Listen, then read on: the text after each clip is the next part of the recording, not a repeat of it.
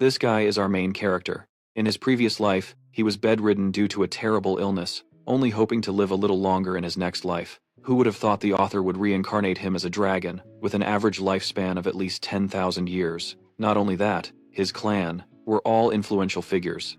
His father is a Tier 0 dragon, the highest level on the continent.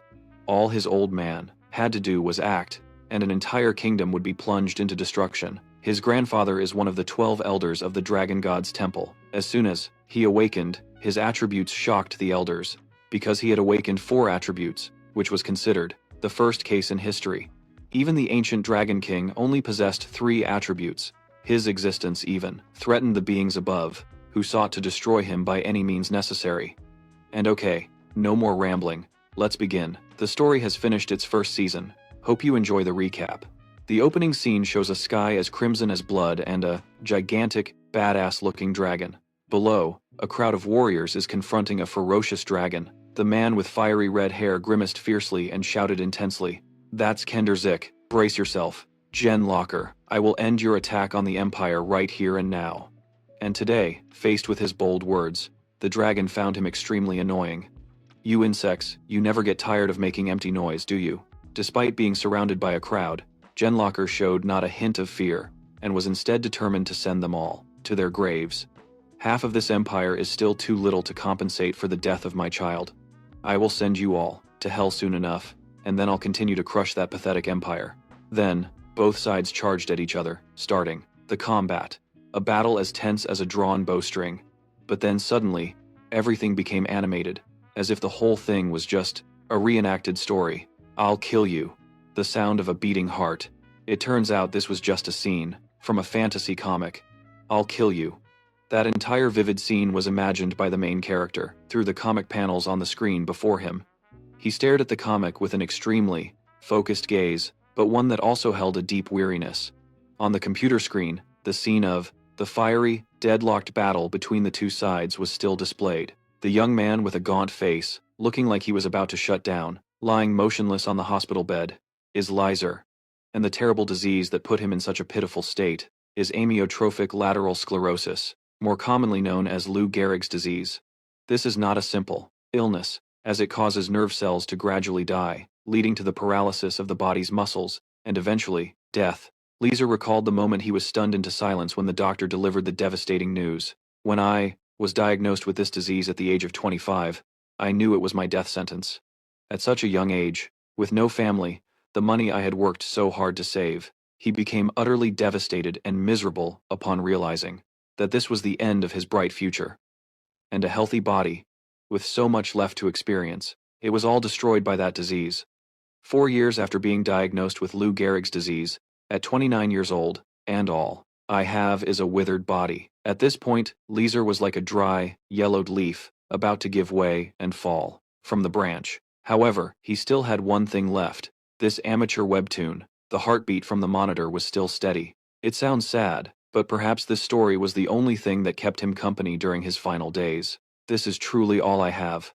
Louis stared blankly ahead as if his soul had left him, as he realized that perhaps the Grim Reaper was coming to take him away. The heartbeat was normal, but suddenly, the next second, the heart monitor began to beep incessantly, signaling an abnormal heartbeat. Now, reflected in his deep eyes was only the image of his heart rate line, as it gradually weakened.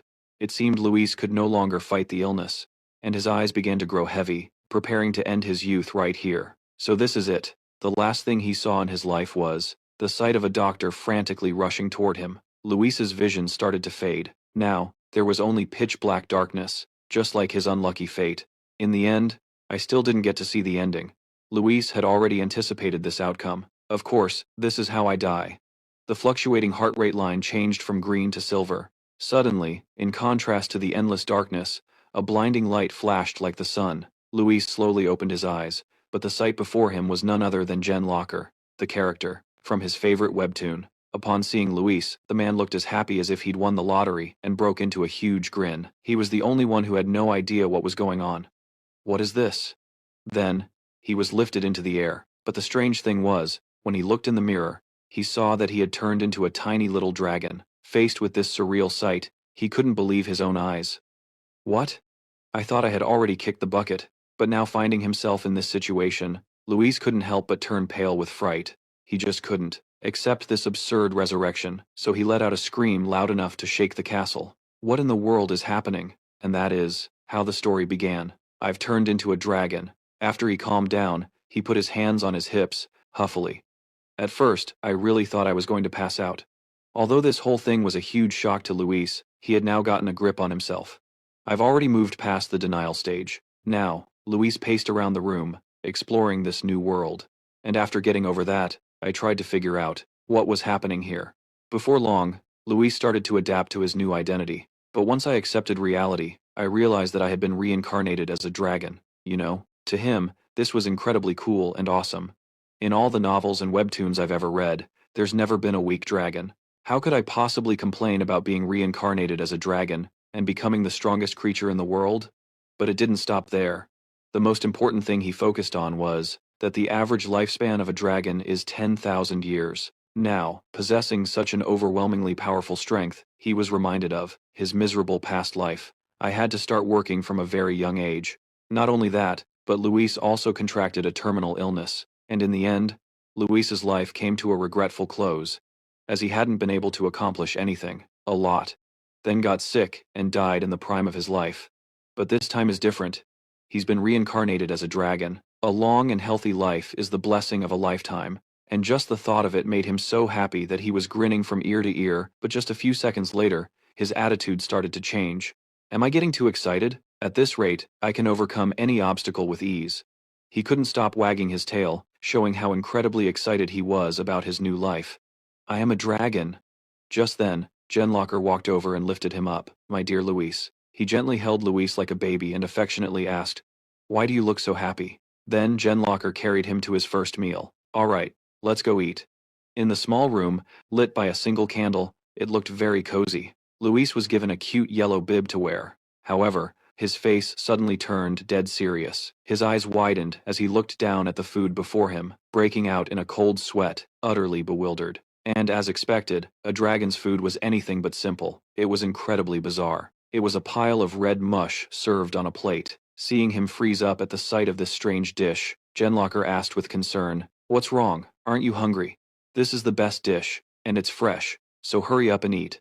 A moment ago, he was overjoyed about being a dragon, but now his face was all gloomy. Why didn't I think of this? However, he'd already committed, so he had to reluctantly see it through.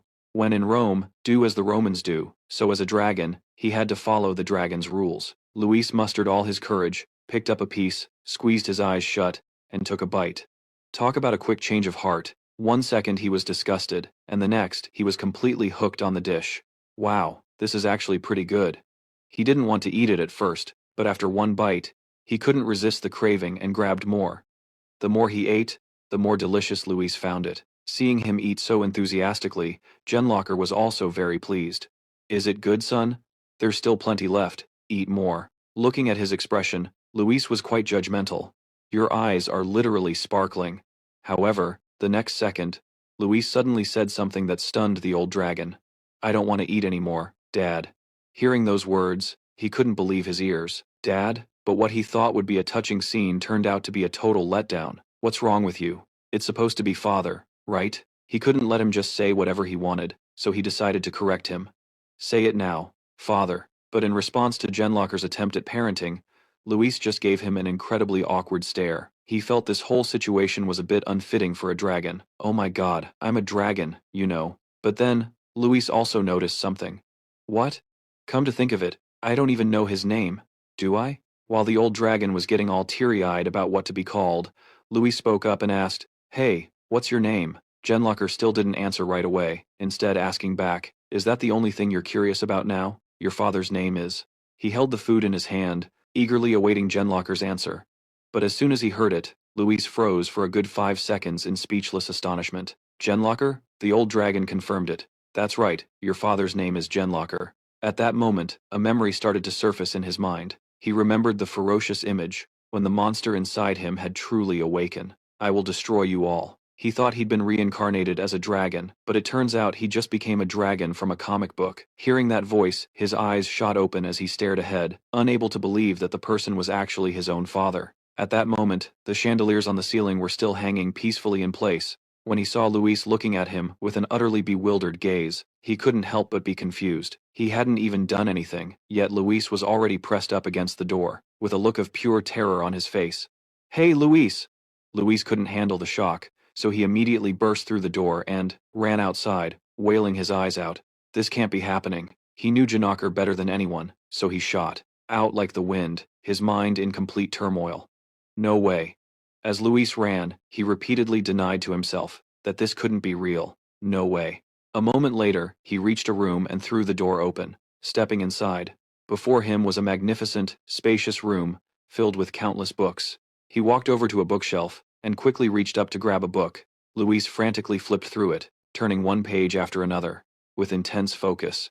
After a few moments, he finally found what he was looking for and stopped, staring intently at the page. What Luis had been searching for was the history of this land. The HW Empire is the name of the empire, from that amateur webtoon I read before I died. It's like life just loves to mess with me. He let the book fall from his hands, and looked up, his heart sinking. I wasn't reincarnated as a dragon. I was reincarnated into that webtoon. Then, all of a sudden, Luis remembered something. Just then, Jenniker found his way to the library and called out to Luis, scaring the living daylights out of him. When Jenniker saw him, suddenly acting so strangely, he brought over a plate of fruit and gently asked, "My son, are you hurt?" Faced with Jenniker's concern, Luis found it completely at odds with the aggressive image of the man he remembered from before. He was such a kind and loving father. But then there was, "All of you. I will kill you." Is he really going to become a genocidal maniac? What the hell is this? The mere thought of it made Luis's heart ache, and in his mind's eye, he couldn't stop seeing the image of Jenniker rampaging through this place. "I will never live peacefully again. Because of your arrogance, I must drown this entire continent in blood." However, at that moment, the look on Luis's face suddenly brightened as he remembered a crucial detail. That's right, Janakar only goes on a rampage after his son is killed by a human. But as soon as he thought that, he froze in his tracks. Something felt terribly wrong. Does that mean? Afraid that he himself was that ill-fated son, he hastily asked, "Father, do I have any older brothers?" But it seemed his terrible fate was sealed, as his father replied, "An older brother? No, Luis, you're the eldest child." Hearing this, he started breaking out in a cold sweat, frantically waving his hands as if to ward off the bad news, and immediately asked Janakar, "So, are you planning on having any more kids?" But life isn't a fairy tale. His father just gave a bright smile and completely crushed his last hope. "Nope, I promised your mother we would have only one child, and raise him well." The situation became as tense as a drawn bowstring, and the atmosphere grew, so it felt even heavier when he realized his future fate. So, does this mean no one hatched before or after me? It meant that his life, which had just begun to blossom, now felt like it was collapsing, as if the world were ending. The child who gets killed.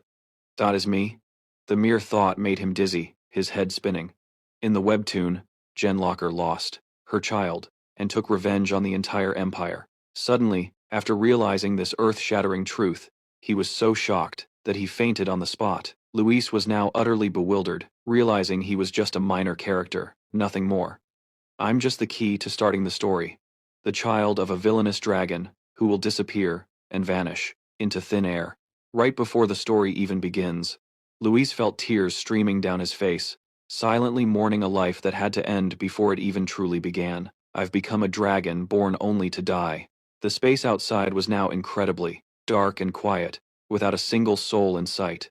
Only one room emitted a soft, gentle golden light from within. It's true that being rich doesn't always bring happiness. Even though Luis was rolling around on a high mountain of gold coins, he still couldn't feel a shred of joy knowing he was about to meet his maker. He lay sprawled out, endlessly brooding and sighing in exhaustion. Just like in my past life, I'm still fated to die young, even though I'm living in the lap of luxury, with a family that has nothing but money. When he knew he was about to be 6 feet under, all these coins suddenly seemed fleeting and meaningless. How am I supposed to spend all of this now? Die? Die again? Did I trade everything just for this? But, with his incredibly strong survival instinct, he couldn't just accept this fate, and decided he had to do something about it. No, I refused to die such a pointless death. This time, Luis wouldn't just sit back and wait for death. He decided to act. To change his fate, he flew up to a high bookshelf and grabbed a book. Out of all the books available there, Luis chose one with a brown cover. Flipping it open, he saw that the inside was densely packed with countless words. To change his fate, he first had to remember the story's plot so he could prevent it from happening. The year she went berserk, I have to remember it. Luis began to reason with intense focus about what he needed to get started on. Jen Locker only went on that rampage after losing her child, right? If I can just figure out the timing of that event, it means I'll know the exact moment I'm supposed to die. And that year is. After racking his brain, he finally recalled the first crucial piece of information. The year 3589 AD. Luis's face filled with panic, his eyes wide with shock. This is it. He picked up an ink pen and began to write a few lines on a blank sheet of paper. Luis jotted down his predictions for the future. The current year is 3090 AD. So by that time, I'll be about 498 or 499 years old. He couldn't help but feel a pang of regret as he wrote, so I'm going to die just 1 year before I'm considered an adult. To die while I'm still just a kid? But this time was different. This time, he had to act, instead of just waiting to die. No. The hell I'm dying. He made a firm resolution to himself that he absolutely had to survive for the next 499 years. I will not give up. A fierce flame of desire to live now blazed in Luis's heart. Just you watch. The scene shifts to a meanwhile, in another room, it was time to eat. Luis, wearing a bib, was sitting at the table and slurping up the bowl of soup in front of him. Just the day before, Locker had seen him eat like a bird, so he couldn't help but be surprised to see him now eating like a starving wolf. After Luis polished off every last drop in the bowl, he put it down and cheerfully asked for more. Can I have another bowl, please? Seeing Luis eat so heartily made him very happy, and he immediately scooped a large ladleful for him. All right then. Jen Locker placed a full bowl of food in front of him. Luis looked at it, his face full of determination to finish every last bite. Here you go. There's still plenty more, so eat as much as you like. Suddenly, while they were eating, a bug started flying around above their heads. However, that bug didn't seem harmless at all as it flew straight towards Luis's food. It could have landed anywhere, but it landed right on the spoonful of food Luis was about to put in his mouth. Seeing Luis about to eat the bug, Jen Locker could no longer contain himself and became extremely panicked. My son, truly the reflex of a parent seeing their child in danger so fast, he immediately knocked the food away. Suddenly, while he was enjoying his meal, Jen Locker ruined it, which made him very annoyed. What's wrong? After confirming for sure that the bug had kicked the bucket, he finally breathed a sigh of relief. You were almost in big trouble, you know. The next second, Jen Locker held the bug out and explained it thoroughly to Luis. This is an artificial creature that I'm researching, but it's not dangerous to our dragon kind. But because you're still young, it's better to be safe. It's very poisonous. Hearing Jen Locker's shocking words, he jumped in surprise, his face utterly astonished. Poisonous? But seeing him so scared that his face turned pale, he quickly reassured him. But you haven't eaten it yet, so you should be fine. While Jen Locker was still wondering how that bug got there, Luis still hadn't gotten over the shock of his near-death experience. That was close. I need to be more careful. He then entered a large room. Inside, a red carpet was rolled out, with suits of armor standing guard on both sides along the entrance. Faced with this magnificent sight, he was extremely excited, his eyes shining as bright as car headlights. However, Luis had no idea that his 80-second trial was about to descend upon him. The eyes of the suit of armor glowed red, and then it no longer stood still but began to move, raising its weapon to ambush Luis from behind. But with his keen sensitivity to his surroundings, he quickly realized something was wrong. Too late. The axe still came swinging down as fast as lightning. He turned his head, and seeing that he was about to be struck, he started wailing in fear again. Wasn't Jen Locker amazing? He flew in from nowhere like a god and blocked the axe with his hand, saving Luis from the situation. Daring to touch his son meant a death sentence. Jen Locker lunged forward, quickly pushed Luis aside, his own eyes turning red as he radiated a powerful killing intent. He placed his hand on the axe, and his whole body emitted that purple aura. The next second, Jen Locker completely obliterated the suit of armor with an explosion. Seeing Luis's pale, terrified face, he hurriedly bent down to check on him. Luis, are you all right? Faced with their mysterious corruption, he was also at a loss. This is strange. I'm sure I made careful arrangements so they wouldn't harm you. His new life had only just begun a few days ago, but he kept running into disaster. Did I almost die twice in just one day? No way. For the next few days, no danger occurred, so I was convinced. Jen Locker then led Luis to a lush green field of flowers. He frolicked around, full of energy. It's so beautiful. He looked ahead and was stunned to see a majestic, enormous mountain. Seeing Luis's fascination, Genlocker explained further. It's called the left fang of the earth, one of the two giant mountains located at the continent's end. It's also famous for its nickname, the home of the gods, that mystical place. Seeing it with his own eyes, Luis realized how truly magnificent everything was. It might even surpass the Ever. It looks completely different from what I saw in the books. Suddenly, while Luis was happily playing, a blue butterfly flew by. He was delighted by the blue butterfly's appearance and chased after it relentlessly. So beautiful, I love it. However, the fun didn't last long as the sky suddenly rumbled with thunder and dark clouds rolled in, shattering Luis's cheerful mood. The sky turned pitch black, with not a single ray of light, looking incredibly ominous. But in just a few short seconds, a bolt of lightning with immense destructive power struck down where he stood, nearly turning Luis into a roasted dragon. He was hit by the unexpected blast, and his whole body went limp, looking utterly pathetic. What is this? Seeing him so unexpectedly attacked, Genlocker grew extremely worried, his face pale as he rushed over to check on Luis. But it was too late. Before he could do anything to resolve the situation, Luis was struck by another bolt of lightning from above. But this time, it was with even greater intensity. After taking 2 consecutive hits, Luis's body was now crackling with electricity. His body trembled, about to collapse. I get it. Could this be the script? But the heavens weren't done with Luis yet, conjuring several more lightning bolts, preparing to strike him a few more times. Life is not a dream. Fate has been decided, and Luis could no longer escape. A lightning bolt, many times more destructive than the previous ones, struck Luis one last time, sending him to meet his ancestors. Do you want me dead that badly? He was attacked repeatedly without a chance to fight back. Genlocker couldn't do anything to save him, and could only run to embrace Luis's cold body, sobbing uncontrollably. Scene changed to inside Luis's bedroom. Just when it seemed Luis was a goner, thanks to his ancestors looking out for him, he luckily managed to survive. I almost went to meet my maker. However, Luis didn't think this was just a coincidence. He was sure something was hidden behind it all. Struck by lightning 3 times in the same spot, the images of being repeatedly attacked by those deadly bolts replayed endlessly in his mind. Faced with this, he couldn't help but feel suspicious. What are the chances of this happening in such a short period? But the more he reasoned, the more Luis realized he couldn't escape his predetermined fate. That's right, it's because the script wants me dead. But even so, Luis didn't expect it to happen so soon. But right now? After that, Luis didn't expect things to happen so soon. But right now, then Luis. He started remembering the plot and felt like something was off. I'm not supposed to kick the bucket for another 498 years, and I'm supposed to die at the hands of a human. What? The thought of him, a supreme being, being destroyed just like that, made him feel a bit unwilling to accept it. No way. Is it because I don't want to die? Even now, Luis still couldn't accept the truth, that he had no major role and was just a background element. Damn it, the story can only begin after I die.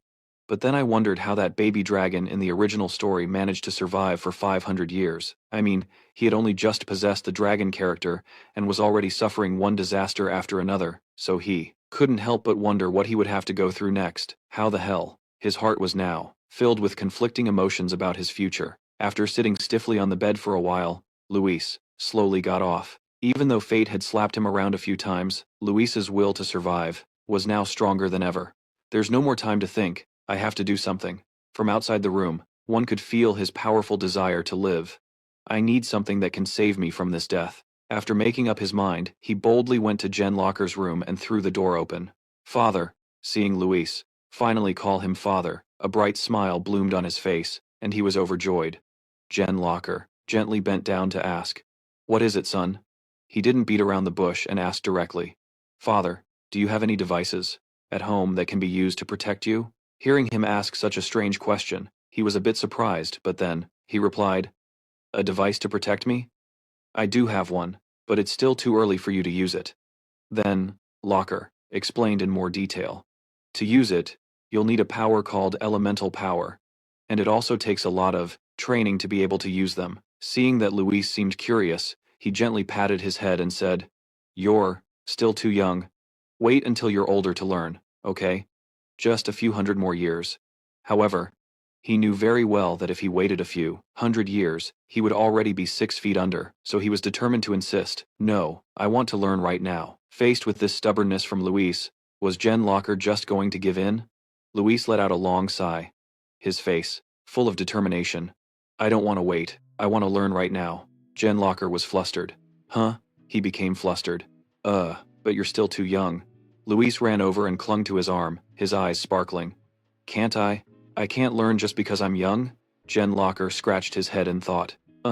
But usually, you can start learning after you've passed the hatchling stage. His eyes looked pitiful, yet still sparkled. He couldn't resist and helplessly agreed. All right, I'll teach you. Luis was so happy he waved his front paws around wildly. Really? Then teach me right away. Right now, Genlocker continued. But before we begin, he smiled. There's a place we need to go first, he asked curiously. What place? Genlocker snapped his fingers. He said, It's the place where young dragons go to discover their element for the first time. You have to meet the elders first. Luis ran out the door, happily shouting as he went. Father. Genlocker immediately hugged him, laughing. I'm right here. Luis looked up and asked, But how will we get to the elders' place? Suddenly, around Genlocker, purple sources of light appeared. To get there, we'll have to fly, he said with a smile. Luis raised his small arm to shield himself from the purple lights. Those purple lights gathered together to form a large circle. Luis watched in alarm, thinking to himself, Is he transforming into a dragon? In just a moment, Genlocker had transformed into a huge black dragon. With an admiring gaze, Luis shouted, A real dragon? The dragon gently bent down and said to Luis, Come on, climb on. He cautiously stepped onto Genlocker's huge hand. Then he flapped his massive wings. Hold on tight. In an instant, the dragon shot up into the sky. Luis, in the palm of Genlocker's hand, was scared. It's so high! The dragon flapped its wings, soaring through the air. Terrified, clinging tightly to the claw, Luis shouted, How much higher do we have to fly? Genlocker glanced at him and chuckled. The journey is still long. He shot up into the blue sky. Luis looked down. Are we going to pass through the atmosphere and fly into space? Genlocker spoke. Luis, we're almost there. By now they had flown into space, and in front of them was a shining castle. Luis was so surprised he was horrified. Oh my God! Genlocker glanced over. Surprising, isn't it? This place is also known as the Holy Land of Dragons. In front of them now was a castle floating in the air. It was the Golden Flower Castle. Genlocker landed on the ground. Luis looked up with an admiring gaze. Whoa, it looks even bigger up close. Genlocker transformed back into a human and walked beside him. All right, let's go in. The two of them stepped inside into a vast space, and a voice spoke up. So you've arrived? It was Sandurgia, the leader of the 13 Dragon Elders. Genlocker bowed respectfully. Greetings, sir. I am Genlocker, son of Pamus. Luis was still in shock, stammering. Hello, Pamus. One of the 13 elders laughed and said, Huh, is that your son? He looks smarter and more polite compared to Pamus's grandson. The dragon next to him immediately got annoyed. You old geezer, Genlocker spoke. It's been a long time, father. Pamus, one of the 13 elders, said, Yes, it's been 623 years. The last time you came here was to introduce your wife, Valentina, wasn't it? Then he angrily continued, And hey, you should have brought the boy here as soon as he was born, right? Why is the first time I'm meeting my grandson with all these old geezers around? Genlocker explained. Luis is only 1 month old. Did you want to force him to come here? Pamus gritted his teeth. Then he observed Luis. Luis looked up with his innocent face, staring intently. Pamus and Luis just stared at each other, when suddenly the boy's eyes started to sparkle, his face adorable. Grandpa Pamus was startled, as if he'd been love-struck. His cheeks flushed red. He laughed loudly. That's right, I'm your grandpa. How can my grandson be this handsome? The two dragons next to them talked. This old guy seems to really dote on his grandson. He's been waiting for a grandchild for a very long time. Let's let him enjoy this moment. Sandurgia said. So you want to know about Luis's attribute? Isn't it still too early? Genlocker replied. Yes, I thought so too, but Luis has expressed his wish for this. So Pamus, standing beside them, smiled. Great. This kid really has a thirst for knowledge, just like his grandfather. Sander said angrily. Shut up, you old geezer. He glared at the humming old man with an annoyed look, always muttering. Step into the center. Luis. Luis became anxious. Father. Genlock raised a hand to reassure him. There's no need to worry, son. Just go on in. All you need to do is just stand still. He stepped into the circle in the middle, surrounded by the elders. Luis took a breath, his face tensing up. Sander glanced over. Let's begin. The elders held out their hands, creating streams of light. Each elder possessed a different power, and all their powers simultaneously flew upwards. Luis watched with admiration. Amazing. Sander held up an orb of light. Hey kid, close your eyes and chant, my lifelong companion. Luis closed his eyes earnestly, and above his head appeared various sources of power. Come forth. A stream of light radiated from around Luis. Sander looked at the orb in his hand, which had the shape of an hourglass. Genlock was surprised. An abstract attribute? Is it time? He thought with a hint of pride. Abstract attributes are usually even stronger than natural ones. My son is truly a genius. Elder Muso looked at the orb in his hand. Suddenly, he burst out laughing. A strength attribute? Just as expected from our bloodline. My grandson has 2 whole attributes. Elder Toso also stared intently at the orb in his hand. A dual attribute in this day and age? It's been quite a while. Elder Muso said in surprise. A space attribute as well? 3 attributes? He continued. The first Dragon King, Keter, and the worst dragon who was consumed by evil. In the long history of the dragon race, only those 2 have ever possessed 3 attributes. Luis floated among the orbs. This child was destined to write a new page in history. The elders were all shocked. Is this for real? He even has a mental attribute? All the powers flew towards Luis. Genlock used his hand to shield his eyes from the bright lights being emitted. Luis jumped for joy. He happily hugged the orbs to his chest. Whoa, whoa. Suddenly, he seemed to realize something. Large pairs of eyes stared down at him from above, startling Luis. While hugging the orbs, he trembled. Why is everyone looking at me like that? Genlock's jaw dropped in surprise. Luis sat with his arms crossed on a chair, deep in thought. He recalled the meeting with the elders. Time, space, strength, mental, all 4 attributes were abstract, a talent that left all the elders there speechless, holding immense potential, enough to upset the balance of the original story. With such an ability, could I personally resolve all the events that will happen in this story? He slumped, resting his hands on the table. It's also possible that the plot's development will change because of this. They'll probably be furious that they can't kill me. Luis sighed and leaned back in his chair, but in the end, what's the point of having this talent if I'm likely to kick the bucket before I even get to grow up? He crossed his arms, thinking seriously. Then suddenly, Luis slammed his hand on the table. It's okay, there's still hope. And if this talent can cause a shift, it means I have another chance. He flew to the bookshelf and pulled out a few books. As long as I cultivate it well, my chances of survival will definitely increase. The most important thing is that I'm no longer the Luis from the original story. Luis held up 2 books, The Basic Principles of Magic Skills and the Foundations of Martial Arts. Now that I have memories from my past life, I can fully recognize the crisis that will occur. From now on, I'll use these to improve my strength and increase my chances of survival. A man held a blazing red flame in one hand and a block of white ice in the other. Magic skills are used to control attributes. A tall, muscular man was depicted, and martial arts are used to control both attributes and the body. Which one should I choose first?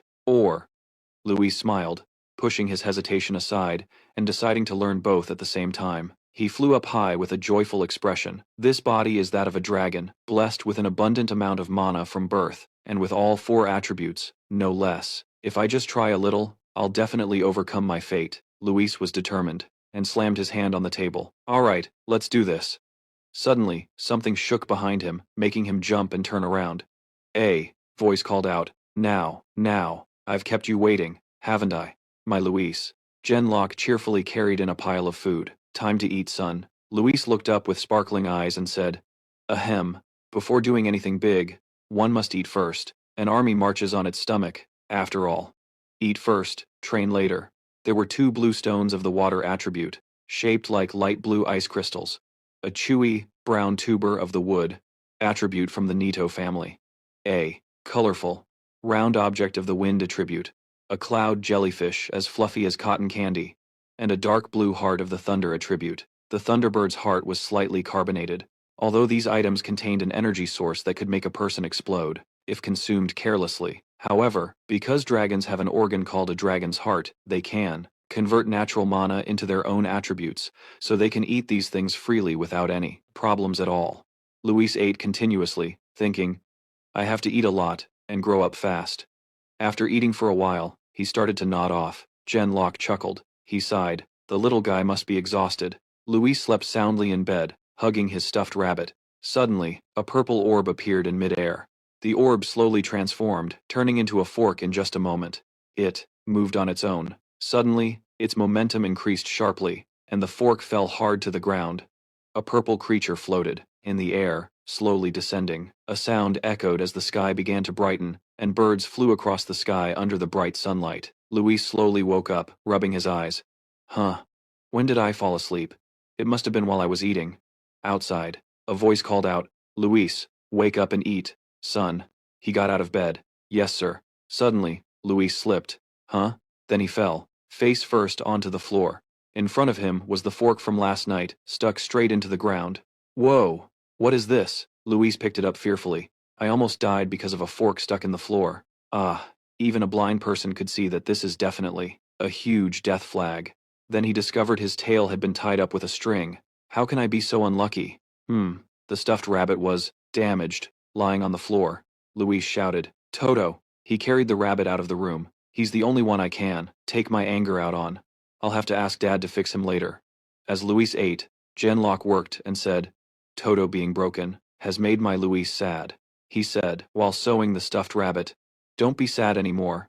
Your dad will fix Toto. Sue is even more beautiful than before. After an unknown amount of time, Luis jolted awake in his bed. He was bewildered. What? Why am I here? From outside, a voice called out. Luis, hurry and wake up. It's time to eat, son. Luis looked fearfully at the stuffed rabbit, still intact on the bed. Sue is already fixed? Yes. He cowered by the door in fear. Dad, something feels really strange. Genlock was startled. What? Why? Where did my son get hurt? Luis walked over and crossed his arms seriously. I don't know if this counts as being hurt or not. I'm not really sure. But my memories are all fuzzy, and I feel sleepy too. He looked on, confused. Then he continued cooking and said, So, it's that time, isn't it? Luis was taken aback. No, I'm not hurt. It's just that my sleep cycle is approaching. Genlock explained. Our dragon race has to go through 2 sleep cycles to become adults. If you're constantly feeling sleepy, then your first sleep cycle is probably approaching. Luis wondered, how long will I be asleep for? Genlock hesitated. There's no exact time, but it'll be around. He was shocked by his father's words. About 100 years. Luis panicked. Damn it.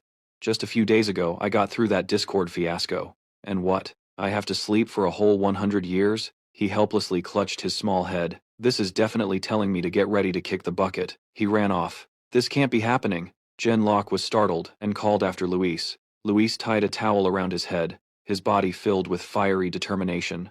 I have to make a plan to stay awake for as long as possible. A whole plan was drawn up.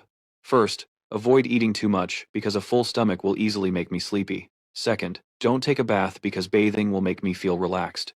Third, reduce movement to a minimum.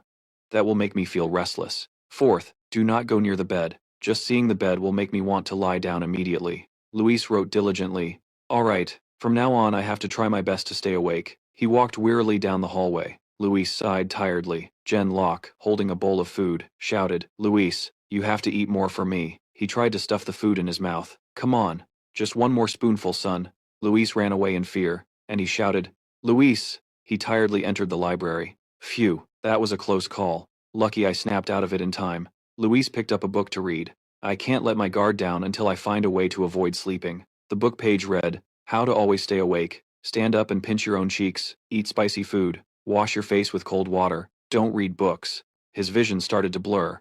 Luis startled himself by pinching both his cheeks. Whoa, no, no. Then he started nodding off again. No! He jolted awake. Luis slapped his cheeks again, shouting, I can't! His vision began to blur, but his mind was still resisting. No. After an unknown amount of time, familiar calls of Luis's name echoed in the space. From the bed, Luis jolted awake. A cheerful Genlock appeared before him. Did you sleep well? Dad. Luis raised his hand. I didn't sleep. I just passed out for a little bit. He knelt on one knee. Congratulations. My son. Luis looked up. What? What are you congratulating me for? Then he gasped, his mouth wide open. I'm celebrating your 100th birthday. Luis. 100 years ago, a voice called in the room. Luis. Genlock walked in. Luis, do you want a little snack? He saw him fast asleep on the floor, surrounded by many stacks of books. Book. Genlocker smiled happily. Well, it looks like you fell asleep while reading, huh? Then he picked Luis up and placed him on the bed. Jen Locker said gently, "Wouldn't it be better to eat a little more before you sleep?" Looking at Luis sleeping so soundly, he thought, "But the boy is already fast asleep, so never mind. I hope he will wake up safely." Luis looked incredibly adorable while sleeping. "Sleep well, my good son. Tomorrow, I will come to you." Jen Locker sat in a chair, diligently writing, when a sudden loud noise startled him. Immediately, Locker rushed to open the door. "What the hell is this?" Seeing Luis sleeping soundly on the ground, surrounded by dust and smoke, he screamed in panic. "Ah, Luis!" Jen Locker knelt and pushed the wooden beams aside. "Are you okay? Are you hurt?" Luis was still fast asleep in his arms. He scanned the surroundings, but there were no signs of an intruder. Suddenly, a wooden beam snapped in two. "Don't tell me my wooden ceiling just collapsed for no reason." The entire wall and its bricks came crashing down. Jen Locker used all his strength to protect Luis. For many decades that followed, a series of mysterious incidents continued to happen regularly. It was as if someone was trying to kill the boy. His room even caught fire, but Luis slept soundly through it. The boy had been near death many times. Jen Locker used his power to create a magic circle. "I don't know why these things keep happening to Luis. So, using various safety measures, I've created protective barriers in every way I can. He got injured, and as a result, his lifespan was also shortened a little. But that's not a big deal, as long as Luis remains safe." The night sky was filled with the moon and stars.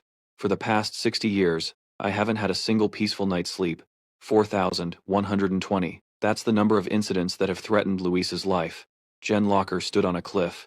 Is someone really trying to assassinate him? But who could possibly be doing this? Sunlight shone down on the castle, the world having forgotten the existence of dragons. Only a few ancient ones still know about our existence. What could possibly harm Luis that I wouldn't know about? Jen Locker thought, only a dragon could possess that kind of power. But all the ones living nearby protect their own children with their lives. After all this, could the only conclusion be that it's all just a coincidence? I just don't know anymore. The hallway grew dark. A massive explosion erupted, sending debris flying everywhere. Jen Locker used his power. He gritted his teeth, his eyes filled with terrifying fury. Why do these heartless creatures even exist? A squad of armed soldiers appeared before him. Sounds rang out.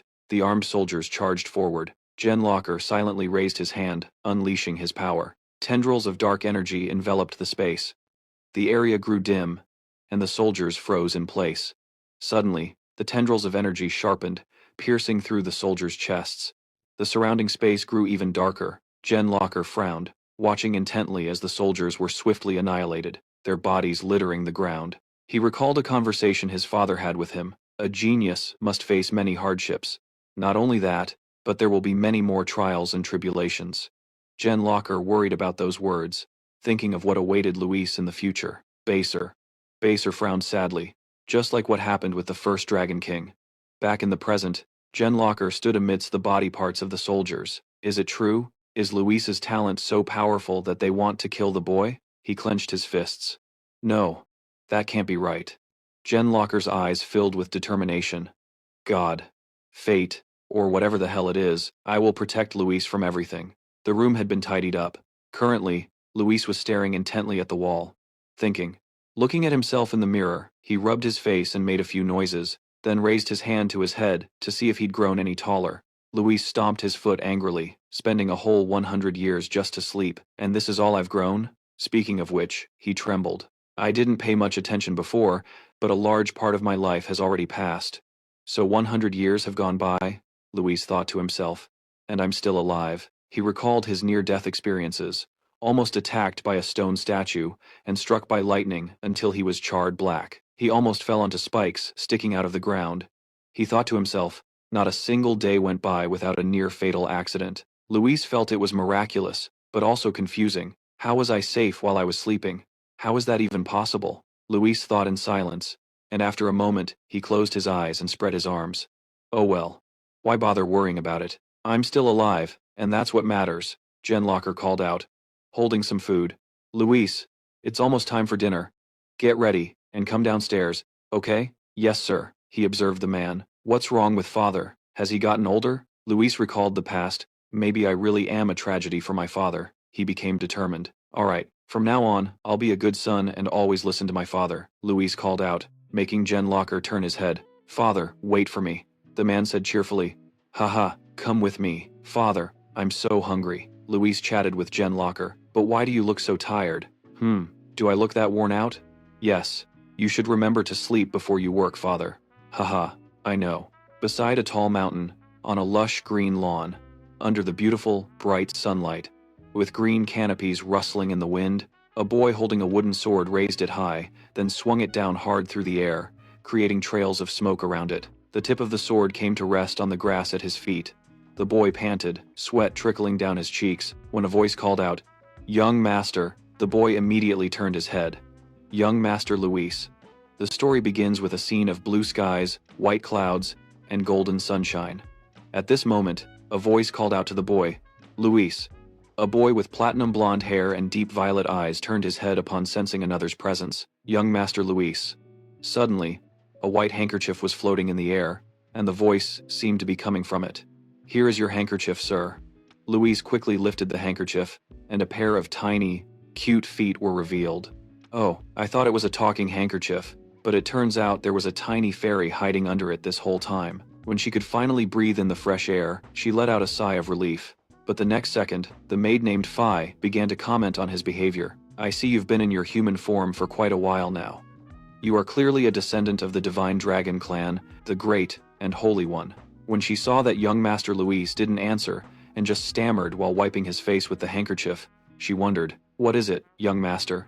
Turns out, he was also extremely annoyed by Vin's form of address. "It's been 100 years. Can you stop calling me young Master Vin?" However, she didn't seem too pleased with Luis's strange request. "But you are my young master." Then, she suddenly did a 180-degree turn and expressed her opinion with extreme intensity. "The honor of serving the Forest Lord is the greatest aspiration of us fairies." Hearing this, a knowing smile unconsciously formed on Luis's lips. Such an honor. Come to think of it, I never even paid attention to that. At that moment, old memories began to play in his mind like an old film.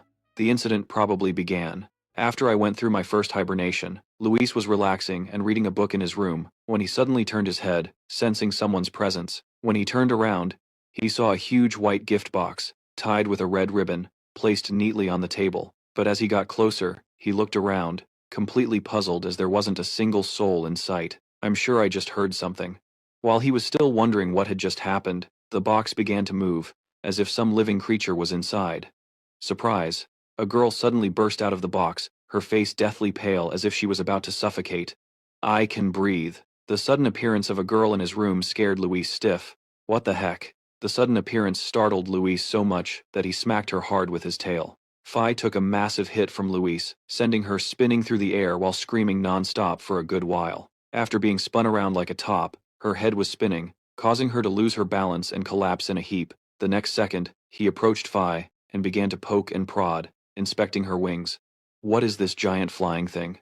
Seeing Phi lying there, stiff as a board, Luis took a brush and poked her to check on her condition. Then he used the brush to lift Phi up. At this point, she hadn't fully regained consciousness and was still in a daze, which confused him even more. What is this? But in just a flash, Phi regained her senses and snapped her head towards Luis, looking extremely fierce.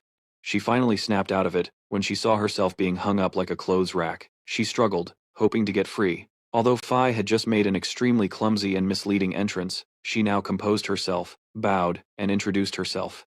"It is a great pleasure to meet you, Holy Dragon. My name is Phi, from the royal family of the Fairy Light Kingdom. I am greatly honored to be the one to bring you joy in the future." However, despite Phi's friendly and sincere introduction, Luis looked at her with an extremely scrutinizing gaze, as if she were an alien. When she saw him just staring at her with a blank, soulless expression, Phi's shoulders slumped as she slowly spoke. "Could you please put me down?" At this, Luis also regained his composure, sat down on the floor, and crossed his arms to question her. "Hey, what did you just mean? What honor?" Hearing him ask about the very thing she had painstakingly prepared, she eagerly pulled out a white cloth. "All right, please take a look." Phi, as if she had been waiting for this day for a very long time, excitedly whipped off the white cloth that was. A great surprise was in store for the mighty Holy Dragon. "We of the Fairy Kingdom have prepared a special gift." In the blink of an eye, a wardrobe filled with countless top-notch outfits appeared. The dress-up toy set of a fairy, Starlight, Faye, totally in her element, immediately launched into a sales pitch for her insanely cool product, taking advantage of the androgynous nature of the fairy race. The toy set included clothes for both men and women, as well as outfits for demons and angels, and countless other fascinating options, including a limited edition set, you know. But that wasn't all, as the true star of the show was about to make her official debut. However, the most essential part was this. With her overflowing confidence, today's star was none other than Faye. I, a noble starlight fairy, and the owner of a perfect body that can pull off any kind of outfit. However, after listening to her ramble on, it seemed none of it registered with Luis, and it even made him freeze for 5 seconds, unable to process what she was doing, although he seemed quite annoyed. By her roundabout introduction, he still managed to ask patiently, "Ah, so you mean I should use you as a living toy?" Hearing that he had finally understood her intentions perfectly, she snapped her fingers in confirmation. "You are a holy dragon who is both noble and wise." Suddenly, as if a switch was flipped, Faye hyperactively leaped into the air. "So, it must be you." But just when she thought Luis had accepted her, Faye was sent spinning in the air by him. In your dreams.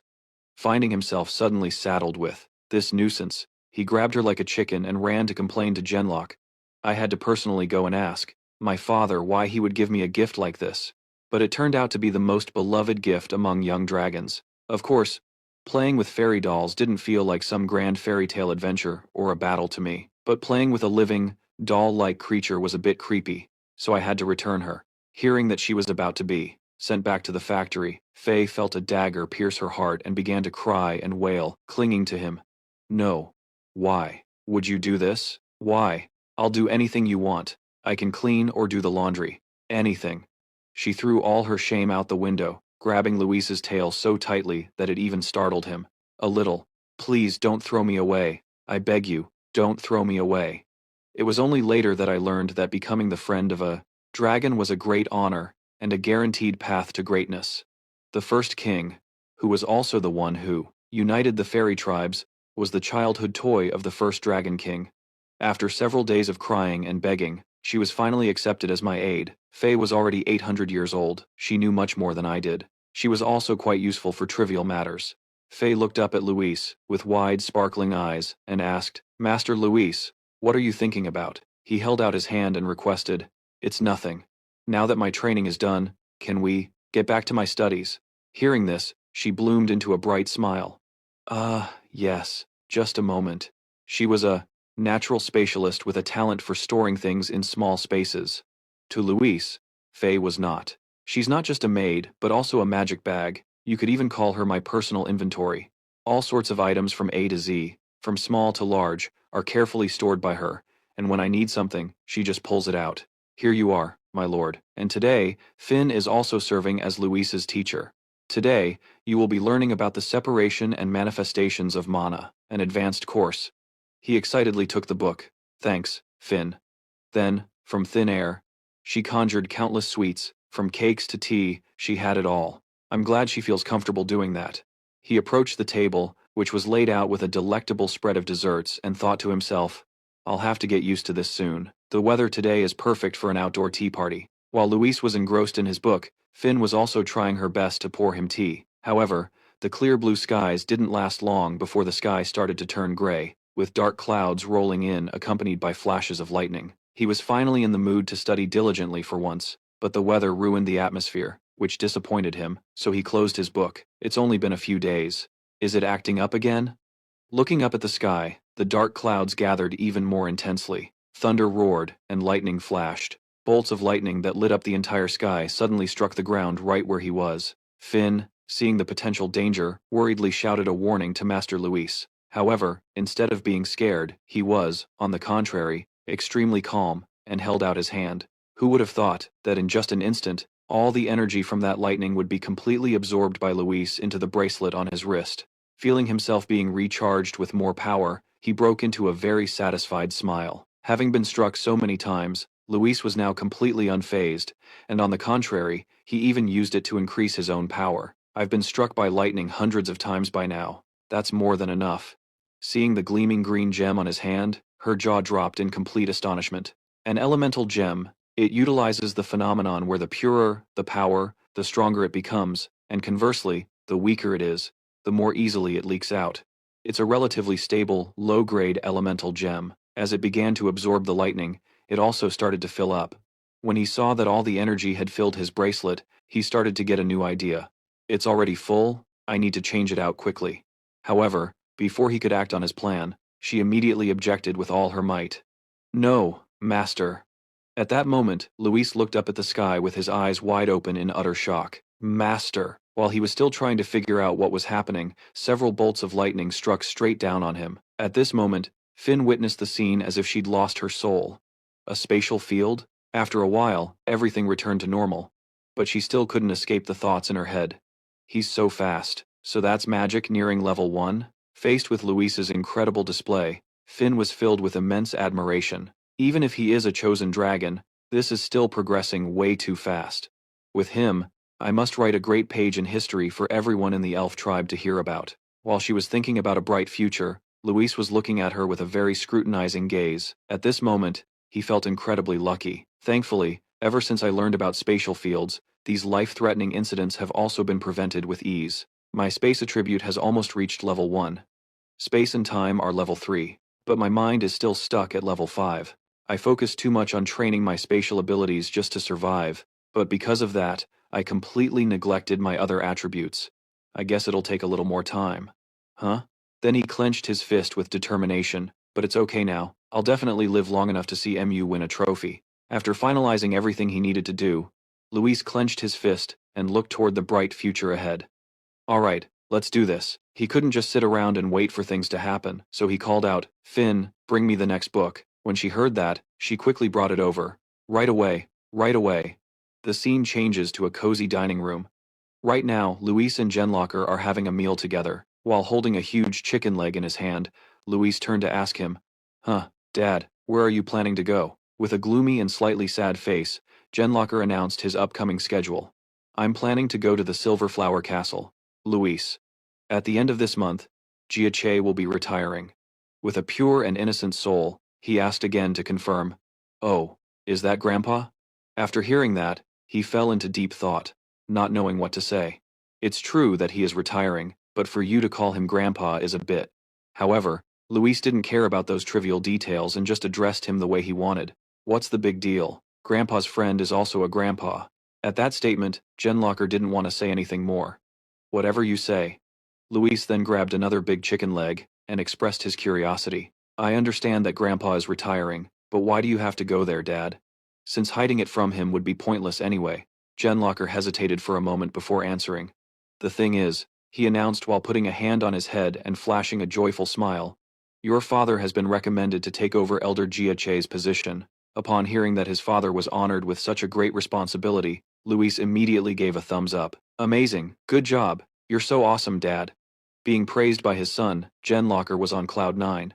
If you say so, then it must be true. Now he realized, it wasn't just himself who had been trying hard every day, but Genlocker was also doing his best. I wasn't the only one who grew over the past years, but also my father, who has always been at the top for a long time. He finally reached level 0 of the dark attribute. Faced with his impressive and outstanding progress, Luis felt a sense of admiration.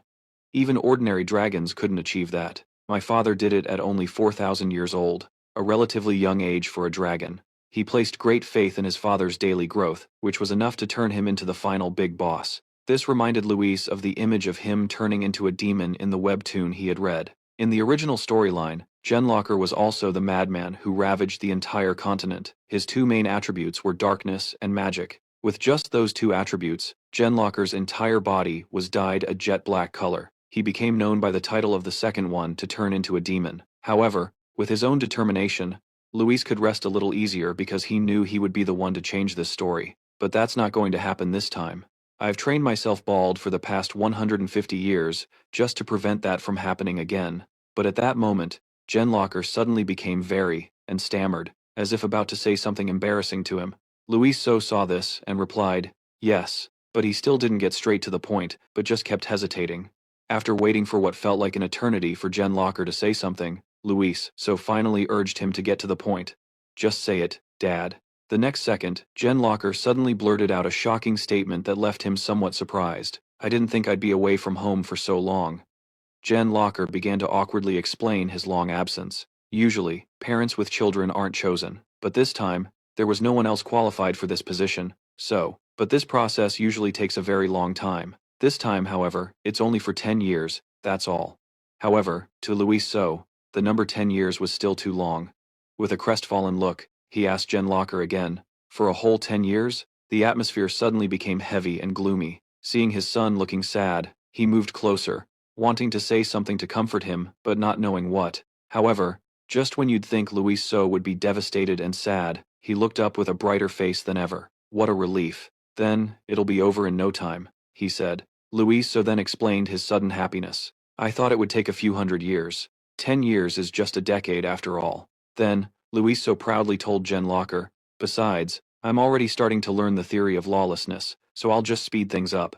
However, it was unclear if he'd heard a single word, as Jen Locker just sat huddled by himself, looking dejected. Dad? Seeing Jen Locker's reaction, he couldn't help but think of one possibility. Don't tell me you were hoping I'd cry and beg you not to go? Even Jen Locker himself couldn't quite understand, so he couldn't answer Luis So's question. I don't even know what I was expecting. Do you want anything else to eat? Although deep down he was crying a river of tears, on the outside, he still tried to act like he was okay. Wait a moment, let me go get you some snacks. Faced with such meticulous care coming from his father, Luis So was speechless. Really, Dad, I'm not a kid anymore. You're the one who's acting like it. On a bright and clear morning, the time finally came for Jen Locker to depart. Unable to feel at ease about his young son, he gave him countless instructions before leaving. The nutritional supplements are in the freezer, and don't you dare skip meals to train. You hear me? The first aid kit is in the third drawer in your room. If you get sick, remember to find the medicine and take it. And on he went. Seeing Jen Locker treat him like a baby, he couldn't take it anymore and urged him on. Dad, I'll be fine. You should just go. You've been repeating the same things for 4 hours now. Luis So couldn't stand being treated like a child any longer, and exclaimed, I'm not a kid anymore, and I'll only be alone for 10 years. He silently thought to himself, Dad's the real child here. Before leaving, he had prepared a small pouch for Luis So and handed it to him. Also, take this. It's a natural object called a communication stone. Inside was a smooth, flawless, round stone that was a beautiful shade of blue. They usually come in pairs, and when filled with energy, you can still talk to each other no matter how far apart you are. Luis So took the incredibly cool stone, his eyes sparkling, like a star lantern, full of joy, and it looked pretty expensive too. With this stone's magical properties, it seemed they were only separated by physical distance, but could still maintain their connection. So, we can still talk normally, even if you're at the Silver Flower Castle, Dad? But at that question, Jen Locker suddenly froze in his tracks. Just a moment ago, he had been hyping up the stone's magical properties, and yet now refutes that. Come to think of it, I didn't think it could travel that far. Faced with the reconfirmation from confirmation, Luis sighed wearily. Even the smartest people can be like this. He's a true king of optimism. He said this while still trying to choose his words carefully to reassure Jen Locker. No news is good news. So, you don't need to worry about me. Just focus on your work, and do it well. Alright? After several hours of instructions and farewells, finally, Jen Locker couldn't stay any longer and said his final words. I guess I have to go now. If you need anything, just come find me in my room. Even though he was already flying high into the air, he still looked back down to give a few more instructions to his beloved son. If you get bored, feel free to read my books, and remember not to skip meals and eat well. The streets are dangerous, so don't even think about going out there. A parent's concern for their child is truly endless. Even after flying far away, he still tried to shout a few more instructions. Hearing Jen Locker's incredibly detailed warnings, Luis could somewhat understand his father's feelings. Seriously? Dad, you worry way too much. Just then, images of Jen Locker repeatedly using his own body to protect him flashed through Luis's mind. Time and time again, he had done everything in his power to keep him safe. You've protected me for the past 100 years. But he couldn't just stay a child forever. Luis resolved that he would have to stand on his own 2 feet and protect himself. But from now on, you won't have to do that anymore, Dad.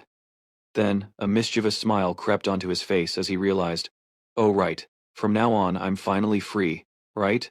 Luis gazed at the vast castle before him, imagining all the fun he could have, and his heart swelled with joy. I can't believe it. Is this massive castle really all mine? But reality is often disappointing. He'd only been reading for a moment when his mood took a nosedive. It's only been a short while. Right then, he witnessed a case of bullying, and the victim today was none other than Phi. Luis, Help me. So you were here all along. As Phi faced two shadowy figures with bloodshot red eyes approaching her, she was absolutely terrified. Oh no. The color drained from her face as they closed in. Don't come near me. But it was 2 against 1, and the odds were not in her favor. No matter how hard Phi tried to get away, she was ultimately caught by the two of them. We got you now! She was completely helpless, bursting into tears and wailing for help. Master Luis, save me. As if on cue, her wish was granted when Luis reached out and snatched Phi from their hands. He did save her, but the rescue itself was a bit rough. With his immense strength, it felt like he was about to send her to the afterlife. Meanwhile, Luis was confronting them. What are you two doing here? You really can't judge a book by its cover. Despite their cute appearance, they insisted on acting all tough, getting right up in Luis's face. When Khan and Khan saw Luis show up, seemed overjoyed as they rushed forward. Luis, even though no one asked, the two of them kept talking over each other non-stop, and spoke whenever they pleased, creating a completely chaotic scene. I don't know. But whatever your dad says, goes. I don't know either, and I don't want that to happen. Hearing them bicker without backing down, he looked incredibly frustrated and demanded, one at a time, just give me the short version. Kani, the older of the twin sisters. She was the one who spoke first. Your father went to the Silver Flower Castle and left us all alone. Khan, the younger twin, was the one who added fuel to the fire. He said he'd be back in 10 years. I'm sure Luis is just as worried as we are. Faced with their overwhelming enthusiasm, Luis felt like he was about to suffocate. So we came here to see if you were bored. It's so much fun. We're doing fine, but we were sure Luis would be bored. Seeing them chattering away like a pair of magpies, and not giving him a moment of peace, Luis tactfully said, could you two possibly get out of here? Hearing this, they both got riled up. Hey, why are you being so selfish, Luis? You can't say that. Then, the two sisters pointed at him in unison. This pair of troublemakers are my neighbors, who live next door. The 10,000-year-old twin dragon sisters. Karen Locker was the one who brought this first great trial upon me. I was really down because I wasn't growing taller, so my father introduced them to me. At first, I thought they were adorable, with their silver hair and chubby cheeks. We played together a few times, but that cute exterior was just a facade. The truth was, they soon started showing up uninvited and causing a ruckus every time. And here I thought I'd finally have some private space to train. Just thinking about that disastrous pair of twin sisters made Luis want to tear his hair out. Father, why would you subject me to this torture? The two of them then teamed up to verbally assault him. I can't believe it. We came to hang out with you because we were worried you'd be bored, Luis. And you're acting this selfish. Then, Khan pulled out a glowing purple sword. This time, I even brought a toy. However, the moment he saw the sword, he realized something. Suddenly, Luis snatched the sword from Khan's hand and examined it intently. Holding the sword firmly, his mind was flooded with questions. This. He turned to the two of them and asked, where did you two get this from? At Luis's question, the two of them thought for a moment, recalling its origin. Just then, an orb glowed purple, revealing a magic circle engraved within. The answer was closer than he could have imagined. Kani and Khan innocently revealed where they had gotten the sword. Oh, that? I took it from our dad's storage room. That's right, we got it from our dad's storage room. However, hearing how they had just taken someone else's property, Luis couldn't help but find it impolite. Did Uncle Kalos give you permission? Seeing the two of them suddenly go dead, silent, and avert their gazes, he understood the situation. You two are only good at causing trouble. Holding the sword, Luis examined it with intense focus. This is a magic sword with a spatial attribute, stone, and it contains even more power than I do. Just then, the purple magic orb began to glow brightly, drawing their attention. Luis's attention. Looking at the round object with intricate magic circles drawn inside, he had a pretty good idea of what it was. A magic orb? What could it be used for? After a while, Luis was still staring at the sword without looking away, and even asked for Phi's opinion. What do you think, Phi? I think it's broken, and has lost its function already. Although she wasn't very knowledgeable about the world of magic, she hesitated and said, I'm not too sure. It's some kind of high-level magic.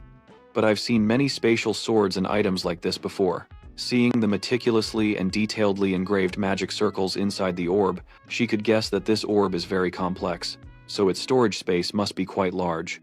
Hearing that, Luis broke into a satisfied smile, as if he had just come up with an interesting plan. Really? Alright, it's true that idle hands are the devil's workshop. Before the eager and expectant eyes of the others, Luis decided to do some at-home exploration. Getting rich isn't hard. With his big brain, he began to plan and calculate. Since this sword came from a dragon's treasure hoard, he must have hidden many valuable items inside. I have to take advantage of this and get all the treasure. However, they were still green and inexperienced. Just a few hours later, everyone had already collapsed and given up. When they first started, the twin sisters looked very excited. But now, everyone seemed exhausted. This is so boring. When will this be over? However, after waiting for what felt like an eternity, Luis's voice finally rang out. It's finally done. Before everyone's sparkling, admiring gazes, he held up the completed sword. I've fixed it. All right now. Hurry up and try it, Luis. Can't rush things and mess it all up. So he calmly said, wait, I need to increase my elemental power first. Then he channeled all his strength to activate the sword. Feeling the abundant power within the sword, Luis couldn't help but wonder, there's more energy than I thought. What on earth is stored inside it? Suddenly, an orb of light was created, and from within it, bolts of lightning carrying an extremely powerful murderous aura shot out. Everything now seemed to be beyond Luis's control. The orb grew larger and larger, sucking everything inside. Faced with this surreal spectacle, Luis quickly covered himself with his hands, completely stunned. What is this? Is this thing a subspace? It looks like they're done for. A small mistake leads to a huge disaster. The orb above their heads continued to grow in size, now looking like it was about to swallow everything around it. Faced with this situation, Luis couldn't just stand there and do nothing, so he tried to calm himself down. No, I can't. With the current abilities of the three of them, we probably can't withstand this energy for long, and we certainly can't resolve it. And as expected, they were swallowed into a black vortex. The scene in the library had now vanished, replaced by a dark, cold place with many ice pillars around. The orb, after swallowing them, finally appeared in this place, and the three of them, before they could even understand what had just happened, were unintentionally transported to a strange location. After Luis opened his eyes and looked around warily, he also had somewhat surprised. Huh? Looking at this place full of ice before us, with me and the two kids way up high like this, Luis couldn't help but stare wide-eyed, utterly bewildered and stunned. What is this? The three of them were then sent into a free-fall down below, and what was bound to happen, happened. They then had a landing that was anything but smooth, and was instead extremely painful. Right now, one was clutching their stomach in pain, while another couldn't even stand up. Is everyone okay? My butt is totally shattered. But what Luis was concerned about right now was what the heck kind of place they were in. Where in the world are we? Looking around, there was nothing but ice and more ice, as deserted as a ghost town, with not a single soul in sight. After calming down, he also realized, a cave? But at that moment, the magic orb he was holding in his hand started emitting some kind of energy, and in a flash, it shattered into many pieces that flew everywhere through the air. The orb, after putting everyone in a hopeless situation, just crumbled to dust before their petrified eyes. Khan, after all, was still a child. Seeing that they were trapped here, coupled with the shattered sword, he became terrified and started wailing. No, Luis broke my sword. At this, he hesitantly explained to the boy so that he wouldn't be misunderstood. No, that wasn't a sword, it was just an elemental stone. But no matter what he said, Khan kept screaming, blaming everything on Luis, which gave him a massive headache. Luis broke my elemental stone. Of mine. However, Luis didn't care about the boys crying and instead asked CNI, do you know whose sword this is? Recalling what she knew, the little girl recounted, I heard it belonged to my mother's great-grandmother. Hearing about the girl's great-grandmother, he asked again, was she a mage? Faced with this question, CNI was also clueless and stammered while looking away. I don't know much about that. The deeper Luis delved into this, the more confused he became. So curious, so curious. At the very least, I need to know its purpose before I can use it. However, while they were digging into the sword's origin, Phi had already walked quite a distance and called back, young Master Luis, there's something over here. Following the direction of her voice, they now saw a sword stuck straight down into a block of ice. Finding a sword in the middle of nowhere like this made Luis wonder, what is this? Connecting the dots, he boldly proposed a theory. Could this not be a subspace containing treasure, but a dimensional gate connecting two places? That's just my guess. It's too late for regrets now. He started reprimanding himself for his carelessness. Damn it, I should have been more cautious. That was way too reckless. Suddenly, as he started walking forward, the other two asked, Luis, where are you going? Unable to just sit and wait for rescue, Luis decided to take matters into his own hands. I need to find out where we are so we can get home. Of course, The other two didn't want to stay behind either, so they offered to follow him. All of them ventured deeper inside together, but so far, nothing had changed. Suddenly, Luis stopped in his tracks and frantically looked around. Everything had been going very smoothly until now, but now a massive block of ice was blocking their path. This was a terrifying obstacle, yet, with Luis's fighting spirit, this little bit wasn't nearly enough to challenge him. Let's get out of here. Luis gathered all his power into his hand, forming a square block, and then launched it forward. That block quickly collided with the block of ice, spreading its power across the entire surface of the glacier. Isn't Luis incredible? He successfully shattered the ice block, barring their path in a single instant. At last, the dark space was now basking in a bit of sunlight. Chi and Khan were ecstatic to finally be free from that place. Everyone was now staring at the vast expanse of white snow before them. What in the world is this? It's really cold. Snow? Out of curiosity, he climbed over the block of ice and headed forward. Luis S., where are you going? As they stepped out of the cave, there was an absolutely incredible sight waiting for them. What is it? What's wrong? Seeing Luis S. standing there frozen in place, Finn flew over and asked, Master, what in the world is happening? Staring at the majestic mountain before him, Luis S. immediately recalled the mountain Genlocker had told him about. That's the right fang of the earth. The other two were also completely stunned by this incredible sight. What? What's wrong? The right fang? I thought he just mentioned the left fang, you idiot. It's beautiful, sure, but hidden behind that beauty is a shocking truth. The right fang of the earth is a mountain located in the east, belonging to the continent of winter, which means, as he thought of this, Luis S. stood, frozen for 5 seconds upon realizing the devastating truth. We're screwed. Before them now was a mountain completely covered in white, and the entire landscape was shrouded in a blanket of white snow. This world is called EV, and it's divided into 4 continents, and each one has a consistent climate year-round. The continent of spring has temperate weather all year long, where plants constantly bud and flourish. The continent of summer has a tropical climate and a blazing sun that feels like it's burning. The summer sea is brilliant with sunshine, its deep blue waters lapping against scorching hot sand. The continent of autumn has weather that is cool and filled with sunshine, which has created bountiful harvests for hundreds of years. And finally, there's the continent of winter with its cold, harsh weather, whistling winds, and endless snow. And Genlocker's home, the Nokchi mountain range, is located in the east of the spring continent, a place that's always bathed in warm sunlight. And the look on Luis's face right now clearly showed his utter confusion. To be precise, we're at the very edge of the winter continent, near the right fang of the earth, which is located in the east. Then suddenly, a very dangerous-looking smile crept onto Luis's lips, and then it was as if a switch flipped in his head, and he suddenly became bizarrely excited, leaving everyone around him completely baffled. It's truly one disaster after another. He couldn't help but tear at his hair, trying to figure out how to survive in this monstrous place. I could handle being reincarnated, but can I really get through this? I really thought I'd get to enjoy some peaceful days while Genlocker was away from home, but life just keeps making him face one trial after another. I'm constantly under threat, and the world out there is always filled with dangers. I never even planned on leaving the house, but suddenly, the mention of home made Luis S. remember something. Oh, right. What if someone notices something strange, that I vanished from the castle? An image appeared in his mind, of Genlocker tearing apart every nook and cranny to find him. Give me back Luis S. He was pretty sure his father would turn into a homicidal maniac again. It was a blessing in disguise. The item that Genlocker had given him before he left was finally ready to be used. That's right, I still have the communication stone.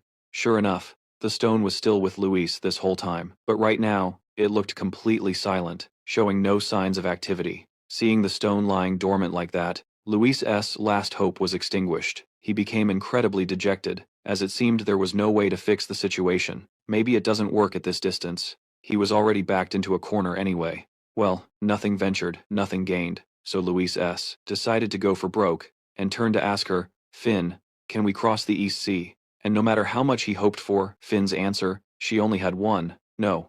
What are you thinking? The reason Finn considered it a dangerous and seemingly impossible task was well-founded. That monstrous sea is the worst place for a dragon to attempt a crossing.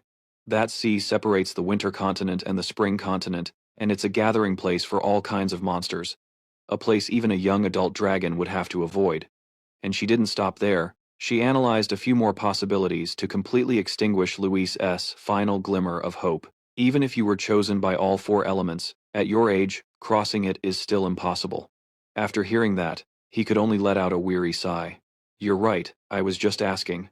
So how long would it take to cross the continent and get to the left fang? Finn knew about this, so she gave him an estimate. I'm not exactly sure. But if we go on foot, it would take about 10 years.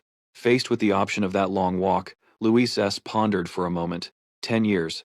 If I hurry a bit, maybe I'll make it back before father returns. It seemed Luis S. had settled on this plan because he had no other choice. Listen up, you little rascals. Hearing themselves called that, the two of them got a little annoyed. Rascals? No longer joking, he now spoke in a very serious tone. We are in enormous trouble. To make them understand just how dangerous the situation they were in was, he explained.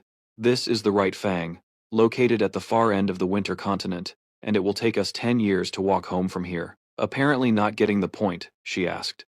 So we're going to fly? Faced with this incredibly clueless question from the girl, Luis was speechless. What? Are you trying to get kidnapped? Huh? Their ideas were already crazy, but this was even more so, and he immediately shot it down. We can't fly. We are going to walk like humans and reach our destination in 10 years. However, Khan quickly raised his hand. Even though they hadn't taken a single step yet, the boy asked, what if we can't make it in 10 years? Without hiding anything, Luis S. told them straight.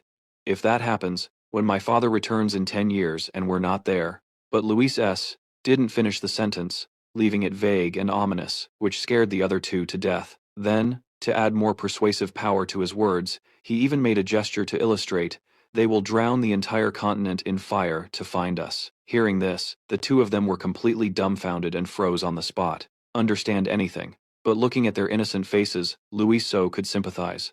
Why would they do that? Oh, right, these idiots aren't human. After thinking for a moment, he finally came up with a scenario. That sounded plausible. They'll beat us half to death. He was so clever for hitting them right where it hurts. They might not buy us snacks for the next 100 years. They stood frozen for a moment, their mouths agape in disbelief. Seeing them burst into tears at his words, Luis So was left speechless. Are your toys and food more important than the survival of the continent? No more beating around the bush, he decided to save time and start right away. Alright, we'll head back before father returns. From now on, I'll be in command, so you'd better listen to me. But with their competitive nature, both of them fought to be the leader. Me? I'm the commander. I want to be the commander. To end this squabble, Luis So asked the two of them a question. Hey you two. The leader has to be the smartest dragon. Are you two smarter than me? But who would have thought Can and Khan would retort with something that shut Luis So up immediately? But Luis So is younger than us. That's right, much younger. It seemed Luis So wasn't one to back down, as he argued back vehemently. You children, I'm much taller than you, and she was only born 1 month before me. It was like the pot calling the kettle black. Luis So was determined to argue until they couldn't respond anymore. And besides, I have to be the boss because I was the one who spoke first. Faced with such a fierce reaction, they silently judged him. So childish. Phi watched from a distance, observing the three of them in their war of words, not knowing how to join in. She felt like a mother with 3 Finn couldn't help but sigh at the childishness of all 3 of them. We still have a long way to go. Luis So's group prepared to cross the high, snow-covered mountains to return home within the next 10 years, and their party consisted of leader Luis, support Phi, and the twin Burdens. After preparing everything necessary for the long journey, they finally set off. Okay, we have everything we need. Let's go. The twins raised their hands in agreement. Yes, Captain. However, they hadn't even started their journey when the sky above suddenly turned pitch black, with dark clouds gathering everywhere. But Luis So was no longer afraid, because he had his treasure, the bracelet. It's been a while, hasn't it? When the twins saw Luis So take out the bracelet, they did a complete 180, acting all friendly and rushing to hug him tightly. Luis So, are you getting struck by lightning again? Me too. I want to get struck by lightning too. But faced with their blatant phoniness, Luis So reminded them, now that I think about it, it seems no one ever told you two that being struck by lightning is a terrible thing, huh? But since they were stuck to him like glue, he had no way to refuse, and had to accept it. Alright, just make sure you don't leave my side. The two of them stood hiding behind Luis So and looked up at the sky, a little scared. Does it look even bigger than last time? Luis So held his hand out in front of him to receive the impending lightning strike. The three of them were incredibly excited, waiting for the scene about to unfold before them. Alright, let's see what's coming. The next second, the space around them changed, as if something had just impacted down. But a few seconds later, absolutely nothing happened. Not a single bolt of lightning struck down, leaving the three of them stunned for a long moment. Luis was incredibly surprised, as this was the first time he'd ever encountered such a bizarre situation. What's going on? Did the lightning miss? But in the next second, a strange sound caught his attention. What is that noise? The moment Luis turned his head, a sight appeared before him that shocked him so much his jaw dropped. An avalanche was heading straight for them at the speed of light, leaving everyone with no time to react. What is this? Seeing that it was just a short distance away, Luis had no more time to think or explain and immediately grabbed the two of them like chickens by the scruff of their necks and bolted. So that was your plan all along? Run. However, the twins were still incredibly naive, completely unaware of the danger, and even looked thrilled. It's snow! Look at all that snow! While running at a breakneck speed, Luis yelled at his dead weight to transform already. At that moment, the terrifying blizzard was right on their heels. It seemed like one disaster after another was striking before they could even catch a break. Seeing how ferocious the blizzard was, he realized that simply running away wasn't going to work. When Finn saw the blizzard was about to swallow them whole, he screamed out in panic, "Master Luis!" But Luis was no longer running, instead deciding to stand his ground and face it head-on. He gathered all the energy within his body with all his might. Damn it, I can't let anything happen to them, so Luis instantly created a massive cube to protect them all. Separate! Sure enough, when the blizzard hit, they were still shaken a bit. But ultimately, they were fine because the cube absorbed the entire impact. Luis and Finn were tossed around by the force of the storm, tumbling over and over like acrobats. And of course, the same was happening to the twins, except they were a little more optimistic about it. One would think the blizzard would be terrifying to them, but they just treated it like an amusement park ride, grinning from ear to ear. Eventually, the whiteout blizzard carried them with it as it plunged down a cliff. Now, the landscape of white, snow-covered mountains was gone, and in its place was a pine forest, standing tall amidst the thick snow. And Luis had saved everyone's life. Thanks to his cube, everyone was safe and sound. After experiencing one shock after another, he was completely exhausted, looking like he was about to pass out. I'm so tired. I really thought we were dead that time. The twins, however, emerged from the snow with cheerful faces, as if they had just returned from a festival. They really are the masters of optimism. The two of them had just escaped the clutches of death, yet they treated it like it was just a game. Luis, that was so much fun. Let's do it again, just one more time. Seeing how hard he had just struggled to keep them safe, and now they were treating it like a joke, Luis couldn't help but get ticked off.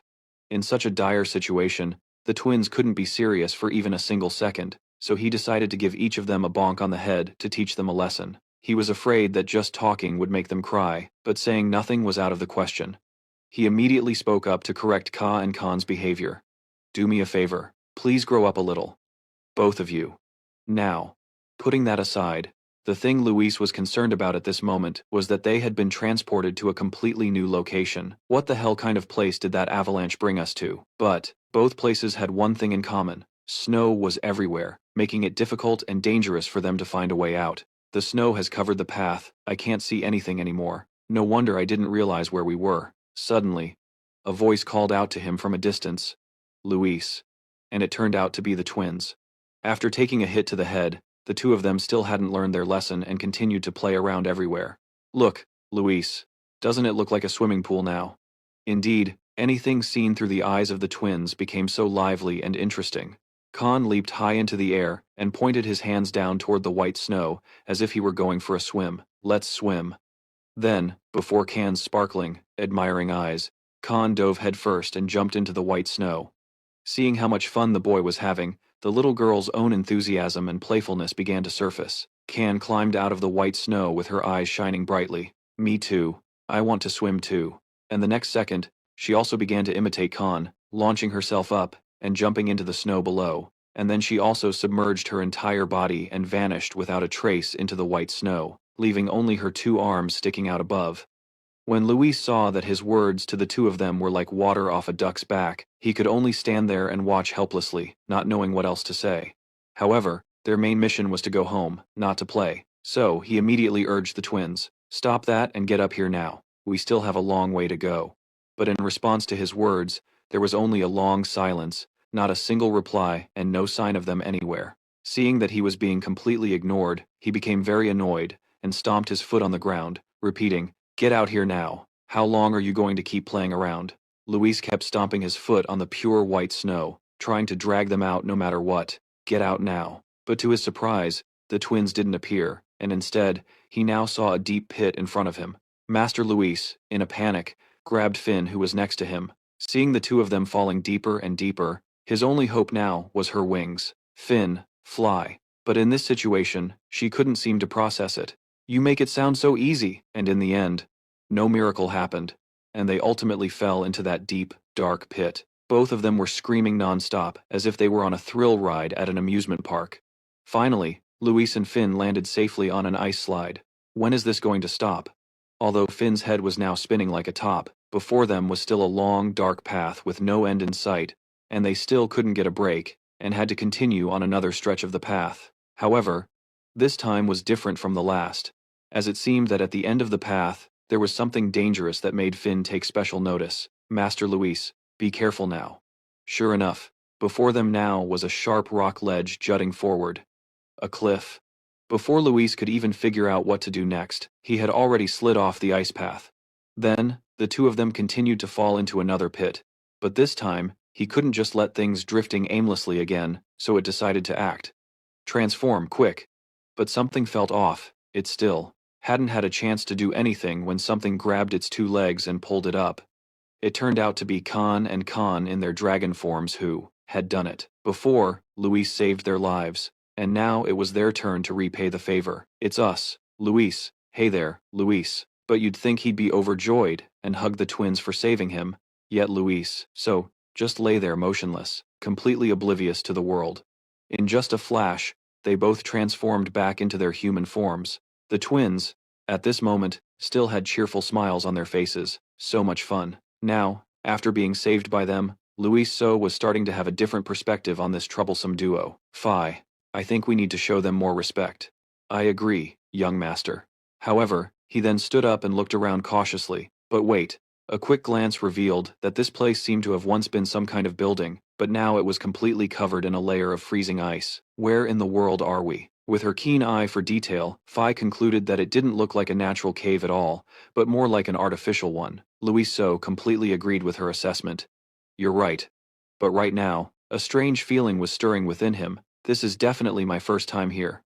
But why do I have such a familiar feeling? Have I been to this place before?" At this point, Phi still didn't know what they should do next, so she asked, "What do we do now?" Not wanting to act rashly, Luis opted for the slow and steady approach. "Let's think as we move, but slowly, because being careless could lead us further away from the exit." But no sooner had he said that, the twins started getting restless. "This way, I think the exit is over here." "That's right. I'll go this way, and you go that way." Luis didn't want to, but he had to lose his temper with them. "I told you to slow down." "Slow down." Luis was about to follow the twins to correct their behavior, but he also had to stop in his tracks when he saw the scene before him. If you guys keep ignoring the captain's words, seeing the two of them standing perfectly still, not even a hair out of place, he couldn't help but wonder, what are you two standing there for? Just then, C suddenly looked towards the pitch-black tunnel ahead and spoke. "Luis," he asked back, "what is it?" With wide, confused eyes, Can pointed forward. "What are those things?" Luis looked ahead, but he also couldn't see anything, so he had to ask again. "What do you mean?" C pointed forward again. But at that moment, there was still only a curtain of darkness enveloping the entire space, with no ghosts in sight. Then, amidst the hazy mist, an army of zombies appeared. They had just survived one disaster, and now they had to face a new one. Those zombies didn't look friendly at all. The eyes of one among them glowed a blood red. The moment Luis saw the scene before him, his jaw dropped in stunned silence. The army of zombies before them didn't seem to have any intention of leaving them alone and slowly began to stir. At this point, Luis still didn't know why, in the middle of nowhere, there would be an army like this. "Who are they?" Phi hid behind him, feeling a very bad omen. "I don't think it's just this one, young master." And she was right. It wasn't just one, but many, many more. Compared to the number of people they had, they would be completely overwhelmed. Suddenly, one of them began to make a move and stepped forward. Facing the small humans standing before it, the creature stomped its foot hard on the ground. All of them then stepped forward, their eyes glowing red, poised and ready to attack them. Khan, still young and naive, pointed forward and asked, "Are those really people?" But Sai was more perceptive and noticed the difference. "You idiot! What kind of person has red pupils?" Louis So was completely stunned by the appearance of that mysterious group of zombies. What the hell? After they gradually stepped into the light, Luis finally recognized their identity. Winter soldiers? Their origin dates back to an ancient story, from long before the Optuna series began. There was a hero named Valencia who saved everyone from a chaotic world, and after saving them, even in death, he still wanted to continue that work, and they are the Winter soldiers. So this is the place where those warriors appear. Finally, Luis figured out where they were. This is the tomb of the great Ice King. As things became clearer, Luis let out a relieved smile. So it's this far from my home, huh? What a coincidence. But then, he suddenly remembered something equally important. Wait, if this is that king's tomb, doesn't that mean the items from the Optuna set are here too? Just then, Phi seemed to have noticed something. Pointing forward and calling out to him, "Master Luis, the Winter soldiers were created with good intentions to protect people, but they seem a bit dangerous right now. Don't they look a little aggressive?" Anything was possible, so it was better to be on guard. He called out to Khan and Sai. The twins immediately got into position and replied, "Understood." All of them, with battle lust already coursing through their veins, weren't afraid of any one. Let's crush them. Sai and Khan, full of youthful energy, eagerly rushed forward. All right then. Khan was the first to initiate combat. He leaped high into the air, full of energy, gripping his sword tightly. The next second, he activated his sword, which became enveloped in lightning, ready to show them a world of hurt. As the boy, Khan didn't hesitate to charge in and clear a path for Sai behind him. "Let me go first." He was truly small but mighty. Despite being physically outmatched by the Winter soldier, the boy was doing very well in the fight against it. The boy's lightning-infused sword finally clashed with the spear of the Winter soldier. The friction was so intense it created a blinding flash of light between them. In just an instant, with his indomitable strength, Khan took down the Winter soldier as easily as pie. It was slashed in half by the boy. Its entire body then emitted a powerful light, and then exploded, creating a brilliant white light that illuminated the dark space. And just like that, one was wiped out.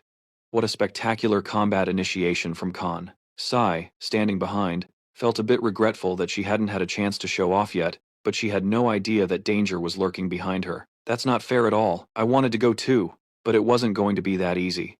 Sai easily sensed its presence, and just a second later, the girl with her powerful lightning-infused sword dashed forward like the wind, unleashing powerful and picturesque attacks, slicing past the Winter soldier. If Khan had a smooth opening, then Sai provided the perfect follow-up. Impressively, in just a few short seconds, it was also blown to bits by the little girl. Phi was just a relaxed girl at this point, simply munching on popcorn and enjoying their performance. Luis, who had been watching from the beginning, also gave his assessment. A very high rating, not bad at all, right? And that wasn't all. It was just the beginning, because now was the real moment for them to shine brightest tonight. Amidst a crowd of Winter soldiers, the attacks of the twins stood out, as swift as the wind. They didn't look like they were just playing around at all. Power like that was equivalent to a level 2 samurai. After witnessing the terrifying power of Kan and Kan, Luis suddenly felt that having them around wasn't so bad. Having them here wasn't a bother now, was it? However, Luis couldn't just stand still and do nothing while they carried all the weight, so he took action. But to speed things up, he created a magical hourglass to aid the two of them, using the law of time to slow down time. From that hourglass, countless chains were released, binding the Winter soldiers to reduce their agility in movement. As expected, with Luis's help, they tired out much faster, unable to attack, and also unable to defend. The chains now wrapped tightly around the Winter soldiers' weapons, putting them in a dire. When the twins saw the Winter soldiers gradually losing the upper hand, they were as happy as could be. "They're slowing down. Luis must be helping us with his time crystal again." Khan saw that this was the perfect moment to attack.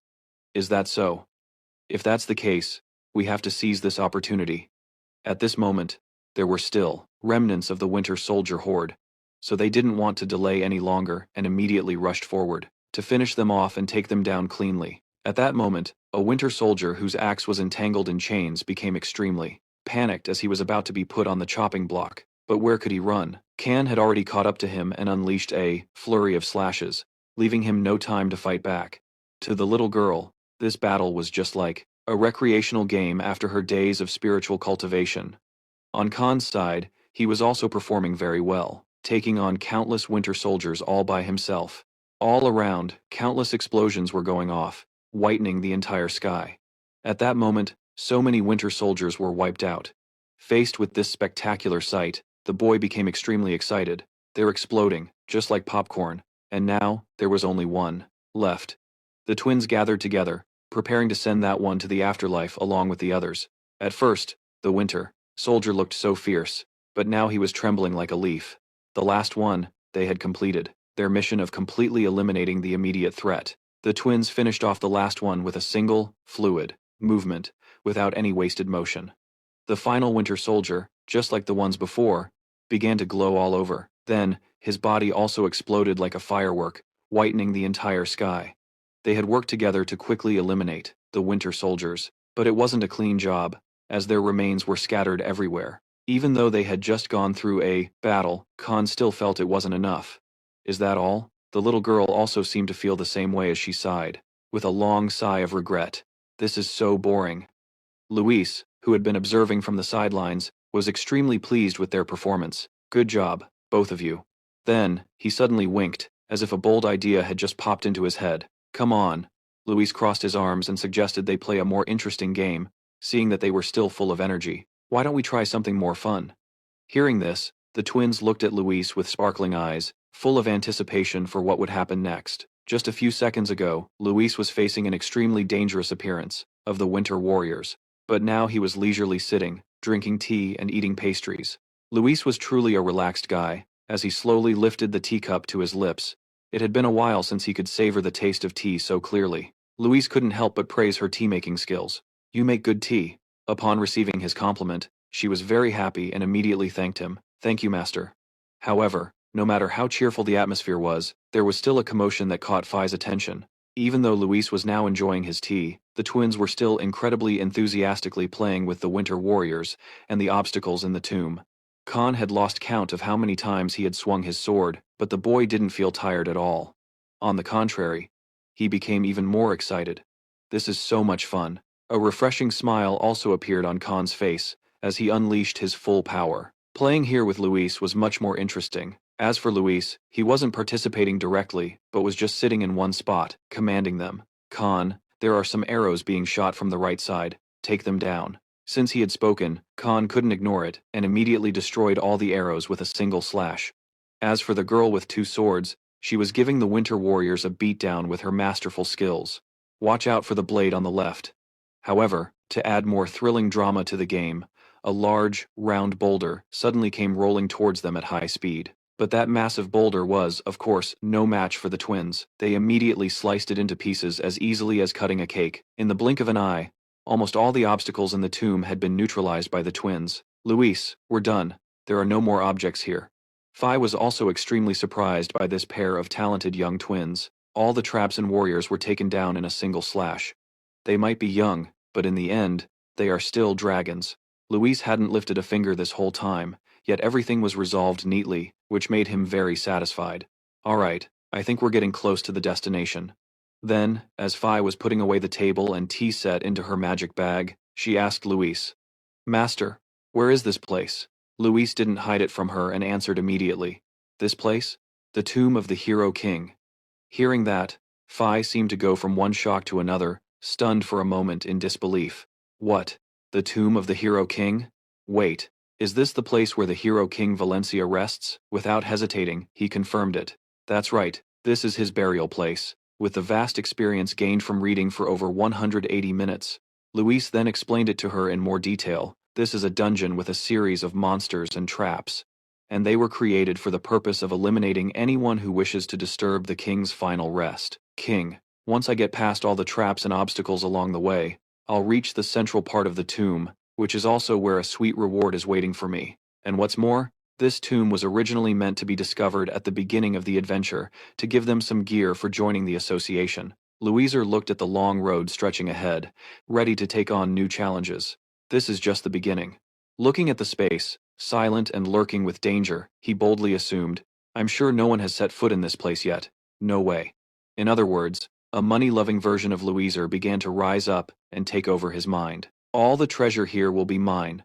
Of course, with a massive treasure waiting right in front of him, he couldn't just stop here and decided to explore further. All right, we're almost there. Is everyone ready? After everyone had mentally prepared themselves, they set off again on their journey to conquer the treasure. Okay, let's go. The deeper they went, the more the ceiling was covered in a thick layer of ice. Louiser's footsteps moved slowly forward without a hint of fear. Before them now was a dark, cold cave that seemed to stretch endlessly deep. Phi looked ahead, his eyes wide with admiration. It's huge! But just then, with his keen senses, Ci pointed into the distance and announced, "Louiser, something's coming. It's big and really ugly." And the strange things waiting for them up ahead also came into Louiser's sight. Yeah, I know, I see them. And the monsters waiting for them from this direction looked larger and more ferocious than the winter warriors from before. 10 giants that looked like final bosses, and with the advantage of knowing the script, Louiser had already figured out how to deal with these monsters, just like in the original story. So then, looking at the large, tightly shut door before him, he guessed that the treasure must be behind that door. After locking onto the target, Louiser turned to the twins. All right, everyone. However, they were currently radiating killing intent, staring into the distance with eyes like bullets. Seeing the steel-like spirit of Kay and Khan, Louiser felt extremely lucky to have them as companions. Amazing, they aren't intimidated by them at all. The dragon race was destined to stand at the top of all species from the moment they first took flight, and at this very moment, those young dragons bared their fangs, as if showing contempt for the enemies in the distance. After a moment of internal monologue, he asked the twins, "You two know what I mean, right?" It's true that adversity breeds ingenuity. The twins quickly understood Louiser's intention, and gave a bright smile to signal that they got it. Awesome! Louiser is the best. Nothing is impossible if you put your mind to it. The three of them once again set out to clear all the monsters here. All right, let's take care of them. Even though they had a large and terrifying appearance, everyone charged forward without the slightest hesitation. Let's go. The monster with an axe in its hand raised it high, ready to strike after identifying its enemy. But before Sukuna thought he could even show his stuff, the twins stole the show. Connie and Khan were too fast and too furious, and they let him have it. A few slashes to its body. After taking the full combo from Connie and Khan, the monster was now on the verge of death. Arrived. And of course, this battle wouldn't be complete without Louiser's contribution. He held out his hand, gathered his power, and then clenched his fist as if about to unleash a terrifying, explosive force. And sure enough, the monster began to writhe in agony as its entire body was crushed by an invisible force, violently. A moment later, it exploded like a balloon, a flash of white light brilliantly illuminating the entire dark space. The three of them now worked together in perfect harmony to send them to their graves one by one. The twins were the main combat force, with Louiser providing support from the rear. "They're mine." "No, you should let me have them," slowing time, slowing it down even more. Even Phi, who was just observing from the sidelines, could tell that to them, this battle was just a warm-up game. They're really having fun. After a while of fighting their hearts out, the twins had gotten a good stretch. "This feels great. I'm definitely going to sleep well tonight. I am." After completely wiping out every obstacle, the treasure was finally just an arm's length away from Louiser, anymore. Now, it's time to check out our reward. Everyone opened the door together and stepped into the vast space filled with treasure inside.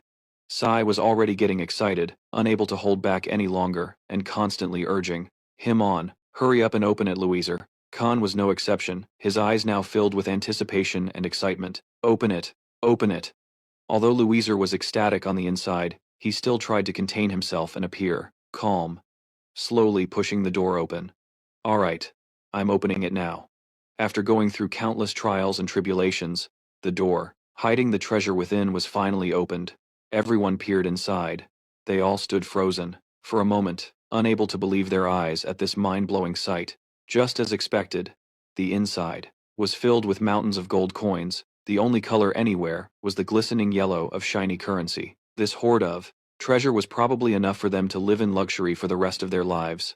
Khan, with eyes shining like stars, quickly dashed forward. "There's even more treasure here than in my dad's vault."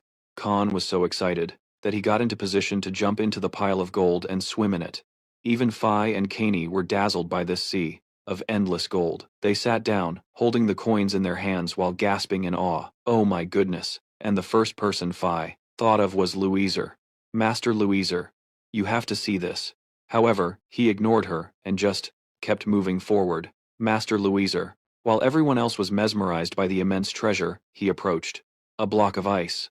Before Louiser, this was the eternal ice, the place that preserved the everlasting life of the hero, King Valencia. He had long since fallen into a deep slumber and showed no signs of movement. Valencia was still sitting majestically with his sword in hand inside his eternal ice. Phi also walked over to Louiser's side and looked up. She had heard of his reputation for a long time, but this was the first time she had the chance to see the hero King Valencia in person. She reached out her hand to touch the ice in front of her. It was so many years have passed, yet he's still alive. Suddenly, something strange in front of him caught Louis's attention. Before him now was a block of ice carved with incomprehensible ancient letters. This is, glancing over the characters, whose origins were unknown, he could only guess, ancient runes. The story of this place and these characters began with an event long ago. The tale of this place and those characters began with an event. Back in the beginning, when the creations of light and darkness were made, they were created as the embodiments of good and evil. But nothing lasts forever. When light and darkness combined, chaos emerged from that unstable state. A clear boundary appeared, separating good from evil, and that division had lasting consequences. The earth was created, and mortal beings were the product of them both. From then on, the conflict between the two sides became clearer and more intense. The creations of good and evil considered themselves noble beings, completely unaware of anything from the world below. However, the seemingly harmless conflict between the two factions left behind immeasurable consequences. They only dreamed of dominating each other, and the conflict between good and evil caused the other creatures on Earth to suffer immensely. They couldn't just let both sides run rampant like that. In the end, those who could no longer bear it raised their swords and rose up against both good and evil. The dragons led the charge, followed by humans and other hybrid races, and it was more than a miracle when they finally achieved victory and established a whole new world. After a long and arduous struggle, the victorious mortal beings divided the continent into 4 seasons, and as time passed, people gradually forgot about good and evil, forgot about the dragons who had taken on the duty of guardianship. But the hero king, Valencia, warned everyone about the dragons. The ones who had sacrificed themselves for peace would one day return. However, with the return of the dragons came the return of calamity, and so too would good and evil. As the last generation to know of this battle, I entrust this to you. I hope you will pass this story on. Upon receiving this request from Valencia, 1,000,001 questions raced through Louis's mind. A demonic war? Did this happen in the original universe? But having such a heavy responsibility suddenly dropped on his shoulders made Louis feel extremely uncomfortable. That bastard, how dare you leave that task to us? But regarding this matter, he also felt it wasn't too difficult, but that wasn't important right now. However, after looking around for a bit, Louis discovered the presence of that legendary book. This is the lawless book of the hero Valencia. This wasn't just an ordinary book, it contained so much within it.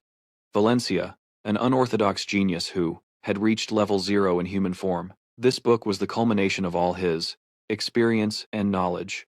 This grimoire contained everything he had accomplished in his life. It's no exaggeration to say that the original protagonist, the swordsman, Kender Zik, became the strongest in the human world because of it.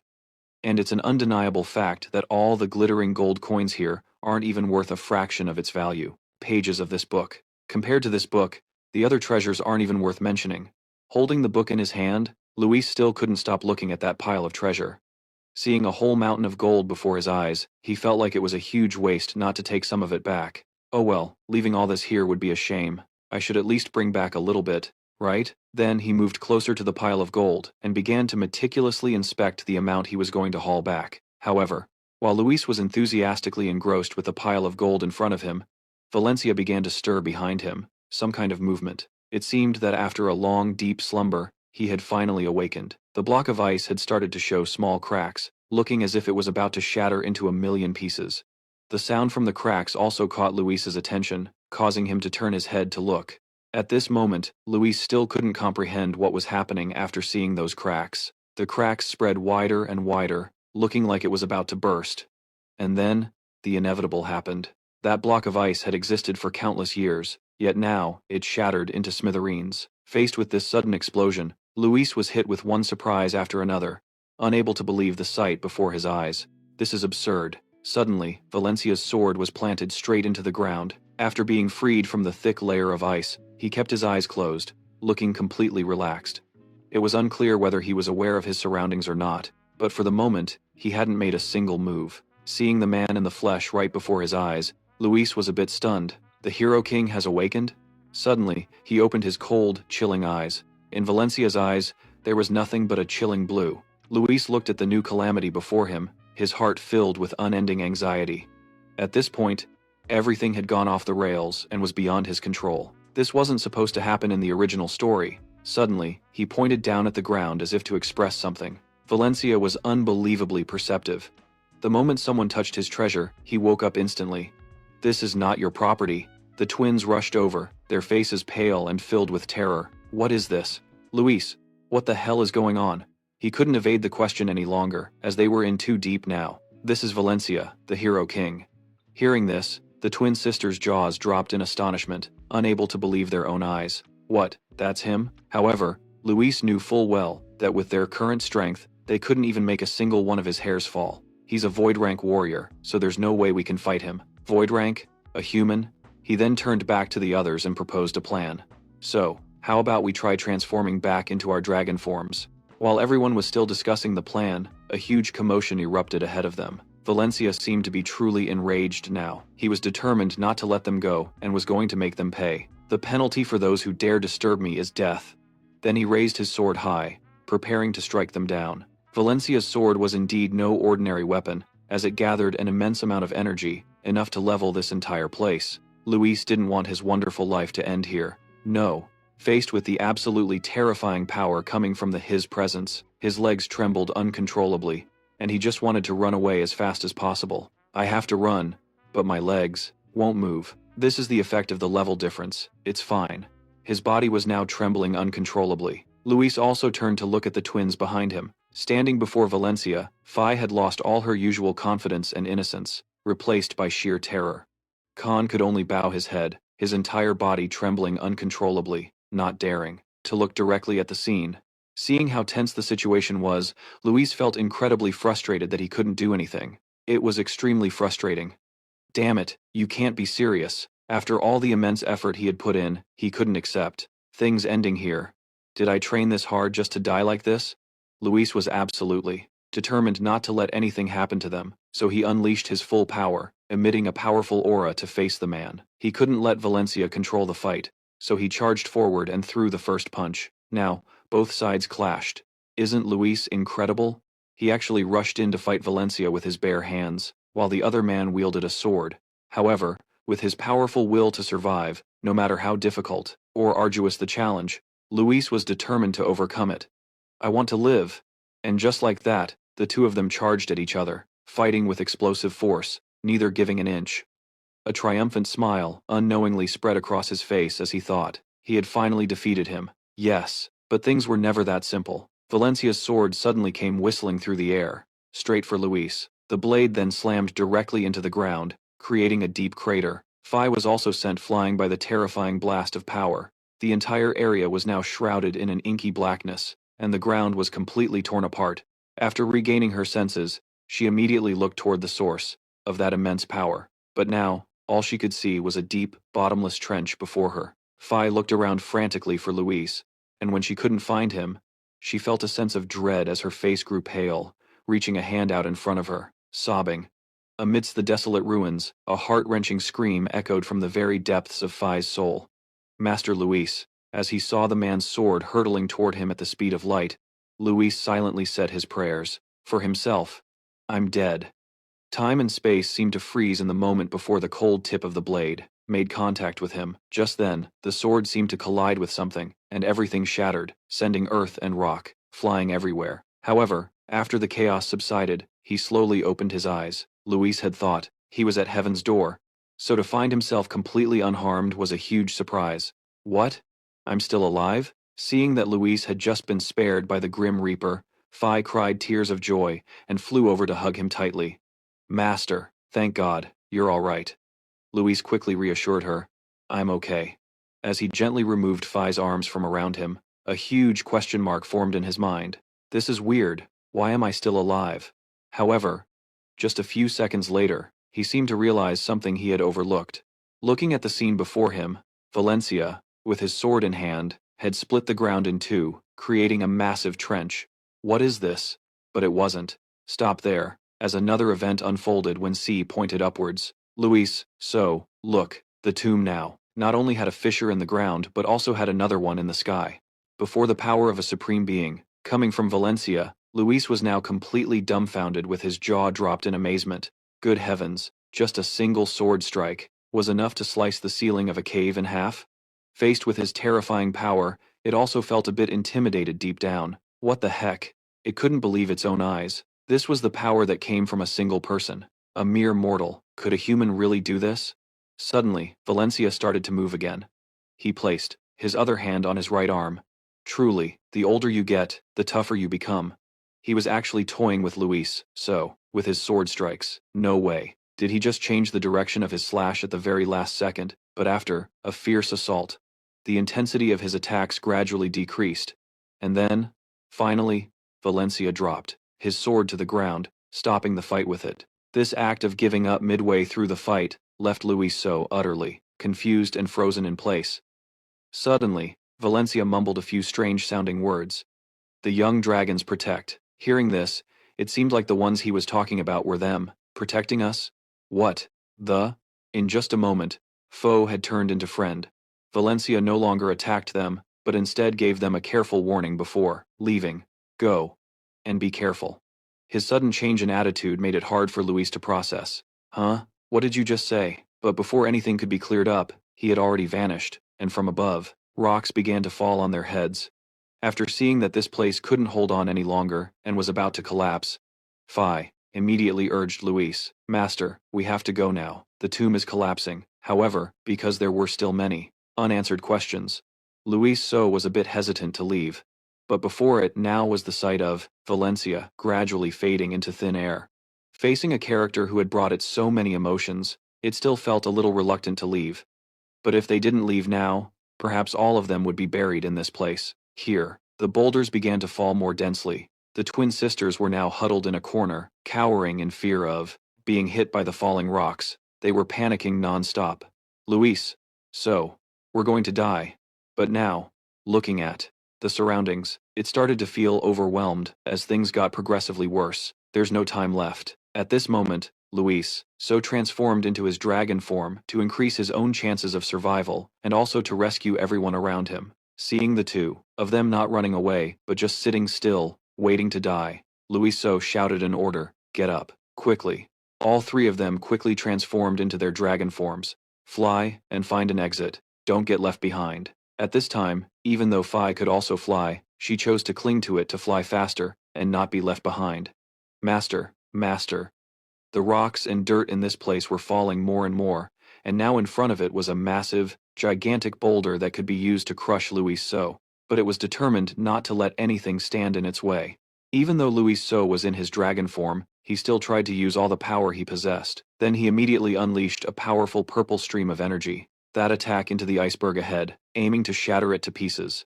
And just as he expected, the iceberg in front of him was completely obliterated. Boulders from above then began to fall continuously, like a hailstorm. Finally, an opening large enough for them to fly out appeared above. Without any further hesitation, they immediately took advantage of this opportunity to escape. All three of them flew at full speed towards the wide hole before them, and after a period of relentless effort, they finally made it and escaped safely. On the vast white snow, there was still no sign of them anywhere. However, just a few short seconds later, on the surface of the snow, a huge explosion occurred, sending snow flying everywhere. And appearing in that whiteout was everyone. At this point, they had all successfully made their escape. Louiser, after having so many near-death experiences, was now gasping for breath. I really thought I was going to die back there. Louiser suddenly recalled Valencia's strange behavior from before. That was exhausting. Wait, what the hell just happened? Logically, that king hero should have killed me. But he stopped himself. However, the image of him letting his sword drop to the ground was deeply etched in his mind. If he hadn't done that, the four of us would be in the afterlife now. He didn't understand the reason why they were an exception. But why? Didn't he say he would kill all intruders? And what Louiser couldn't figure out at the last moment was what kept bothering him. Furthermore, he tried to say something before he collapsed, didn't he? But after wrestling with his thoughts for a while, Louiser didn't want to overthink it any further to avoid a headache. After all, just being alive was good enough. And most importantly, Louiser had managed to get his lawless book, and he'd also gotten what he wanted. But just then Phi spoke up worriedly. "Young master, I don't think the twins are doing very well." Sai and Khan were still trembling uncontrollably after the recent incident. It was terrifying, but it's all over now. What's important is to move on. First, he decided, the first thing to do was find a place to rest. Everywhere was covered in a thick blanket of white snow. After those tense moments, Louiser now lay sprawled out on the white snow. Somehow, I'll manage to survive. However, the soft sobbing of the twins caught his attention. Sai and Khan were, after all, still just two children. The two of them were still in shock from what they had been through. Seeing this, Louiser immediately sat up, and he felt a great deal of sympathy for them. I was just as surprised as they were, but since they're still young, they're more shocked by it. He didn't want to just sit by and watch the twins cry, so he got up and offered them some food. Louiser gently coaxed them, "Don't cry anymore. Here, take this and eat. You're both out of mana." Food is being served right to you, so they had no reason to refuse, and immediately took it and began to eat. Since the two of them were eating, Louiser couldn't not eat either. "I'm completely out of mana too. I've never pushed myself this hard since I was reincarnated." After eating his fill, he lay down and relaxed. Time to rest. Perhaps because the twins were so shocked, they wanted someone to comfort them. So, Sai and Khan slowly shuffled over to where Louiser was. Then, they each lay down on one side of Louiser. The three of them just like that sank into sleep after a long, exhausting battle. When Phi saw them sleeping so soundly, a smile unconsciously formed on her lips. Sleep well. And so, their night passed peacefully like that. Finally, the long night was over, and the sun peeked out from behind the snow-covered mountains. As a new day began, Si and Khan were full of energy, running and jumping from place to place. Contrary to their fearful demeanor yesterday, today they were energetic and cheerful, as if nothing had happened. Snow, snow, so much snow. The two of them even had a snowball fight, looking very lively. "Take this." "No, you just wait." But at that moment, Luis just stood watching from the sidelines and couldn't help but judge. Those two have been playing this game since yesterday. Don't they get bored? Sighing wearily, he didn't understand how the twins could have such an abundant source of energy after everything. After all we've been through, they're still full of energy. Hearing that, Louise turned to tease her a bit. "Yeah, I thought you loved taking care of dragons." But the most noteworthy thing right now was that they had no idea where in the middle of nowhere they were. "It seems we're in the boonies. We've been walking for a while and still haven't found a single house." And the thing that had been puzzling Luis all this time was, could it be that on this winter continent, there are no monsters? "I haven't seen a single monster since we started walking." Phi immediately updated him with some knowledge. "Actually, that's not the case. The winter continent is where more monsters gather than any other continent." She had a basis for saying that. And because this place has a freezing climate, food sources are extremely scarce. There have been thousands of stories about man-eating monsters.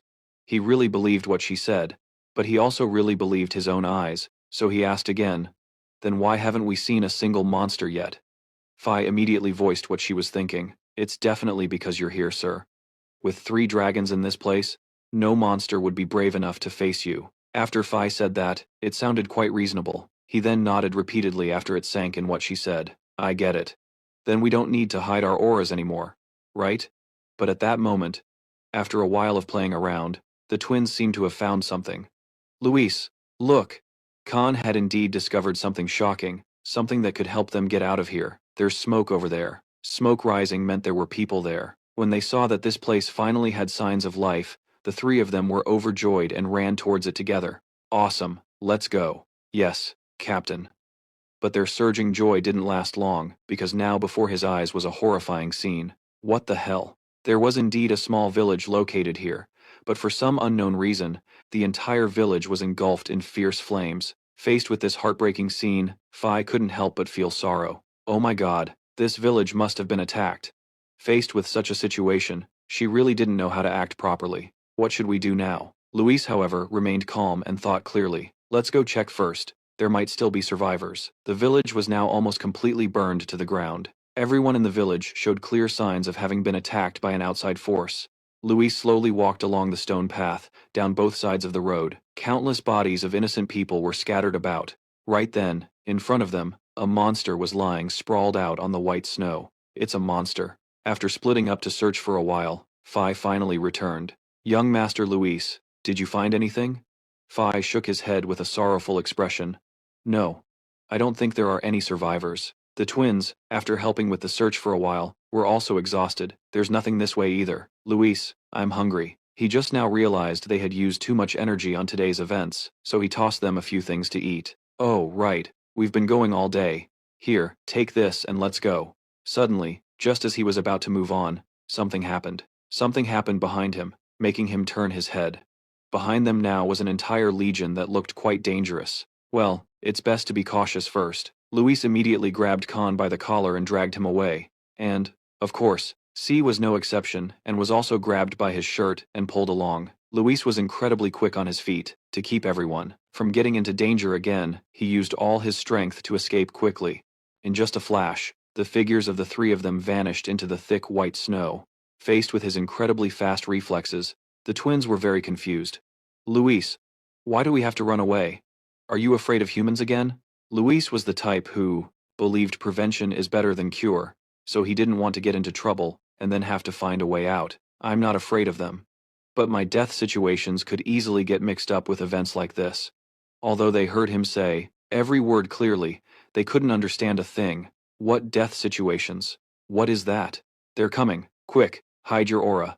Looking at the patrol team ahead, Luis couldn't stop praying for himself and the others. I don't want to get caught, please, just pass by.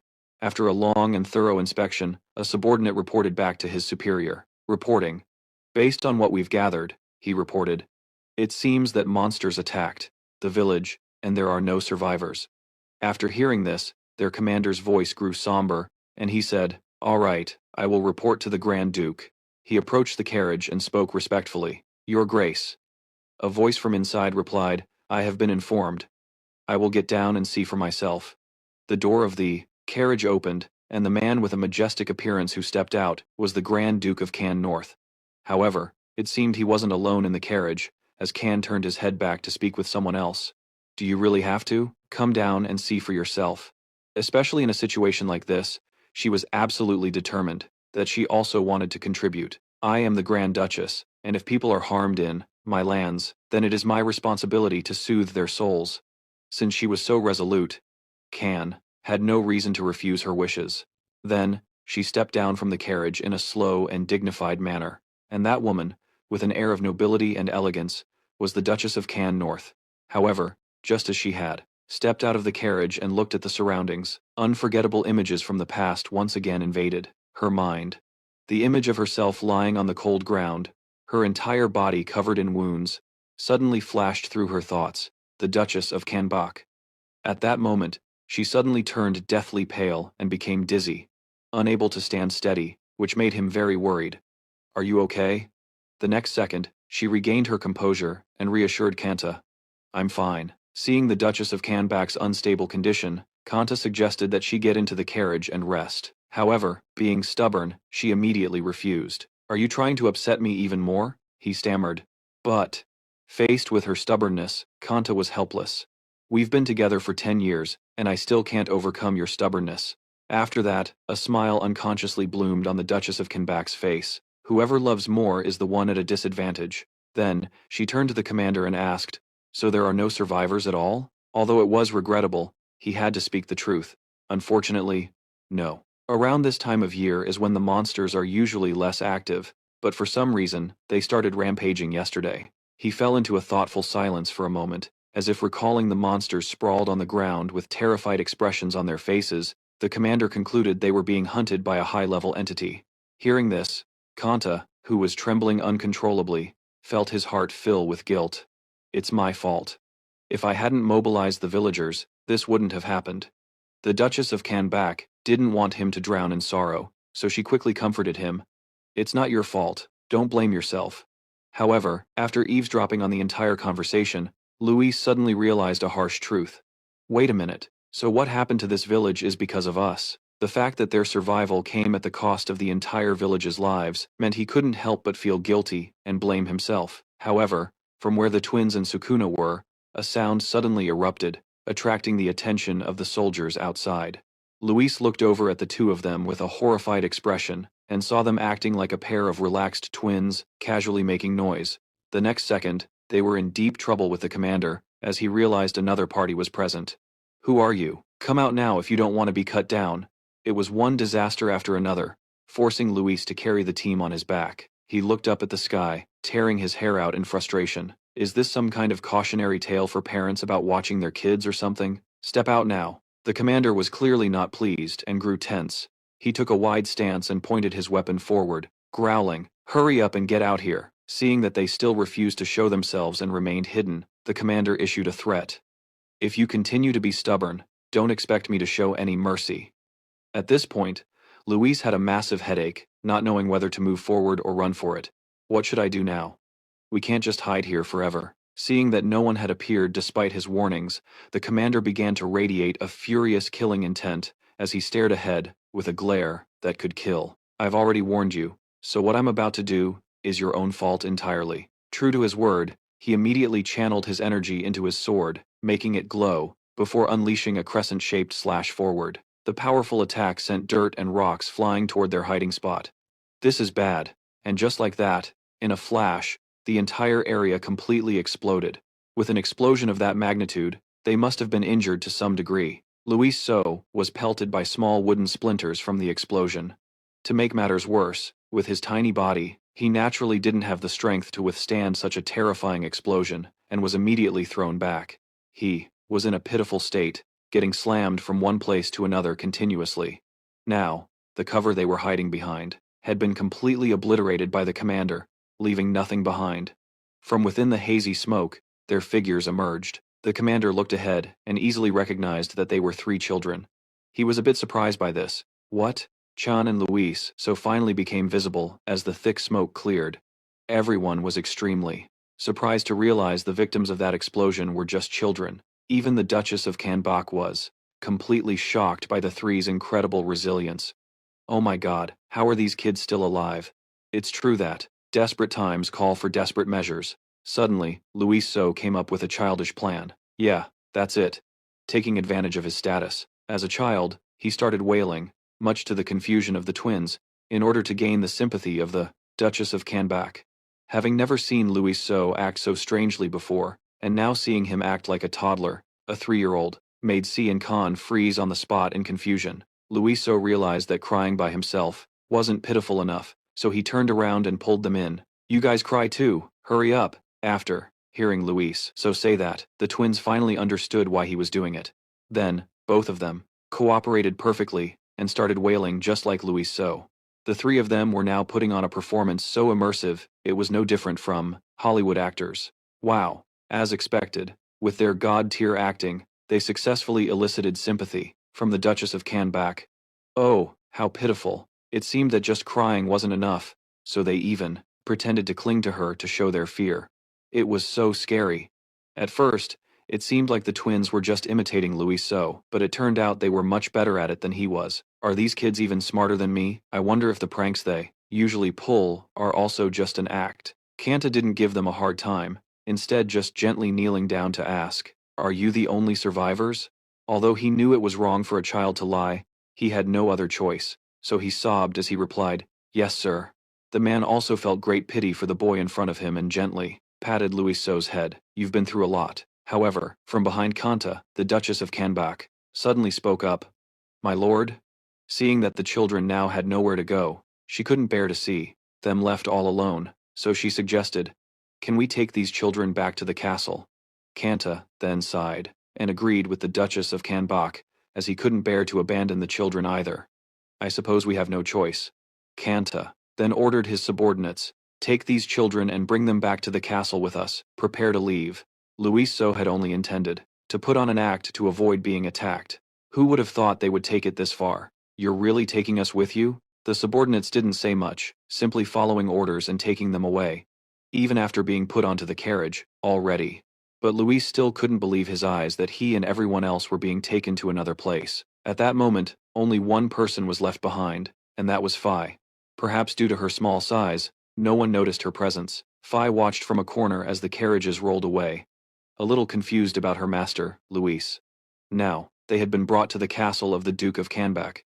Luis was in a magnificent and splendid bathroom, which even had a lion-shaped fountain spouting water. Soaking in the water, he couldn't help but get lost in thought, as life's currents had pushed him into this situation. This wasn't Luis's intention at all from the beginning, and he had no idea why he ended up here, or why everything turned out this way. I thought they would let me go if I looked pitiful enough. It seems like those two overdid their acting, but every cloud has a silver lining. It was lucky they ran into good people. Otherwise, they would have all gone to meet their maker by now. I didn't know they were so kind. Well, in for a penny, in for a pound. From now on, I have to observe and find an opportunity. Suddenly, a voice called out to Luis from beside him. It turned out to be the twins. Both of them were playing happily in the cool water. They even teased Luis by splashing water right in his face. After seeing Luis's hair, soaked like a drowned rat, Si and Khan pointed and burst out laughing with glee, saying Luis's hair looked so funny. Although they were stuck in a difficult predicament, hearing the twins' crisp laughter made Luis feel a bit better. Well, it's a relief to see them so relaxed. Just then, the maids standing above couldn't stop gushing and complimenting them. They're so adorable. Look at their fair skin. I knew it. They're just so lovely. One of them knelt down and cheerfully joked with the twins. Come on, little ones, can you call me Nuna? However, only Luis didn't like the presence of the maids at all. So noisy. After they had bathed, they were taken upstairs to get ready. Alright, let's go change our clothes and eat now. Yes, ma'am. Outside, the sky was clear and cloudless, perfect for a meeting. The Duchess of Canback was currently sitting in the dining room waiting for everyone to arrive. Your Grace, the children are here. The three of them looked as if they had been completely transformed. Everyone was dressed in beautiful clothes. They all looked so elegant and lovely. Oh my goodness, I almost didn't recognize them. With a smile as bright as a flower, she invited them to the table to eat. On the dining table, there was a countless number of delicious dishes. You children must be very hungry, right? Come and eat. They hadn't eaten a proper meal in days, so when they saw so much absolutely delicious food, their eyes lit up, and they immediately rushed to the dining table. Look at all the food. Although Luis was still being reserved and hadn't touched a single dish, the twins were eating their hearts out. He had to tip his hat to Si and Khan's lightning-fast adaptation. How did they adapt so quickly? Luis thought to himself as he ate. Whatever. We might be leaving this place soon, but I can't just be indifferent when Phi might be in trouble. Where on earth could she be right now? Back in the snow-covered forest, the sky was now blanketed by the dark of night. But just then, a brilliant light flashed like a shooting star streaking across the sky. And that streak of light turned out to be Phi. She was desperately trying to find the castle where everyone had been taken. The carriage tracks are definitely heading where I need to go. I have to get back to Master Luis as fast as I can. What rotten luck. On her way, she ran into a flock of troublesome eagles. If I hadn't been caught by those snow eagles, I wouldn't have lost track of Master Luis. Phi zipped forward, filled with the determination to get there as quickly as possible. Please just wait a little longer, Master Luis. At the speed of light, she shot forward, following the tracks that the carriage had left behind. I'm coming. Night had now fallen over the entire castle, and all living things had begun to fall asleep. But for some reason, Luis was still awake and was walking down the hallway by himself. Suddenly, a voice from a nearby room caught his attention. We can't keep the children with us forever. Luis cracked the door open and peeked inside, curious to eavesdrop. I know, but right now, inside the room, the Duchess of Canback was sobbing, looking deeply heartbroken. Every time I look at the children, I hear the voice of our late little girl. Kanta placed a comforting hand on her shoulder. My love, I understand how you feel. It seemed the two of them were disagreeing, but seeing those children as our deceased child is not right. You must stop. Please forget our late daughter. But the Duchess of Canback, with a mother's heart, couldn't possibly do as he said and retorted, how can you ask a mother to forget her own child? Hearing their conversation, Louise could sense her immense pain. It seems she lost a child, which explains why she's been treating us with such unusual kindness. Suddenly, the Duchess of Canback gripped his hand tightly, as if pleading with him for something. As a mother, who had lost her child, the Duchess of Canback hoped those children could soothe her pain. So, she proposed to Kanta. My dear, no, Kanta, please, let's treat those children as our own son and daughter. Hearing her intention to adopt them, Luis was completely stunned with his jaw on the floor. After eavesdropping on the conversation between Kanta and the Duchess of Canback, Luis went into another room and began to think deeply. He sat, with his arms crossed on a chair, unable to comprehend their feelings. We've only just arrived, so why would they see us as their own flesh and blood? With his vast experience, he was well aware of the social standing of Kanta. The Grand Duke of Canback is a member of the royal family of the most powerful nation, and the ruler of the Winter Continent. So it was certain that if Luis became their son, he would practically have the world in his hands. Becoming the adopted son of a Grand Duke means I could immediately become a key figure in the country. Thinking about this, it was a huge step up for Luis, but for Kanta, this would be incredibly difficult to do. This is definitely a very difficult proposal, even if the one who wants it is the Grand Duke's wife. Perhaps the pain of losing a child is too great. I must leave this place quickly, before things got more complicated. But remembering the image of the Duchess of the North begging him back then, it gave Luis a stinging feeling in his heart. Seeing them like that just made him feel endlessly uncomfortable. Now, finding himself in a difficult situation, the first person he thought of was Phi. If Phi were here right now, I could have discussed it with her. But just then, there was some movement outside the window that caught his attention. Speak of the devil. At the speed of light, she quickly appeared at the castle, knocking on the window repeatedly. When the young master saw her here, just when he was facing a problem that was most difficult to solve, he was overjoyed, and immediately threw the window open for Phi to come inside. She quickly rushed in and hugged Luis. He, in turn, broke into a wide smile and asked about where she'd been. You idiot, where have you been all this time? Phi cried nonstop, hugging him as she replied, I'm so sorry. Luis didn't want to lose Phi ever again, so he instructed her carefully. From now on, you stick with me until you die, you hear? Through her tears, she obediently replied, I know. When the twins saw Phi's safe and sound comeback, they were also overjoyed. It's Phi, you're back. Seeing that Sia and Khan were perfectly healthy and smiling brightly, she was secretly happy in her heart. My twins. Now, everyone was gathered in the room, with no one missing. Phi, after seeing that all the members of the expedition team were now present and safe, immediately suggested continuing their journey. We're finally reunited. Now we can get going again. However, recalling his earlier conversation with the Duke of the North, Luis stammered, right. But actually, I was thinking we should stay here a little longer. At his words, Phi was extremely puzzled as to why Luis would want to linger here. Why? Can't we leave right now? Faced with her question, Luis also didn't know how to explain, so he looked away and stated his opinion. I mean, you see, they've treated us very well. And I also found out that the Duke and Duchess just lost their child, so I feel it would be a little strange if we suddenly left like this. It seemed that even with Luis's explanation, Phi still didn't quite understand what he meant, so she just looked at him with a confused expression and said nothing more. Seeing everyone standing frozen for 5 seconds, Luis tried to dig up something more to convince them. I'm serious. Besides, we're not stuck in a dangerous situation, and we can also gather more information about the Winter Continent. However, what caught Phi's attention right now was Luis's attitude. Usually, the young master was very calm, but he seemed a bit flustered in this situation. Now, after listening to Luis's idea for a while, she was also very happy to know that Luis had such a warm heart. Still, seeing him be this kind just makes me want to serve him even more. Now, having grasped what Luis wanted, Phi also made a suggestion. If that's how you feel, young master, then why don't we try this? Hearing her suggestion, he became very curious about what it was. What is it? As expected, Phi was always worthy of a perfect 10. She suggested a method to Luis S., explaining that since ancient times, the dragon race has placed great importance on their first encounters. In that case, then the Duke and Duchess are Master Luis S. First acquaintances, right? He immediately confirmed. That's right.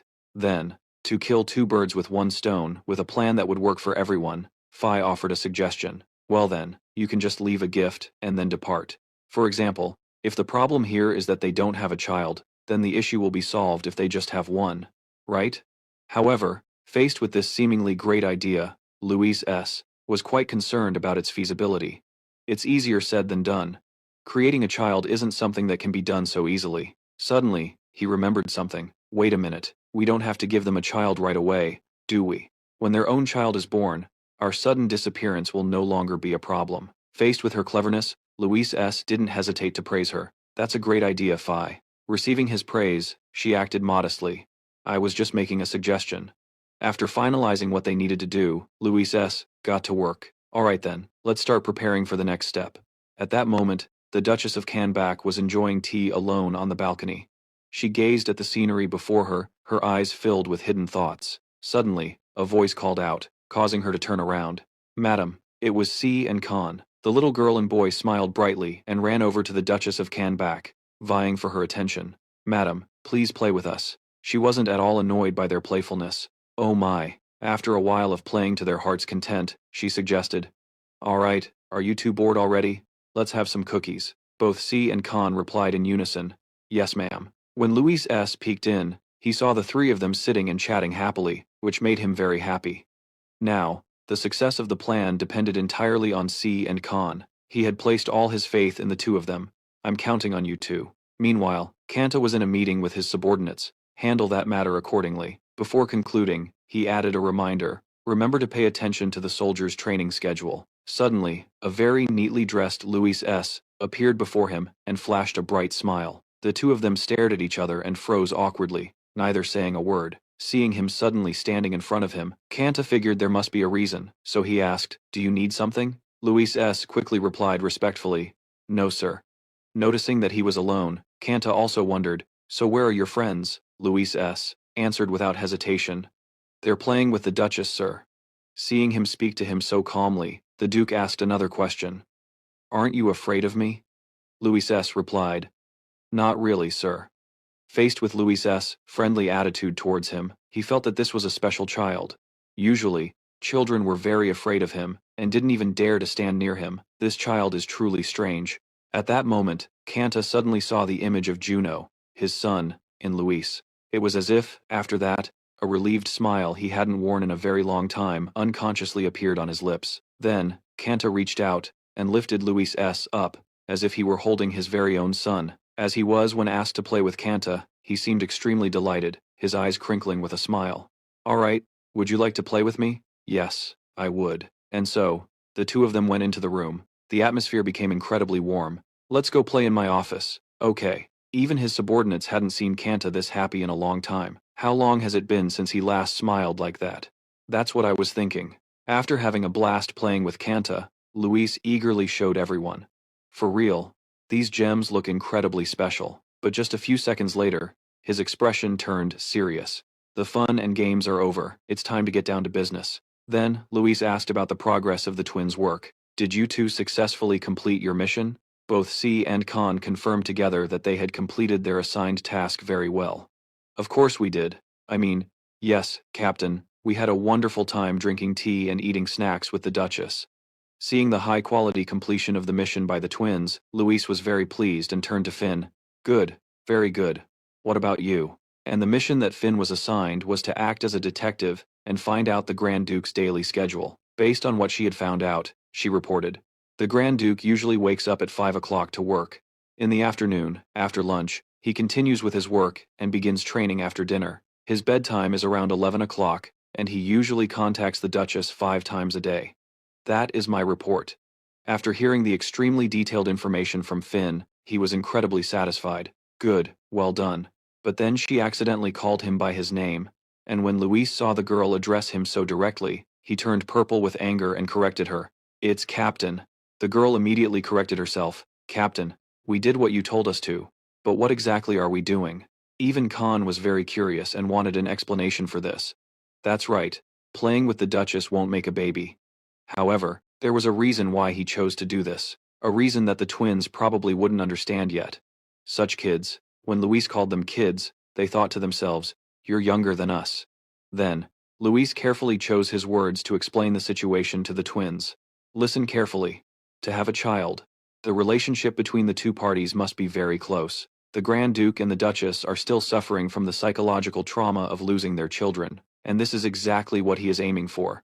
If they spend time playing and enjoying themselves with adorable children, wouldn't that help heal their souls? The pain of losing a child will gradually subside, and then, step by step, they will become more comfortable with each other. After a while, Luis's mind was no longer so innocent and gradually turned darker, and then history will be written at night.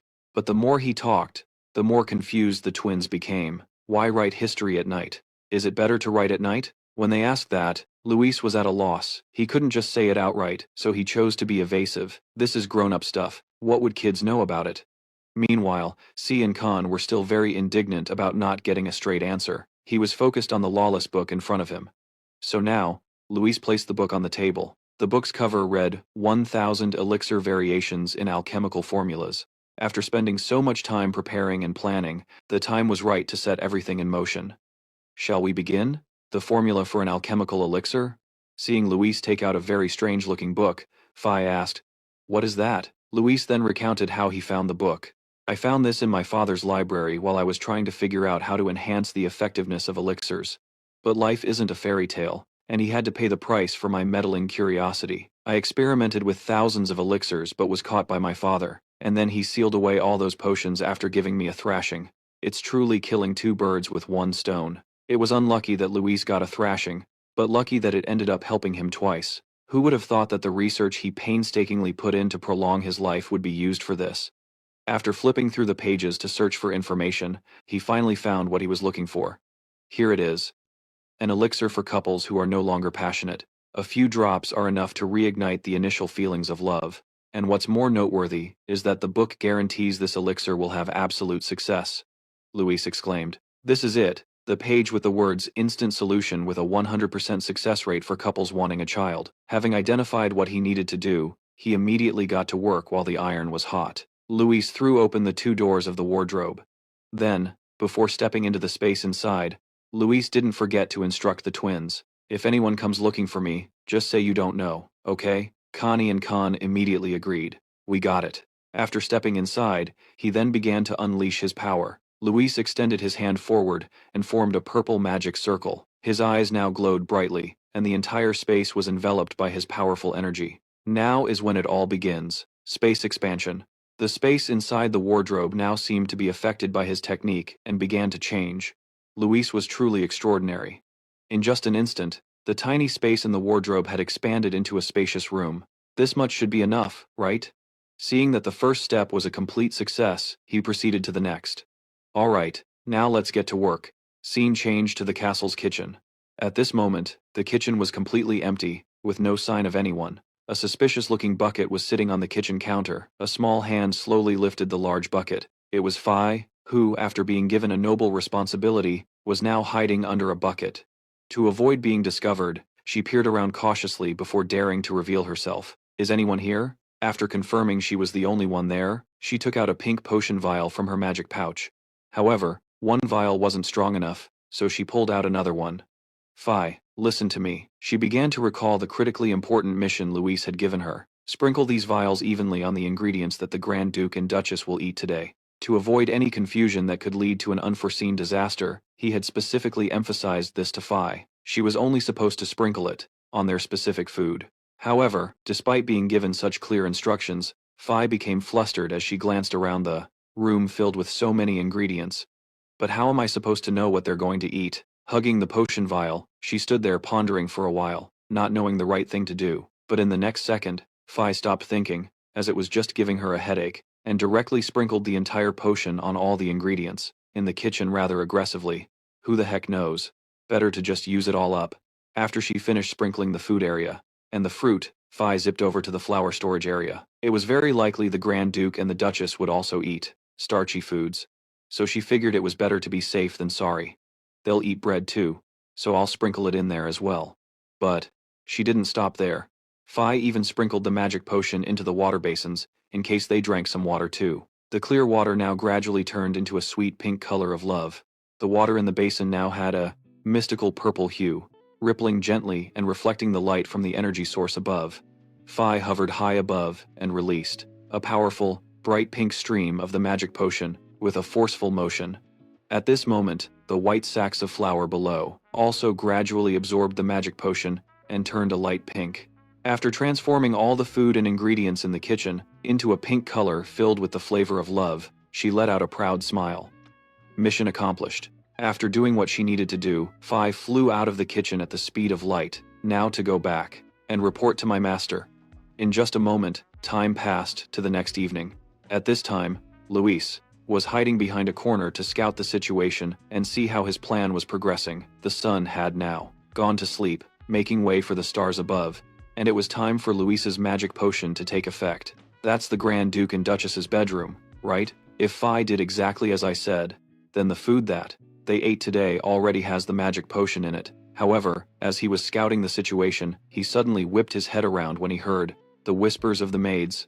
So what I mean is this. And, oh my gosh, really? The two of them are laughing and talking, looking very happy. Wow, so Genis suddenly confessed his feelings, huh? I never would have expected that. The two of them walked on, giggling shyly. Tonight is going to be so embarrassing. After they had disappeared from view, at this moment, Luis, hiding behind the wall, still didn't dare to make any noise. He was almost discovered, and now, he breathed a sigh of relief, having escaped a close call. That was close. But then Luis had to focus, back on his main mission. He immediately looked into the couple's bedroom. At this moment, Kanta and the Duchess of Kanbak were together, but neither said a word to the other. However, this awkward atmosphere didn't last for long, as Kanta was the first to speak. Ahem.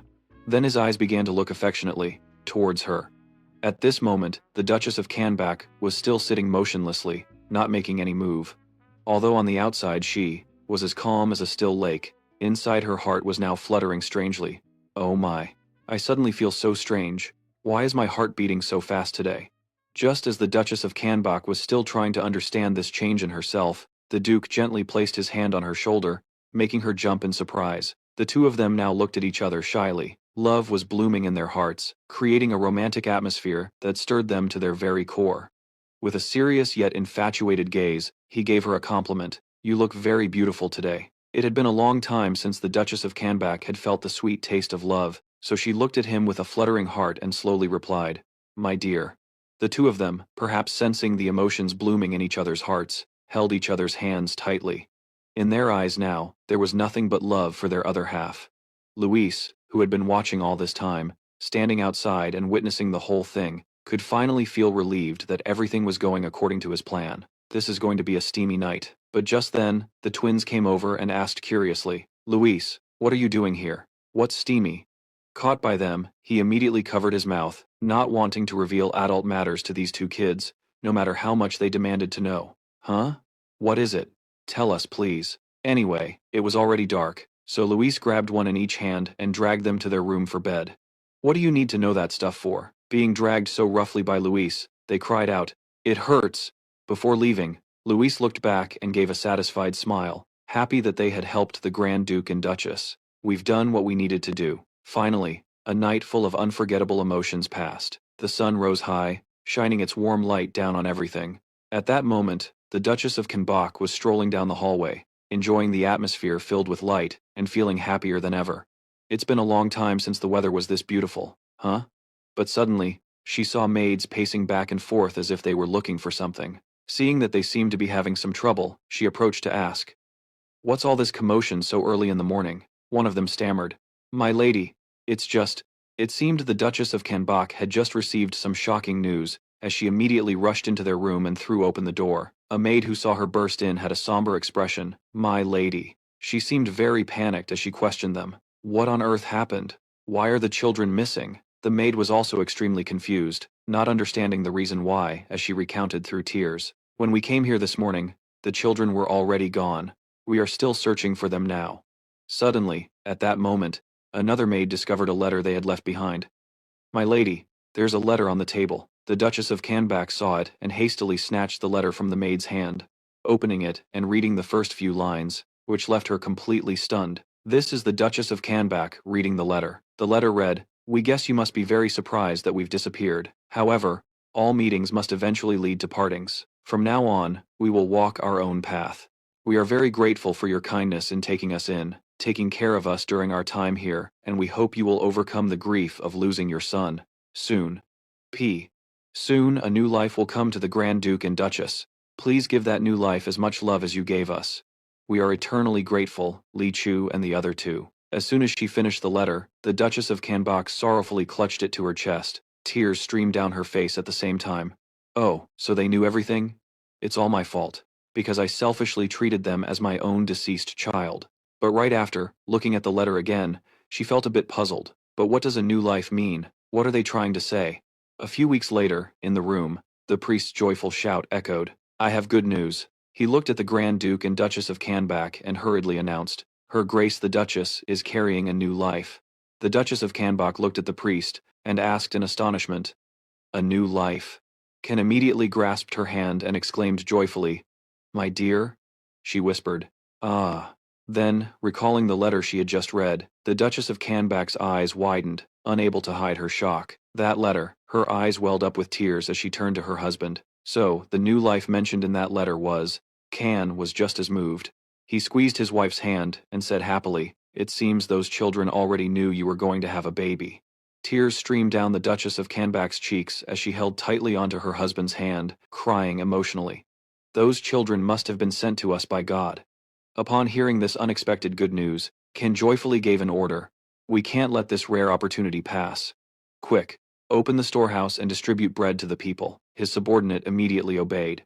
"Yes, Your Grace." The flour storeroom was opened at once. In the kitchen, the baker happily placed loaves into the oven to bake. Outside, subordinates were eagerly bustling about, distributing bread to the people. Large loaves were handed out, bringing immense joy to the people of the domain. That year, Kenbach achieved the highest birth rate in its history. An unintentional gift born from someone's mistake would lead to a massive butterfly effect. But that is a story for the distant future. While Luis and his friends were on their journey home, Han exclaimed with excitement, "Luis! Luis! I love adventuring so much." Connie, beside him, happily added, "That's right, let's do it again and again." Faced with their excitement, Luis turned his head, an annoyed expression on his face as he said, "Just take it easy and enjoy it. We still have 10 more years of this." Hearing him say that, the boy and girl jumped up and laughed with joy, one after another exclaiming, "10 years is too short, let's go for 100 years. Yeah, 100 years. At their reaction, Luis slapped his forehead, looking completely helpless, as Pim Bay offered words of comfort from the side. "Hang in there, young master." Luis didn't reply, thinking gloomily to himself that he had already spent too much time at the Duke's castle. If these kinds of unforeseen situations keep happening, the journey will only get longer. To shorten our travel time, we need information on how to cross the continent quickly. But right now, we still don't. None of the options were viable. Shattering his train of thought, Caney walked over with a bright smile and asked Luis, "Hey Luis, why aren't there any monsters here at all?"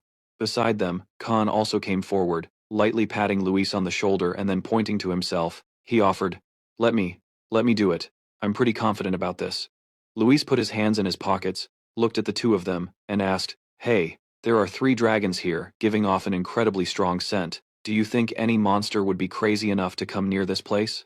As soon as he finished speaking, Khan immediately lifted his shirt to his nose, sniffed, and exclaimed, "A scent? Do we smell that bad?"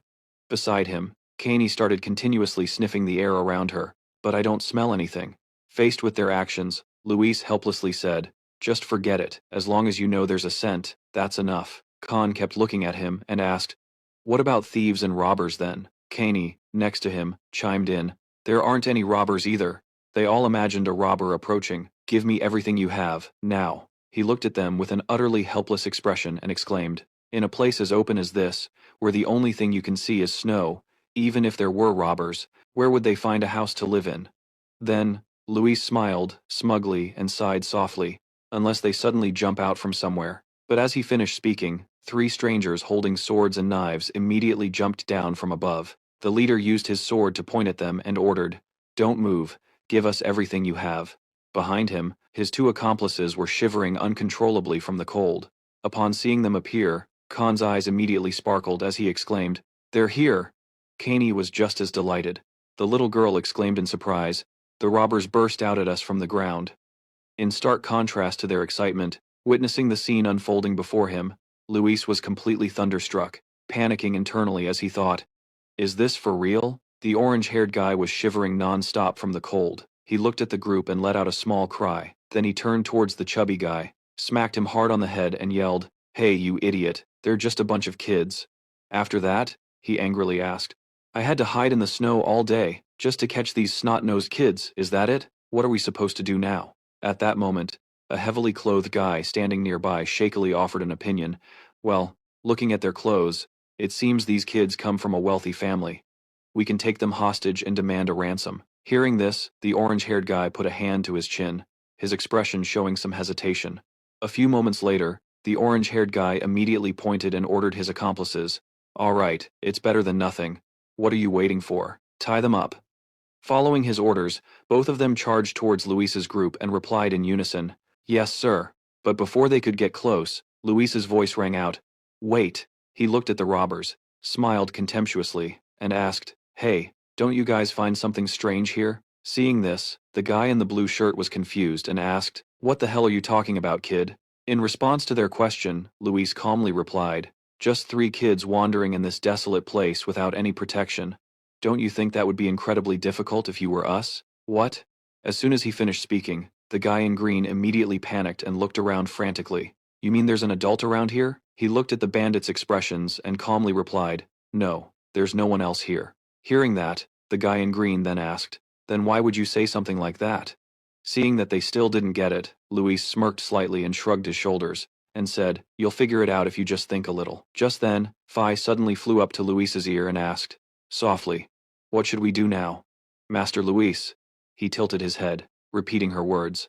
What to do? Right after that. His eyes immediately turned vicious, and he revealed his plan. These 3 guys must have some stolen treasure, right? So we have to take this chance to rob them clean. At that moment, Khan approached him, and kept urging, Luis, let's go play some more.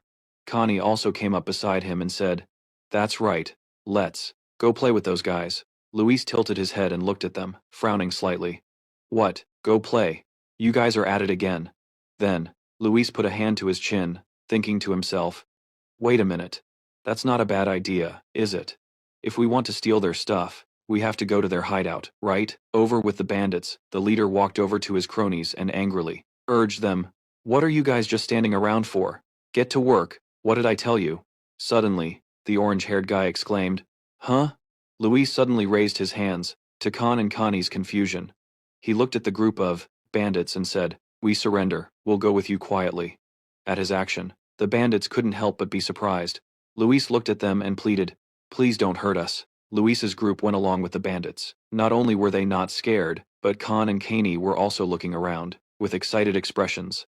Seeing their strange behavior, the guy in green turned to look at them with a confused expression. Then the guy in green turned to the orange-haired guy and asked, Hey, don't you think they look really suspicious? He frowned and asked back, What do you mean? The guy in green replied, When you're kidnapped, there's no way you can be relaxed, right? But they look like they're on a leisurely stroll without a care in the world. Hearing that, the orange-haired guy turned back to look at them and said, What do you know? We're just going to profit off them, whether it's by getting a ransom or selling them as slaves. Just then, the chubby guy suddenly pointed forward and exclaimed, We've arrived. Before them was a massive, towering door set in front of a stone cave.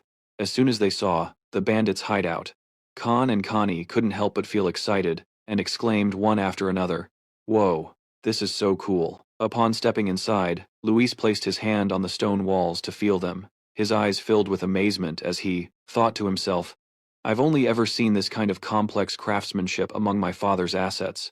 Is this really a hideout? For bandits? Just then, the chubby guy walked over to Luis and boasted proudly, Isn't our hideout cool?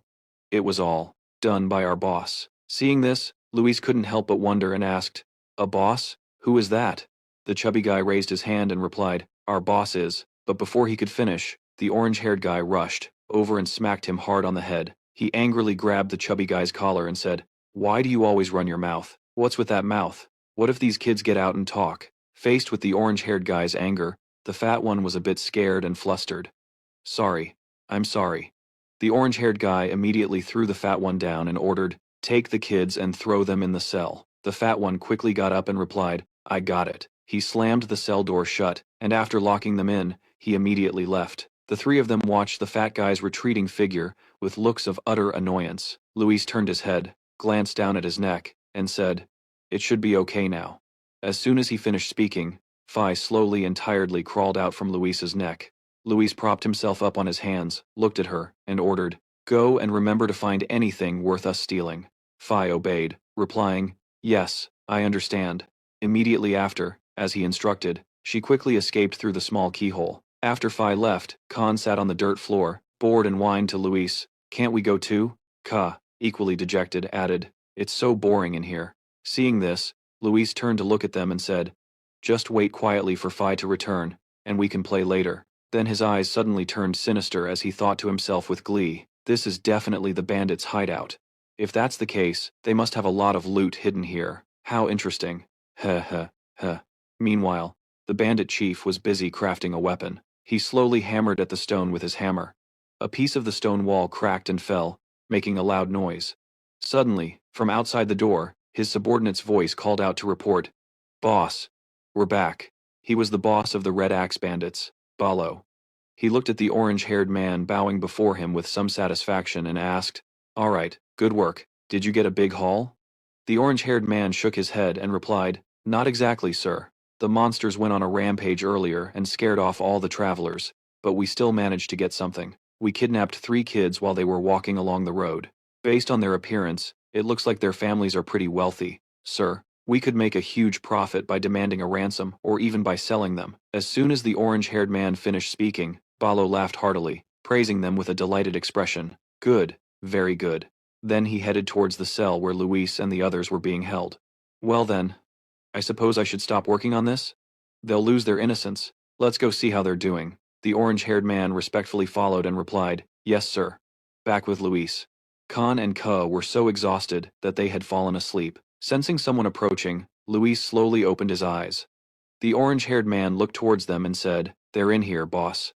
Balo put a hand to his chin. He looked at them and remarked, "They look quite refined, don't they?" The moment he saw the man, Luis's eyes widened in surprise as he thought to himself, "This guy looks pretty strong. With that kind of strength, he must be at least level 3, right? But he doesn't look like the type of person who would become a thief." Balo's gaze shifted towards Luis. The boy stared back at him with his sharp eyes. The boy's gaze startled the man, making him gasp. Luis squinted at him with a puzzled expression. Then he smirked with amusement and thought, "Aha, could this guy be?" Luis called out to Balo, "Hey you, fat old man." The man pointed to himself and asked, "Me? Are you talking to me, kid?" Luis just smiled at him. He then replied, "Is there any other chubby old man here besides you?" Then he asked for his name. "What's your name?" Hearing this, the orange-haired guy standing next to him couldn't help but shout in anger, "You insolent brat, how dare you? Do you have any idea who this is?" At that moment, Balo, standing beside him, answered tremblingly, "Ah, Balo." Faced with his strange behavior, the orange-haired guy turned to look at him in confusion and asked, "Boss, why are you acting so strangely?" Balo raised a hand to his head, his body trembling uncontrollably as he replied, "I don't know. I suddenly feel like I'm running a fever." Hearing him say that, the orange-haired guy couldn't hide his surprise and exclaimed, "Huh? If it were anyone else I'd understand, but you, boss?" Seeing his reaction, Louis couldn't help but feel delighted and thought to himself, "Perfect." He fell for it. Seeing that he wasn't feeling well, Balo immediately turned to leave. At the same time, he instructed his subordinate, "Remember to watch them carefully. I think I should go rest for a bit." The orange-haired guy obeyed, replying, "Yes, boss." But when he hadn't even made it out the door, Louis's voice suddenly rang out, "Leaving so soon?" As Balo flinched in surprise, he slowly turned back to look at Louis. Seeing this, the boy waved, "All right, rest well, see you later." As soon as he finished speaking, Balo immediately bolted out the door like an arrow, while the orange-haired guy frantically chased after him. "Let's go together, boss." Phi, who had just returned, witnessed this scene, and a giant question mark appeared in her mind. A giant one at that. Phi flew over to Louis and exclaimed, "Master Louis, I have returned." He looked at her with his hands on his hips and asked, "All right, did you find anything?" Phi sighed in disappointment and replied, "It seems the warehouse and everything else are completely empty. Instead of treasure, I think these bandits are more likely to starve to death." Hearing this, Louis' his expression immediately turned sour as he grumbled, "Tsk, so they're the broke type, huh? It seems like I've been had, haven't I? Since ancient times, they've said that humans are rich." Hearing him say this, Phi felt extremely confused. "Huh?" Then, seeing her expression, he said, "Never mind, you did a good job." After that, he instructed, "I'm going out for a bit, so remember to take care of the kids." When Phi heard that Louis was planning to go out without taking her, she couldn't help but panic and exclaim, "Master, can't I go with you?" Louis turned his head to look at her and replied, "No, if you're not here, They'll start causing a ruckus as soon as they wake up. I'll be back soon, so keep an eye on them. She replied sadly. Yes. Louis S. walked towards the iron bars and grabbed them. Then, he easily pulled the bars apart, creating a large opening. Louis S. slowly stepped outside. He smiled, his eyes filled with excitement as he exclaimed, "All right, time to go catch some bad guys." Louis S. walked towards the iron bars and grabbed them. Then he easily pulled them apart, creating a large opening. Louis S. slowly stepped outside. He smiled, his eyes filled with excitement as he exclaimed, "All right, it's time to go catch some bad guys, isn't it?" The wooden door slammed shut. Balo exhaustedly slumped onto a chair, letting out a long sigh before feeling a bit better. He looked up at the ceiling, frowning slightly, and wondered to himself, just who is that kid, anyway? I've never felt so strange before. It was like facing an invincible monster. It made my whole body freeze up. But, soon, he was lost in thought. A moment later, Balo smirked, thinking smugly to himself, no, there's no way a guy like me would be afraid of some ordinary kid. He propped his head up, resting his chin on his hand, and muttered, I've been resting for too long, I must be getting rusty. Suddenly, Luis appeared right next to Balo. He smiled with a wicked grin and asked, something fun going on? Hearing his voice, the man couldn't help but be startled, and let out a shout. Balo pressed himself against the wall, staring at Luis in panic. The boy waved at him, hey there, we meet again. Huh? Seeing him, Balo couldn't help but ask in astonishment, how in the world did you get out of here? Luis calmly replied, I just walked out, that's all. Seeing him slowly approach, the man narrowed his eyes, watching Luis warily. Just then, he grabbed a nearby club. Balo held the club up in front of him, looking at Luis and shouting, don't you come any closer. At his reaction, Luis turned around, casually putting his hands in his pockets, and then laughing contemptuously. Oh, for such a big guy. You sure get scared easily, huh? Balo ignored Luis's taunts. He narrowed his eyes and tried to shoo him away. I don't know how you got out of there, but I'll let it slide just this once, so get lost. Hearing that, the boy turned his head back to look at him, and asked, and if I don't? Balo looked at him, his voice trembling slightly as he spoke. Then I'll have no other choice but to beat you until you leave. Luis walked forward, all the while putting on an air of mockery in response to Balo's threat. But what if I still don't leave? Luis isn't going anywhere, you get it, old man? Go on, try and hit me. Hit me. Seeing Luis's mocking behavior made Balo furious. He used his weapon to attack the boy, shouting, you rotten brat. But in an instant, looking at his own attack, his eyes filled with panic as he thought to himself, oh crap, I got too angry and accidentally used my full strength. It's too late to stop now. You have only yourself to blame for provoking me. As Balo's weapon rushed toward him, Luis's expression showed no fear. He didn't even try to dodge, just stared intently at the shape of Balo's descending weapon. But before Balo's weapon could even touch Luis, it suddenly stopped, and he couldn't move it any further. Balo looked at his own hand with a completely baffled expression. How can this be? Why did my hand just stop on its own? Seeing this, Luis smiled faintly. He moved gracefully, tilting his head to look at Balo and asked, what's wrong? Aren't you going to hit me anymore? You're a little weak for your size, you know. Luis's mockery pushed Balo's anger to its peak. He used his weapon to attack with all his might toward Luis. The boy didn't dodge, calmly placing his hands behind his back to watch Balo. Luis smiled, glancing toward Balo's weapon, making it so that no matter how he attacked, he couldn't land a hit on Luis. After a while, the man exhaustedly set his weapon down on the ground, and Balo himself collapsed, panting from exhaustion. Luis looked at him, smiled, and asked, what's this? Is that all you've got? Then the man frowned, his body trembling uncontrollably, and he looked at Luis to ask, tell me, who exactly are you? Luis furrowed his brow slightly, then smiled and replied, me? But Luis didn't finish his sentence. Asked Balo, you knew the answer to that question from the very beginning, didn't you? He was stunned and exclaimed, what? How could you? Suddenly, Phi's voice cut in, Master Luis S. He turned his head toward the source of the voice. She flew over, sobbing, and then reported the situation. The twins are causing a ruckus again because they said they're bored. I can't stop them by myself. Balo couldn't help but be astonished by Phi's appearance, exclaiming, a fairy? As soon as Phi saw Balo, she began to assess him. She moved closer to him to observe more carefully, then muttered in confusion, that's strange. Startled by Phi's comment, Balo cried out, what? Phi looked at him and spoke her thoughts aloud. You definitely have the scent of a dwarf, but your size is more like an orc's even. Luis S. frowned, looked at her, and said, That guy is a half-dwarf, probably a mix between a human and a dwarf, right? She flew closer to him and asked, puzzled, a half-dwarf? But how is he even bigger than a human? Luis S. replied, I don't know either. But that's definitely what he is.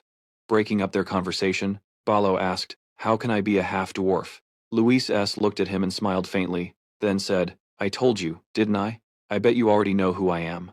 At the same time, he thought to himself, try to remember.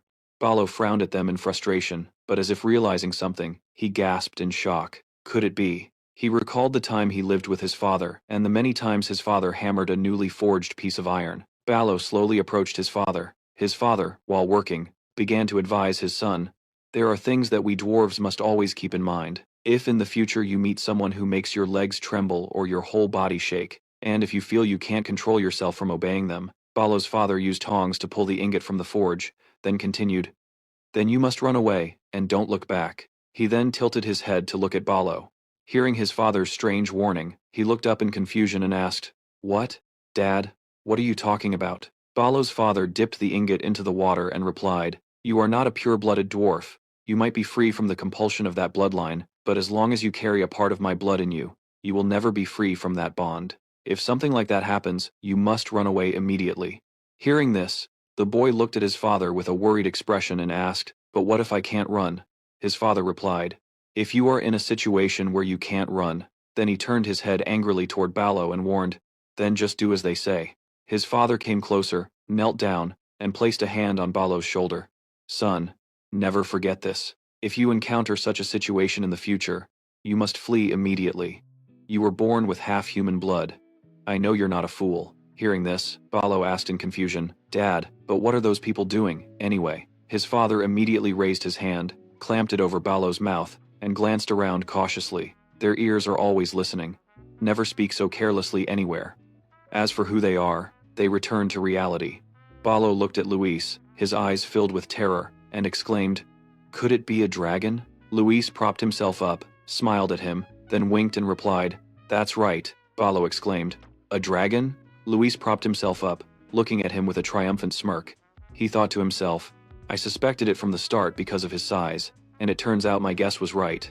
Then, he recalled the past. From the very first time he saw him, he had a sense of déjà vu, just like the time he first saw the dwarf repairman working with his father.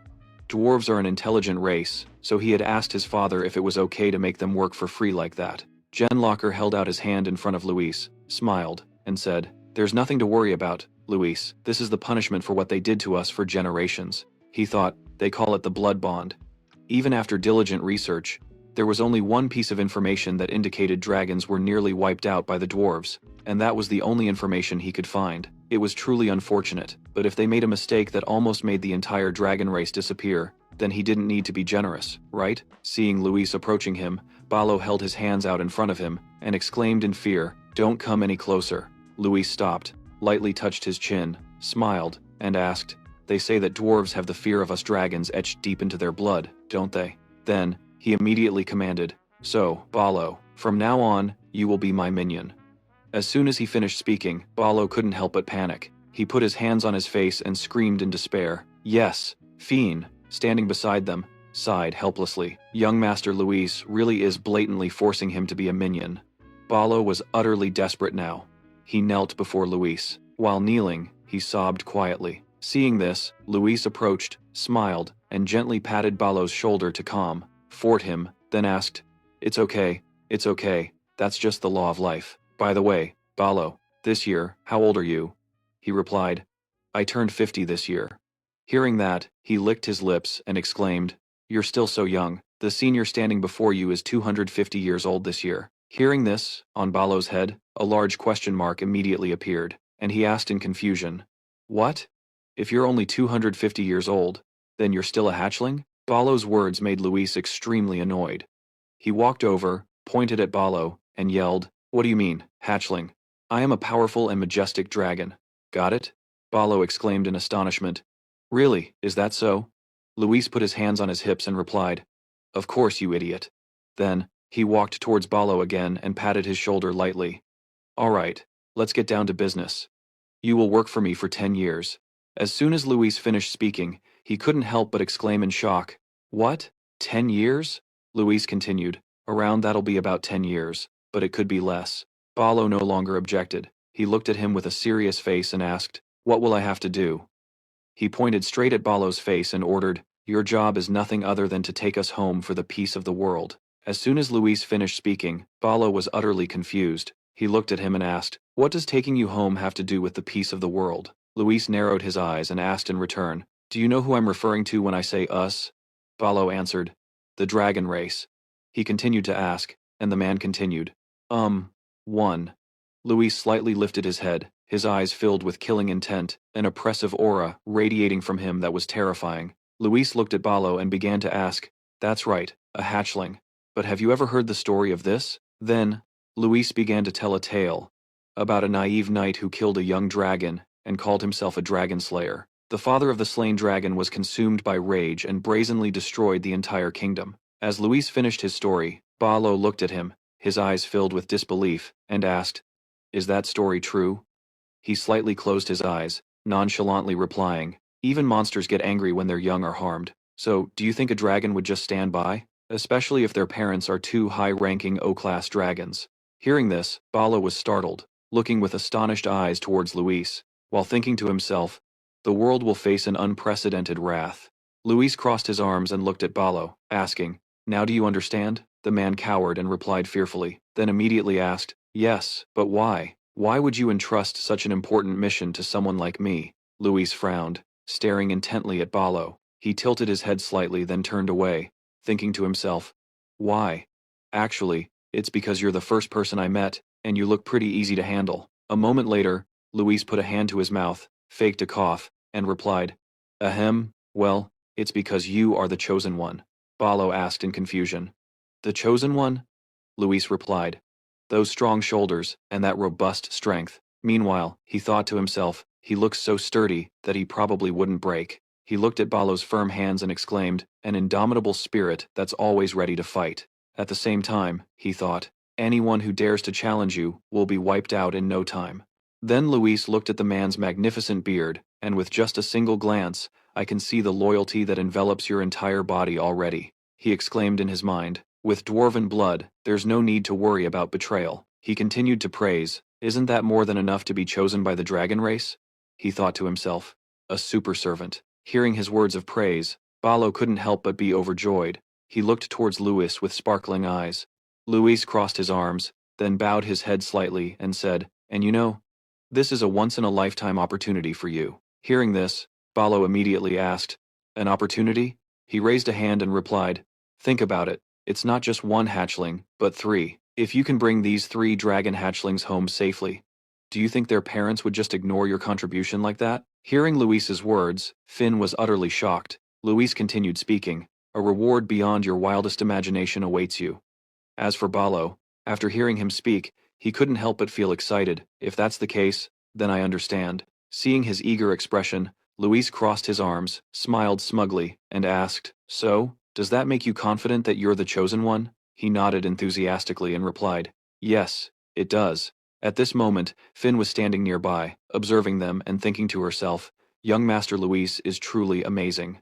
On Luis's side, he looked at Balo and asked, "All right, so you'll come with us?" He agreed immediately without any hesitation. "Yes," Luis asked again. "Really? You won't regret this, will you?" Balo replied firmly. "Yes, I won't." As soon as he finished speaking, Luis smiled smugly. Immediately after, a bright light suddenly enveloped Balo. It was a brilliant, dazzling yellow. Seeing the light surrounding him, Balo couldn't help but exclaim in alarm, "What is this?" Luis smirked slyly, pointed at Balo, and replied, "What do you mean? You've just placed shackles upon yourself." Hearing this, Balo frowned slightly and asked, "What do you mean?" Luis replied, "Based on what you just did, that's also known as a blood pact. All promises made in front of a dragon must be followed unconditionally." Balo continued to ask, "What happens if the promise is broken?" He nonchalantly replied, "Oh, that? It's nothing major, it's just." Balo sat huddled in a corner, hugging his knees and trembling. His face was pale as he stammered, I can't believe that I can't continue my family line anymore." Seeing his state, Luis spoke up, annoyed, "Why are you so gloomy? As long as you keep your promise, nothing will happen." Balo glanced at him and asked doubtfully, "Really? Are you sure? Luis immediately shouted in anger. Arg! I already told you. If you don't believe me, then feel free to go find some other dwarves and ask them. Returning to the dungeon room, Luis pointed at Balo and introduced him to the twins. Alright everyone, this guy will be our minion. I mean, our temporary guardian. His name is Balo. Balo stepped forward and greeted them. Hello, I'm Balo. As soon as they saw him, the twins immediately rushed over, their faces filled with excitement and fascination, exclaiming one after another, "He's a giant dwarf! I've never seen a dwarf this tall before." Hearing what the twins said, Luis looked at Balo with curiosity and asked, "Now that you mention it, how did you get so tall? Even if you were a half-breed, you couldn't be this tall, right?" He replied, "That's right. When I was young, I was much shorter than my peers. I think when I was around 20 years old, I ate a strange fruit and was sick for 10 days. And when I woke up, I had become like this." Hearing Balo's story, Luis was quite surprised. He looked at him and hurriedly asked what the fruit looked like. In contrast to Luis's alarmed expression, Balo replied, "It looked very strange. I think it was shaped like a bone." After hearing that, his eyes widened in astonishment as he looked at him. Luis turned away, and then took out his book, searching through it continuously. Balo squinted, watching Luis's actions with a confused expression. After finishing his search, Luis showed it to Balo. Name, growth fruit, water attribute, high rarity, effect. Helps you grow larger without suffering any side effects. Characteristics. An elixir that grows by absorbing cold as a nutrient, sprouts an average of 3 to 4 fruits without flowering, and is most effective after reaching 200 to 300 years of age. Then, he pointed to the fruit printed in the book and asked, "Is this it?" Balo replied, "Oh yes, that's it. The fruit I ate looked exactly like that." After Balo's confirmation, Luis immediately closed the book. A spark appeared in his eyes, filled with determination. He thought to himself, "This is it. This is the fruit. If I eat it, I can finally beat those mischievous twins. They're always making fun of me for being smaller than them." As this thought crossed his mind, Louis So held his head high and laughed triumphantly. His intimidating look made the twins feel terrified, and they stammered one after another, "We're sorry, Captain. We're sorry." Balo gently rubbed his head and started to leave. "Well then, I'll just go tell my men that I'm leaving." Suddenly, Louis So's eyes darkened, and he immediately issued an order. "Stop right there." Balo stopped, tilting his head to look at Louis So in confusion, and said, "Yes?" Louis So spoke up. "Going home can wait. Our top priority right now is the growth fruit." He then raised his hand, looking at it with eyes full of fierce determination, as a fiery aura of passion ignited around him. Louis So held the book out in front of Balo. Name, growth fruit. Attribute, water. Rarity, high. Effect, helps you grow larger without suffering any side effects. Description, an elixir that develops by absorbing cold as a nutrient, bearing an average of 3 to 4 fruits without flowering. It is most potent after reaching 200 to 300 years of age. He then pointed to the fruit printed in the book and asked, "Is this it?" Balo replied, "Oh yes, that's it. The fruit I ate looked exactly like that." After Balo's confirmation, Luis So immediately snapped the book shut. A determined spark ignited in his eyes as he thought to himself, "This is it. This is the fruit.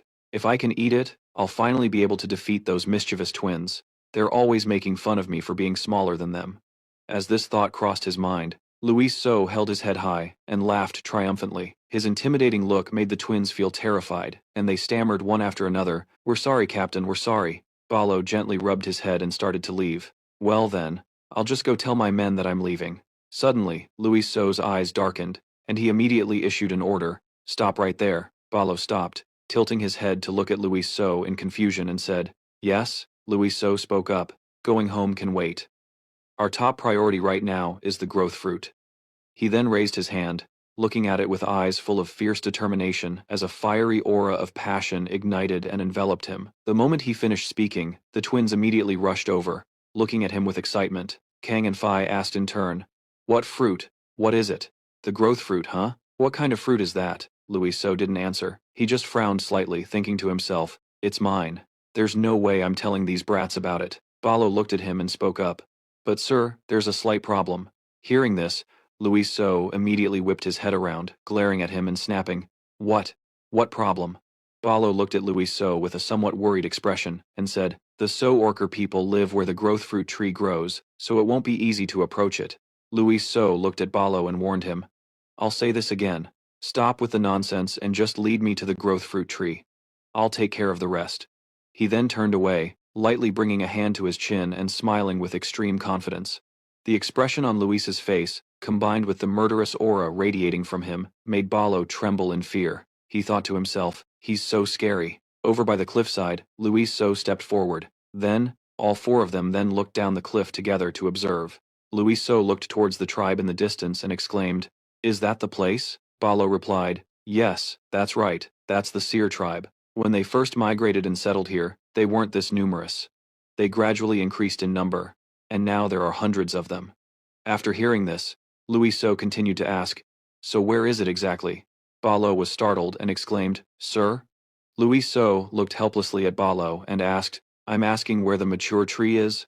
He turned to look at him, his eyes trembling with fear, and replied, "If I remember correctly, it's in the very center of the orc tribe." As soon as he heard that, Luis So was shocked and exclaimed, "What?"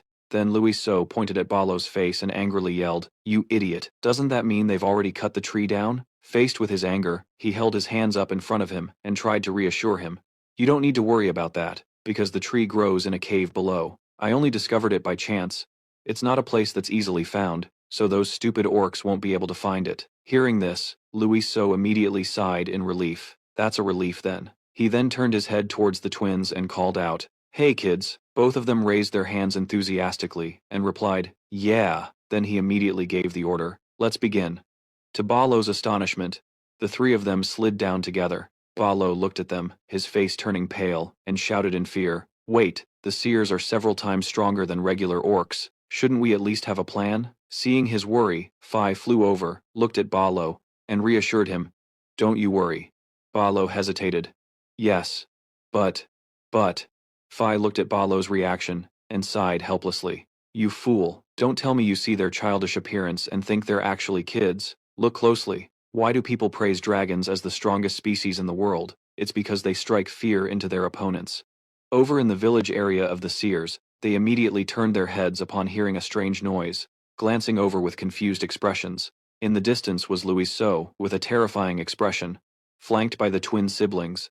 They ran together towards the seers. Their sudden appearance caused the seers to cry out in alarm. The twins held their swords, then they unleashed their magic. They were enveloped by bolts of lightning that were incredibly fierce. Seeing this, the seers couldn't help but scream in terror. The twins showed no mercy, and with just a single strike, they instantly pierced through the seers. Faced with their surprise attack, the seers grabbed their weapons and charged forward in unison.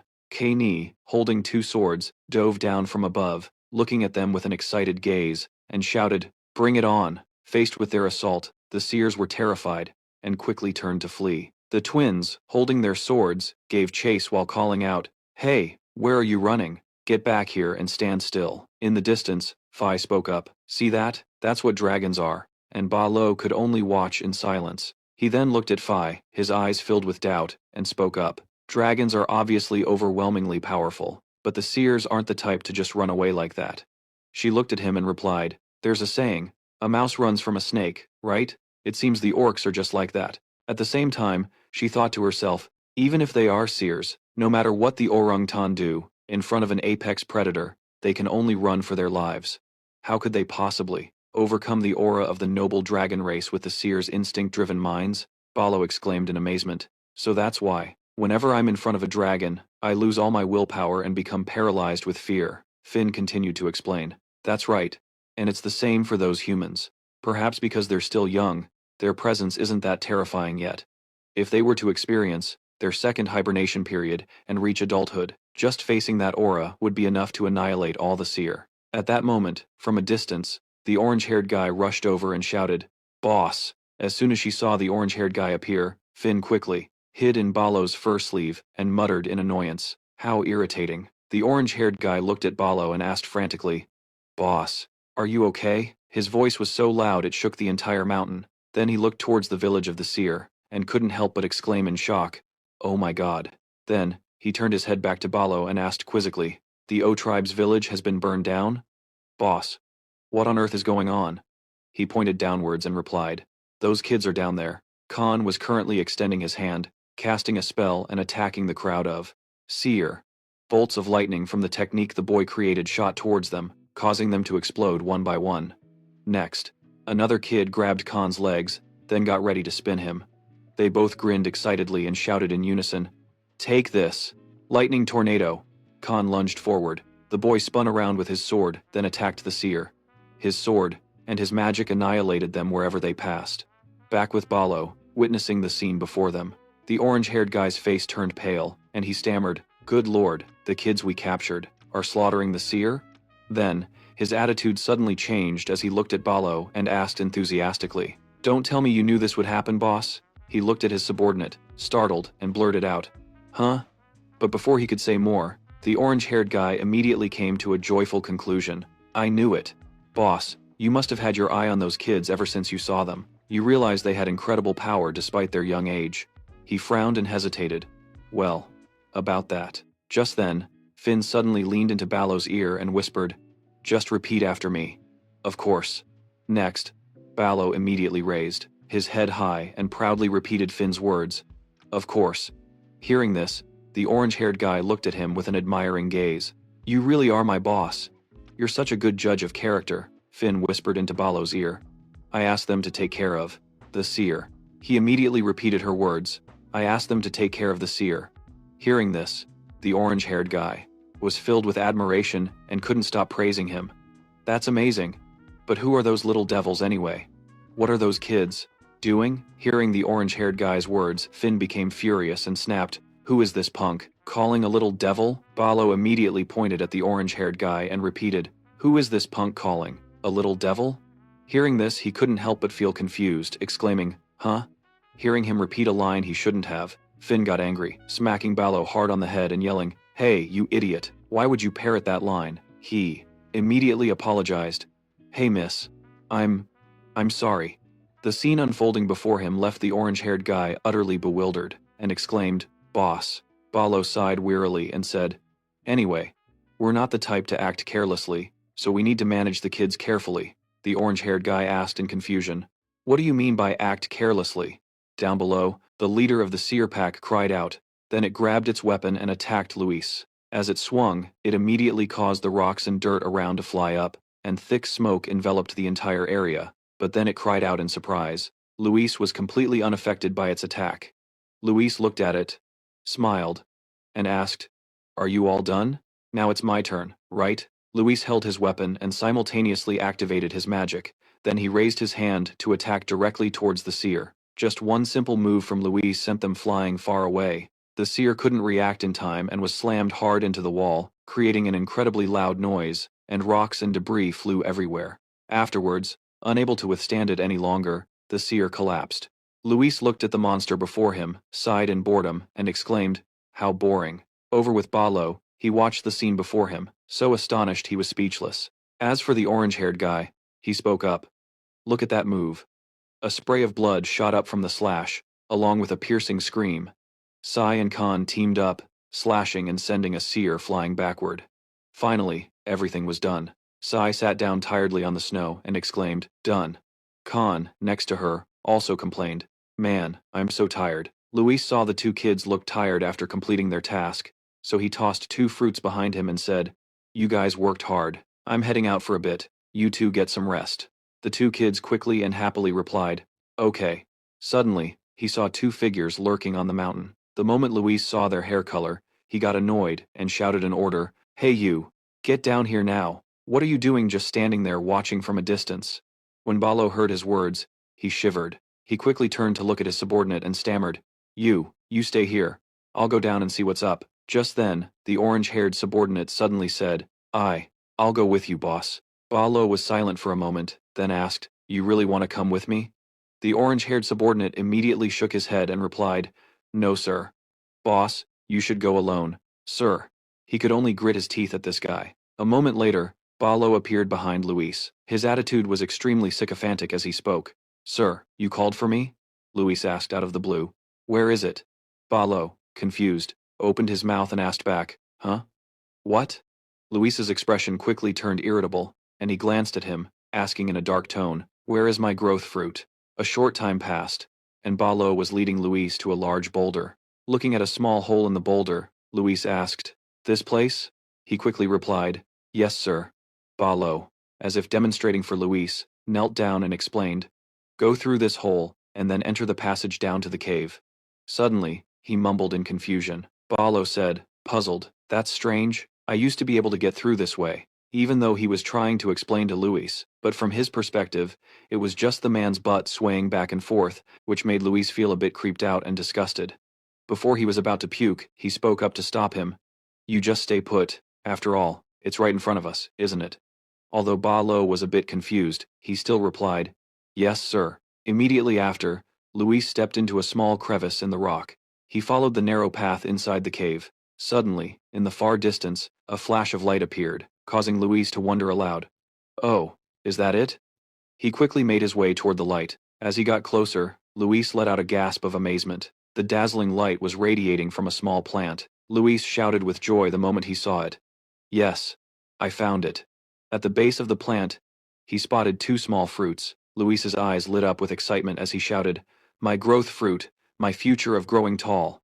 Suddenly, he was taken aback. Luis reached out and picked up the growth fruit, wondering aloud, "Why is it so small? This isn't even half the size described in the book." He thought for a moment before sighing in frustration. It seemed they weren't fully grown yet. At this rate, it would probably take at least 200 years for them to fully mature. Luis frowned, looking at the growth fruit thoughtfully. Eating it while it's this small would be ineffective, so what should I do? A moment later, he stepped back outside. The moment Balo saw him, he asked urgently, "You're back, sir. Did you find the growth fruit?" Luis dusted himself off and said with a sigh, "Well, you were right. The growth plant is down there, but the fruit is still way too small." Hearing this, he stammered, Then what do we do?" Luis replied as he walked forward. "There's no other choice. We have to wait for the fruit to ripen before it can be eaten."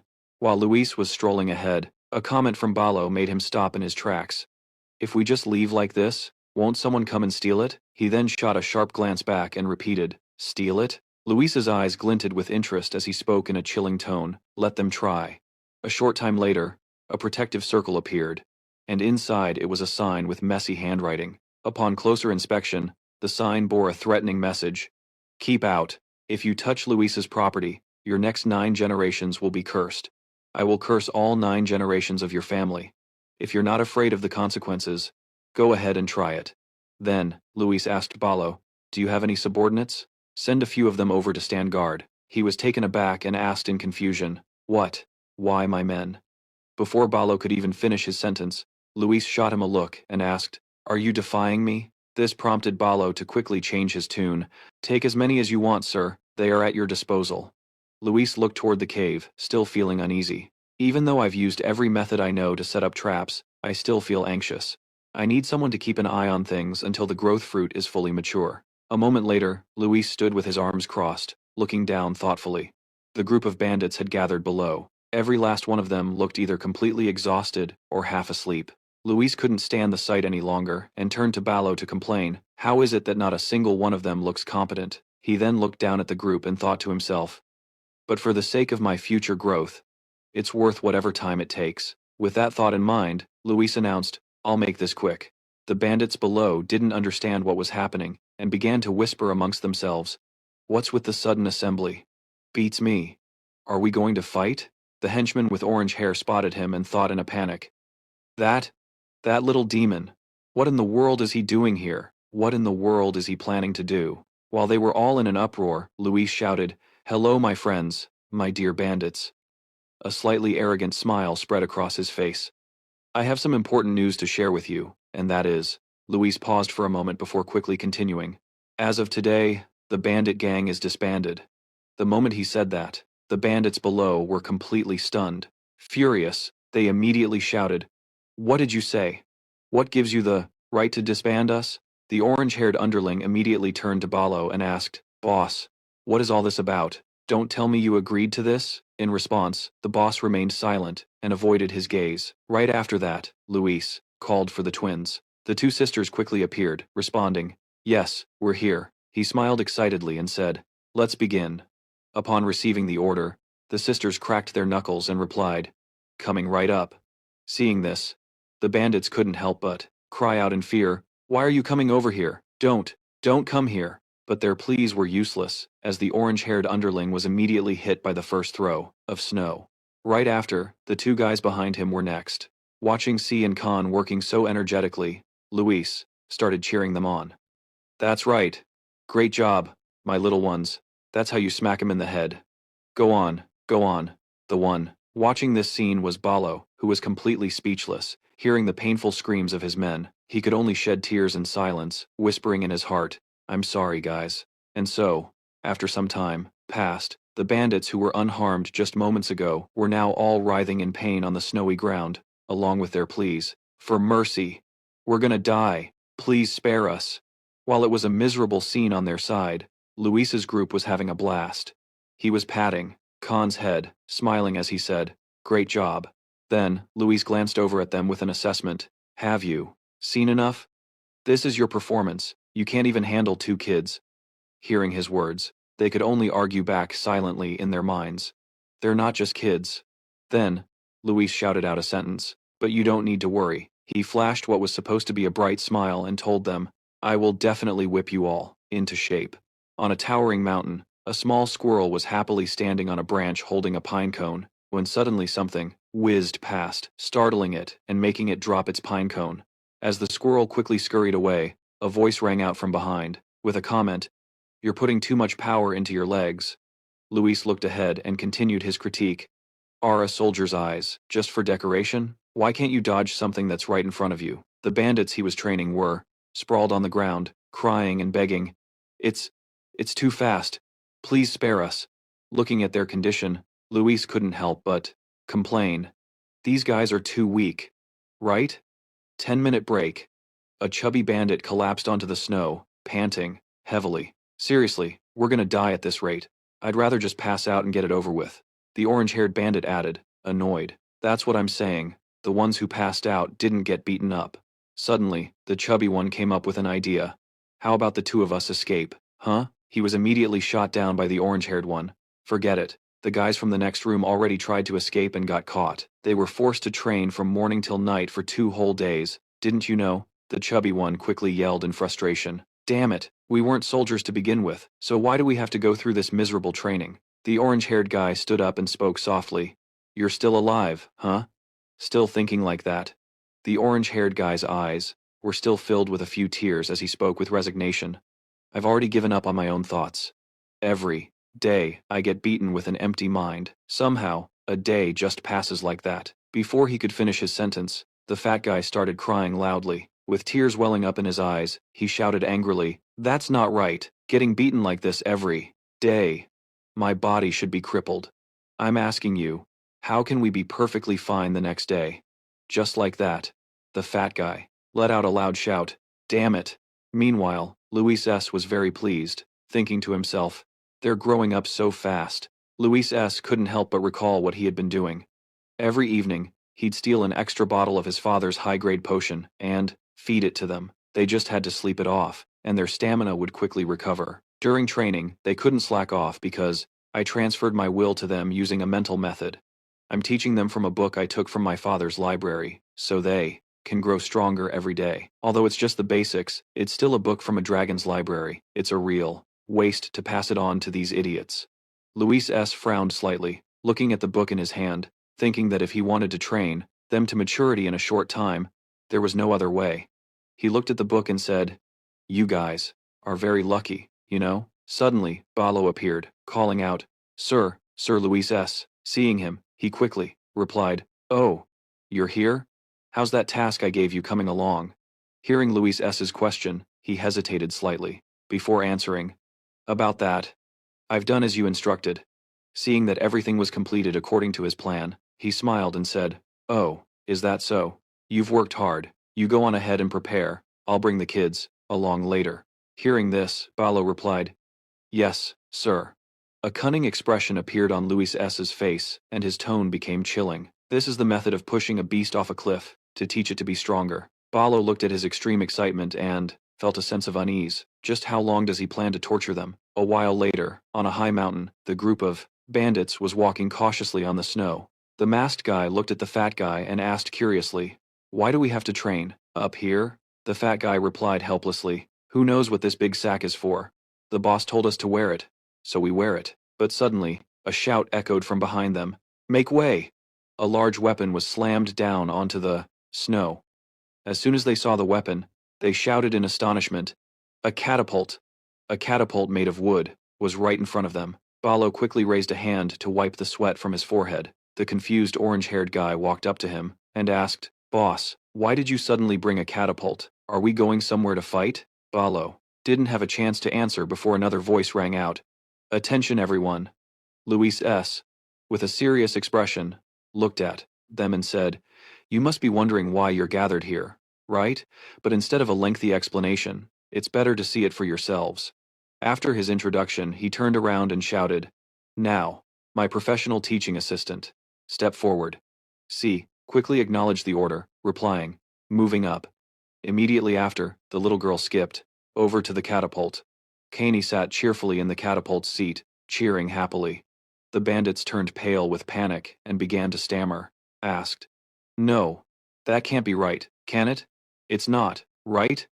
Luis So didn't care and shouted an announcement to the little girl. "Prepare the catapult." Sai cooperated and replied, "Ready."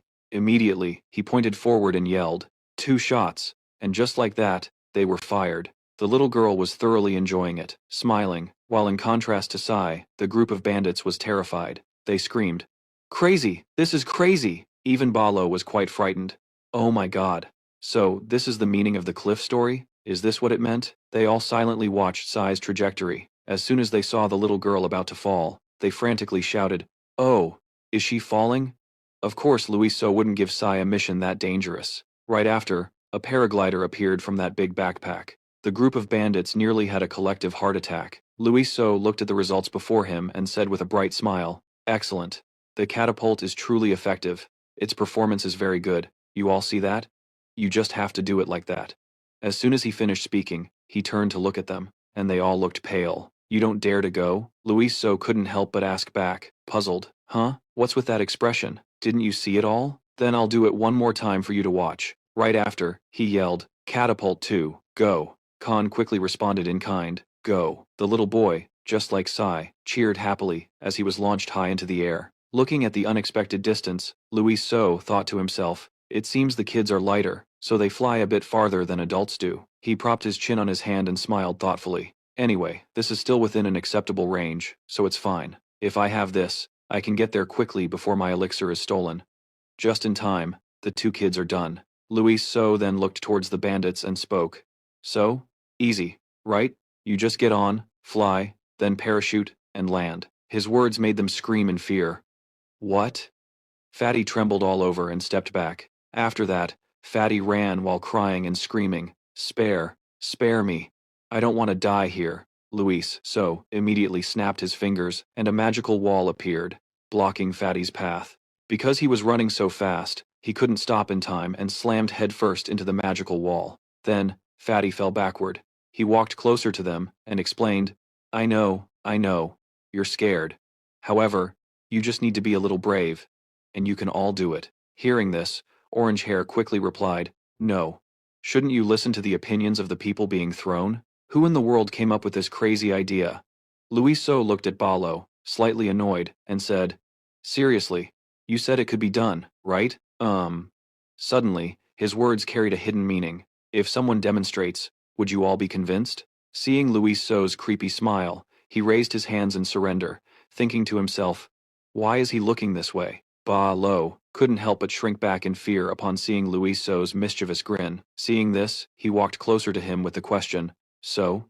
You can do it, right?" Ba Lo stammered in reply, I'm naturally very cowardly. So." Before he could finish, Luis So yelled to the others, "Hey everyone, your boss says the ammo is a bit small. Hurry up and bring the big ammo to fire." Orange Hair quickly understood what had just happened and replied, "Yes sir." If anyone doesn't understand why Luis So acted like that, let me explain. In Korean, the word for cowardly also means small stone. They immediately, angrily grabbed their boss, thinking, "This is all your fault, boss. While we were training our butts off, you were just chilling. After all, that human was the one who brought that catapult." Balo couldn't help but be stunned and shout, "You bastards, let go of me." Although they were scared, they stubbornly said, "Oh, you brought this on yourself, boss." Their tone was full of resentment. "It's all your fault." Seeing his underlings like this, Ba could only helplessly call them out. As he got closer to the catapult, he screamed in fear. Let me go, let go, please spare me. Despite his pleas, it was useless, and Ba found himself flying through the air after the order to fire was given. Lee watched the direction he flew, and thought to himself, I was worried that oversized body wouldn't even fly, but it looks like he's going pretty far, huh? Then he turned back and smiled at them, asking, all right then, who's next? The group of bandits quickly burst into tears, thinking, that's right, we have to go up. Mommy, I miss you. After that, the snowy, rocky landscape was filled with mournful screams. At that moment, one clear scream could be heard. So, this is what it feels like?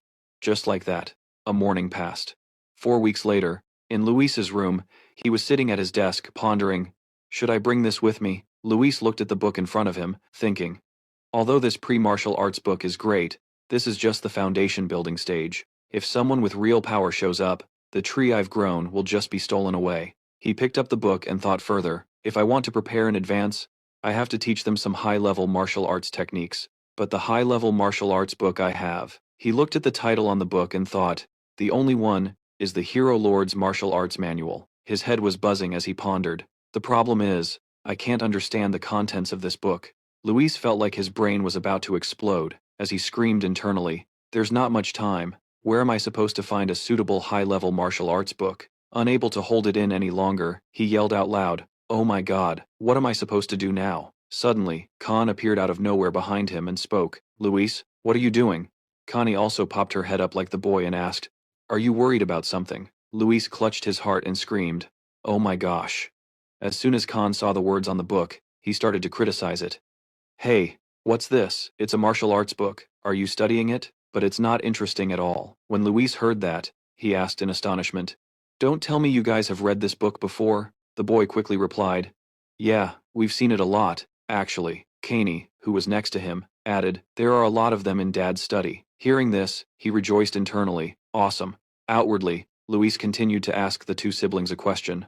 So, do you know any martial arts techniques? The little girl quickly held up her hand and boasted, Kaney knows 5 moves. The boy, not wanting to be outdone, cleared his throat and retorted, well, Khan knows 10 moves. The two kids argued for a moment, sparks flying between them. Well then, I know 20, and I know 100. Luis could only feel helpless with these two kids. They're usually a bit goofy, but after all, that's right. He smirked to himself. So they've definitely learned some high-level martial arts among their techniques. Right after that, Luis immediately suggested an idea. Stop arguing like that. Let's just see who has more. Kaney asked in confusion. Compare? Why? Khan seemed reluctant and replied, that would be too much trouble. Luis is very skilled at manipulating kids' minds. Weren't you two just arguing about who memorized more? Well then, let's see who's memorized more by writing it all down. As soon as they heard that, the two siblings eagerly shouted, I'm going to win. Let's do it. I'll win. After that, the two kids he'd tricked were furiously writing at the table. Meanwhile, Luis crossed his arms and smirked smugly. They really were clever kids. The competition between the two began when the candle was still long. A while later, as the candle was about to burn out, a shout rang out from behind. I'm done. Kenny happily ran up to him and said, Luis, I finished first this time. Right after, the boy denied it, saying, no, Khan finished first. Luis looked at the 2 stacks of paper in the siblings' hands and asked in amazement, you're already done? The little girl smiled and replied, yep. The boy next to her also chimed in, all done. He quickly checked them one by one, thinking, it wasn't just 1 or 2 books, they wrote this much? They didn't just scribble nonsense, did they? Suddenly, Luis stared blankly at the paper. Right after that, Luis frantically organized the stack of papers. After a while, he was finally done. Luis looked at the stack of papers, thinking to himself that they had written down the complete contents of over 10 martial arts books. Khan saw that he was done organizing and eagerly asked, who won? The little girl also quickly asked, Kenny won, right? The two kids started bickering back and forth. No, Khan won. What? I wrote 1 more book, so Kenny won. Luis helplessly put his hands on his hips, watching the two siblings. Then he shouted, it's a draw this time, Kenny asked in confusion. Huh? A draw? Khan, also confused, asked, what does that mean? Luis quickly explained to the two. The quantity Kenny wrote was 6 books more, but the quality of the martial arts content Khan wrote was superior. The two siblings' faces scrunched up as they heard Luis's judgment. Finally, he declared, "So it's a draw." The two kids, disappointed, whined, "That's so boring." Phim suddenly flew over and announced, "Master Luis, I have completed all the tasks you requested. The backpack has also nearly completed its task." He quickly replied, "Oh, is that so? Perfect timing." Luis smiled to himself, thinking, "I've got the high-level martial arts book. It's time to prepare to leave. Now let's start preparing the finale." 2 weeks later, a resounding shout echoed. The group of bandits, after their training, were listening to orders with extreme seriousness. The orange-haired guy shouted loudly, "All of you, salute." Luis stood on a large rock, watching them follow the order perfectly. He was very pleased and smiled. Even the fat guy who caused a ruckus before was now following orders seriously. Everyone had completely changed. Luis nodded and said with a smile, I am very satisfied. I want to express my respect to all of you who have followed me to the end for the past 6 weeks. You have all worked hard," they quickly shouted in response. Luis, with the two siblings standing on the rock, spoke seriously. "Perhaps all of you are curious as to why you had to endure such hellish training, like that." Then, Luis broke into a smile. "That's because." Right after that, a brilliant light suddenly appeared, dazzling them. The bandits, stunned by the sight, shouted, What is that?" They pointed forward and shouted, "Oh, there's a figure appearing behind that blinding light." The orange-haired guy, terrified, screamed, "Oh my God." Before their eyes was a dazzling figure in tones of white and gold. His eyes completely stunned everyone. A majestic voice rang out, "Listen, you mortals." The voice came from the figure that appeared like an illusion. "You have been chosen by the god Kenzozer." The bandits were shocked upon hearing the name. Ayla, the one with the green hat, stammered, "We've been chosen by the god Kenzozer?" There was a legend that had been passed down through folklore for ages. The god Kenzozer, a deity from ancient times, had destroyed the demons that were ravaging the world. It was rumored that this god of war built a mountain from the corpses of the demon race. That great god was now appearing before their very eyes, and it was overwhelming. Everyone began to waver. Meanwhile, Luis was busy operating things from inside the illusion of the god Kenzozer. He was working frantically within the god's body, complaining, "So busy, so incredibly busy." Luis silently admired the results of his own creation. The illusion of the god Kenzozer was created, using spatial methods to refract and reflect light. The situation was still going very well. He glanced to the side in confusion, and then shouted. Immediately, Luis announced, "There's a hole on the side of the illusion." The two sisters quickly ran over and replied, "Don't worry, we'll patch it up right away." Ka jumped up to adjust the illusion. After that, the hole on the outside gradually returned to normal. Luis looked back and praised them profusely. "Great job."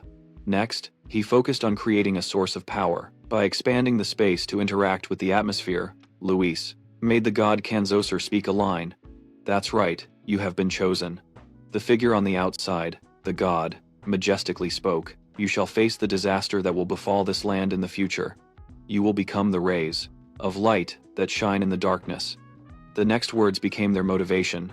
"Become the swords that condemn demons." Seeing that they were convinced, Luis smirked, thinking to himself that this was probably enough. "Now all I need to do is engrave this conviction deep into their minds." The god Kenzozer spoke, imprinting a red source of power, which appeared on the bandits' bodies as red letters. Full of faith, they shouted excitedly, "We believe in the god Kenzozer." Seeing that the moment had arrived, Luis sent a message to her. "Phi, now's the time." Phi quickly replied, "Yes, master." Right after, she flew over to a small tree. Phi poured the liquid from a glass vial onto its base. It was a plant growth stimulant, personally created by her master. After pouring out every last drop, as if by magic, the small tree grew rapidly.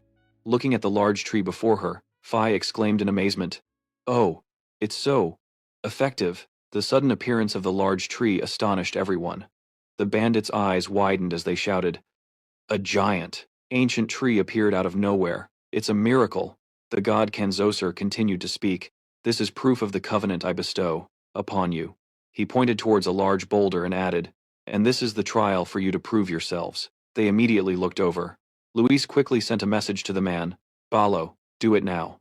The man hesitated slightly, and replied, "Yes, sir." Then, Balo took his axe and started chopping.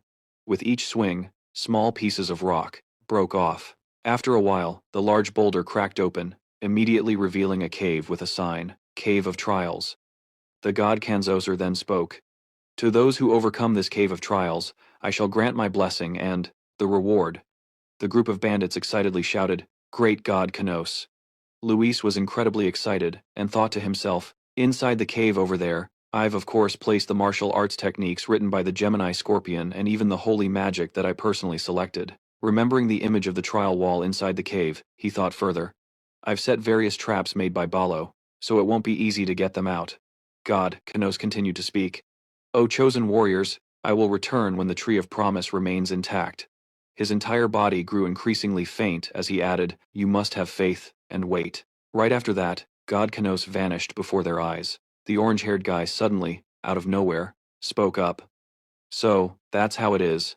The orange-haired guy, bursting with excitement, said to himself, That's right, we are the chosen ones, and all the hardships before were just a test for this selection. They all agreed with the orange-haired guy, and cheered happily. That's right, we are the chosen ones. Long live the great god, Kanose. Luis crossed his arms and watched them cheering joyfully. Great, he thought smugly to himself. A perfect ending. The two sisters and Finn also exclaimed, happily, This is so fun. We help too. Luis quickly returned the sentiment with a bow. Thank you very much. Thank you. Balo watched the children from behind without a word, and averting his gaze, he felt even more pity as he thought, they believe they were chosen by a god. Balo looked over at that large wish tree and mused, that tree is the proof of it all. This land has become a holy land, and they will willingly risk their lives to protect this holy land. He couldn't help but feel pity, these poor kids, pushed by fate to become guard dogs. Suddenly, Balo looked bewildered as a thought struck him. Wait a minute, if they're the guard dogs, then doesn't that make me the alpha dog? The mere thought of it made him collapse, lamenting his fate. Right then, Luis shouted at him, Balo, what are you doing? We have to leave now. Hearing his command, Balo could only reply dejectedly, Yes, let's go. Immediately after, Khan's voice rang out, Luis, Luis, where are we going now? Although she didn't know where, the little girl still happily spoke up, Let's go somewhere more interesting. Time passed by in Silverfire City. Jen Locker was pensively looking at the scenery outside the door. He sadly thought to himself, Luis, is the boy eating well now? Suddenly, Jen Locker sighed deeply. No matter how important the succession is, I shouldn't have let the boy go alone. He was extremely frustrated, thinking to himself, at such a critical time, where has father gone again?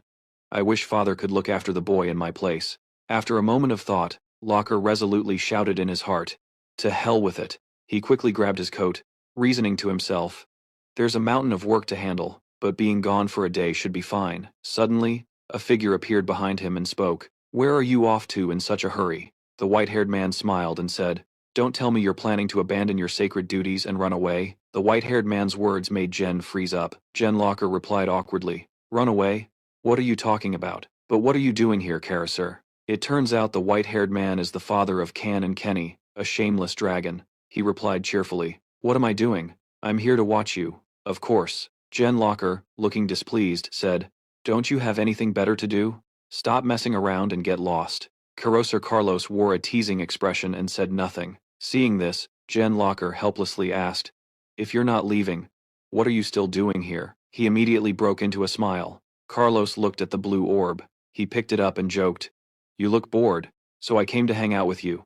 Jen Locker, completely exasperated with his friend, said, It's not me who's bored, it's you. Carlos didn't deny it and replied, Yeah, that's about right. He smiled as he looked into the orb. Inside the orb, an image quickly appeared of Leeser smiling brightly. Carlos then asked him a question. Are you worried about Leeser again? Jen Locker remained silent, saying nothing. As if seeing through everything, he said, You're planning to sneak out to see Leeser, aren't you? Jen Locker stammered in denial. I don't know what you're talking about. The more he acted this way, the more amused Carlos became, laughing out loud. He quickly reminded him, Don't you know the air is forbidden from going out? What will you do if you get caught? Jen Locker, at a loss, replied, What kind of people do you think the elders are? Of course they'll be keeping an eye on things. If I get caught, there's nothing I can do about it. Carlos unexpectedly cursed. Good grief, this idiot is that worried about Leeser, huh? Hearing this, Jen Locker shot back. So, you're not worried about your kids? He pointed to himself and answered, Kenny and Can. I'm not worried about them at all. Jen Locker couldn't believe it and asked again, What? How can that be? Carlos explained to him, You know my kids really like Leeser, right? Whenever they come over, they always look for Leeser. He spoke to him with excitement and a bright smile. Leeser is not an ordinary child. He even takes better care of the kids than I do. Jen Locker was silent for a moment, then retorted bitterly. How can this guy be bragging about that right now? Right after, Carlos casually replied, Jen Locker, you're too overprotective of your child. It's not that you shouldn't be, but Leeser isn't just some ordinary young dragon. Just thinking about Leeser, he could list off his outstanding qualities. He not only possesses 4 combat attributes, but if you look at the way he thinks and acts, he's no different from a fully grown dragon. There's no one in this world who has it easier raising a child than you. Then Carlos shouted in frustration, You guy, you're blessed. Even though Jen Locker knew this, he still said worriedly, Even so, but... Carlos immediately got close to him and said, So stop worrying about Leeser and worry about the succession instead. Who knows? Leeser might be enjoying his free time without you watching over him. Suddenly, as if remembering something, Carlos announced with a smile. Also, if you're afraid my twins will bully Leeser, you don't have to worry. I've already told the kids they have to listen to Leeser. Hearing his words, Jen Locker could only hold back his frustration and reply, The twins inherited your personality exactly, so I'm sure that's how it is. Carlos saw nothing wrong with that, and laughed heartily. Right? I think so too. He put a hand to his chin, pondering. Anyway, they almost caused a disaster, so I handed them over to Leeser. If they cause any trouble, I won't interfere and will let Leeser handle it. Then he laughed with delight. My kids might cause trouble, but if it's Leeser, won't he know how to solve it quickly and efficiently? Meanwhile, Carlos was completely oblivious to Jen Locker's face growing darker and darker. He immediately looked at his friend and asked, How about it? Do you see how well I've educated the kids now? Right after that, Manhwa immediately heard the sounds of a violent clash. Just as he had guessed, Koss was getting beaten to a pulp by Jen Locker. This guy, today I'm definitely going to crack your head open to see what's inside. What's wrong? What's the matter with you? Stop it. And then there was just a dark void. The sounds grew fainter and fainter. At the same time, Luis Chu was traveling. His name was being called with great energy. Luis Chu, Luis Chu, Luis Chu. He could only shout back helplessly, Stop calling me, you kids. The 2 little ones looked at Luis Chu with sparkling eyes and said sweetly, But if we don't call you like that, Luis Chu won't look at us. He raised a hand to his head and replied wearily, all right, you can stop calling me now. Right after that, the 2 children hugged Luis Chu tightly. No matter what he said, Can you let go for a bit? The 2 kids replied decisively, We don't want to let go. Luis is the best. He could only wonder helplessly, What on earth did I do in my past life to deserve this? Suddenly, there was a call. Young Master Luis. A horse galloped over. It was Ba Lo who had brought the horse and the carriage behind it. Right after that, he shouted, Whoa, Ba Lo quickly said to Luis Chu, as if seeking praise, I have prepared the carriage as you requested. He patted the horse's head, smiled, and replied, Oh, well done, now we can travel more conveniently. Then Luis Chu asked him, Ba Lo, if we head west, what's the nearest port? He thought silently for a moment, then answered, If you're looking for the nearest port to the west, that would be Port Luthen. It's a place with bustling trade with other continents, so it's very easy to find a ship. As soon as he heard this information, Luis Chu immediately asked, Is that so? How long does it take to get there? Ba Lo quickly calculated and replied, At this speed, it would take about half a year. If we include the time we can't travel due to blizzards, it could take a year. Hearing this information made Luis Chu think for a moment. 1 year, that's longer than I thought, huh? If something unexpected happens, it could take even longer. He looked at him and asked, Isn't there any other way to go faster? Ba Lo scratched his head, trying to remember. He thought for a while, then spoke. On the ice continent, there's a lot of snowfall, so a horse-drawn sleigh is probably the fastest way to travel. Other than that, there's no other way to shorten the time. Luis Chu rested his chin on his hand, pondering. It's unavoidable that I'll be stuck on the ice continent for about a year. This is so difficult. Suddenly, Ba Lo hesitantly called out, Sir Luis Chu. He looked over and asked, What is it? He stammered a bit as he asked, I don't know if it's possible, but can't you contact the other dragons? Seeing Luis Chu glance at him, Ba Lo quickly added, Ah no, of course you've already considered that. He gave an ingratiating smile and added, Or if you are acquainted with any dragon on this continent, you could ask them to take you home. As if his mind was cleared, Luis Chu thought to himself, Yeah, right, he thought silently. There must be dragons hiding on the ice continent. I could beg one of them to take me. It would be fine. But then, Luis So suddenly went quiet. In a low voice, Luis so said. What dragon? Ba Lo seemed to not hear clearly and asked again. I'm sorry? The atmosphere around him grew dark as he replied. I said, I don't know any dragons. The man also grew gloomy upon hearing that and said, Oh, my God. Then, right after that, Luis so seemed to remember something and called out, That's right. Phi. Could it be that you don't know anyone? She answered a bit shyly. I don't really know the other dragons either. The two kids also excitedly shouted, We don't know either. Luis just vaguely replied, Yeah, I wasn't expecting much from you guys. He silently calculated, if he could find another dragon, it would significantly reduce the travel time back. Looking at the snowy landscape all around, Luis wondered where he could even find a dragon. Suddenly, as if an idea struck him, he spoke up and asked him, Oh, right, Balo, do you know anything like legends about dragons? Hearing this, he repeated the words, Legends about dragons?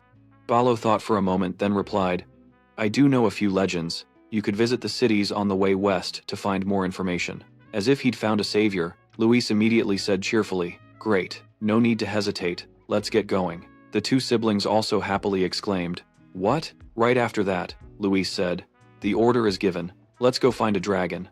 The sun gradually set, enveloping the majestic snowy mountain. Tall pine trees lined both sides of the mountainside, as a horse-drawn carriage slowly moved forward. Balo pulled the reins tight, making the horse stop. Whoa, horse! He turned back to look at Luis, seeing him sitting quietly in one spot, with Finn also leaning silently on his shoulder. The two kids, Sai and Khan, were already fast asleep, so he said, It's already dark, and it's still a long way to the next city. I think we should stop and rest here. He nodded in agreement. Let's do that. The clear blue sky was now painted a brilliant orange. A campfire was quickly set up in the winter scene, making the air feel less cold. Luis's group sat in a circle. At this moment, a few chickens appeared on the fire, being roasted. The aroma of the food quickly spread, and the color looked incredibly appealing. When Sai and Khan saw it, their eyes lit up, their craving faces unconcealed, as they exclaimed, Grr, that looks so good. Khan looked at Balo, asking expectantly, Hey dwarf, when will this be ready? Seeing the two kids so excited, Balo also replied, It's almost ready. Just a little longer and you can eat. Balo picked up the food. He carefully sprinkled some more seasoning to make the meat more flavorful. Sai and Khan looked cute with their excited expressions, their eyes sparkling brightly, wearing blue and white clothes with yellow bows. And in front of them was a glistening, shining roasted chicken. Alright, it's done now. Without hesitation, Sai and Khan cheered, Ooh, ooh, ooh. While the two kids were enjoying their meal, Balo also didn't forget to give food to Luis. Young Master Luis, you should eat now too. Luis took the roasted chicken from his hand, nodding in response. Yeah, after taking a bite, ignoring the food stuck to his face, Luis suddenly exclaimed, Oh! He turned to look at Balo, offering him some praise. This is pretty good. The meat is seasoned just right. His compliment made Balo shy. He scratched his head and laughed. Haha, you're too kind. Luis licked his fingers, his tone turning serious as he asked, Let's get back to what we were talking about. You said the dragon that appeared on the mountain is named Ka-Oa? Balo answered respectfully. Yes, sir. I heard this from a hunter in the city we just passed through. About 20 years ago, a monster appeared in his village, and everyone believed it was a dragon. Phúc Duong suddenly flew straight into Balo's face, causing him to cry out in pain. Ack! Luis's face turned red with anger. He pointed at him and shouted, A dragon? What are you talking about? Anyone hearing you would think you're close with that dragon species, Balo stammered, trying to explain. Oh, no sir? About that. Luis so stomped on Balo's foot with all his might and yelled, What is it? A monster, huh? Let me show you what a real monster is like, huh? Balo, in pain, repeatedly apologized. I'm sorry. Balo's words seemed to infuriate Luis so even more. His face was aggressive, his eyes filled with rage as he pointed at him, getting bold now. You think you're my equal? Say it again, properly this time. Balo, with tears in his eyes, quickly corrected his words. Yes, sir, According to the old hunter, 20 years ago in his village, the people witnessed a noble appearance. They believed it was the Dragon Lord. A mighty dragon with blood-red eyes, towering like a mountain, appeared in Balo's tail. It was as large as a building, and its roar was deafening. All the villagers in the village were terrified. Luis so sighed, his voice no longer as harsh as before. With just that much information the credibility is low. Have there been nothing but baseless rumors for the past few weeks?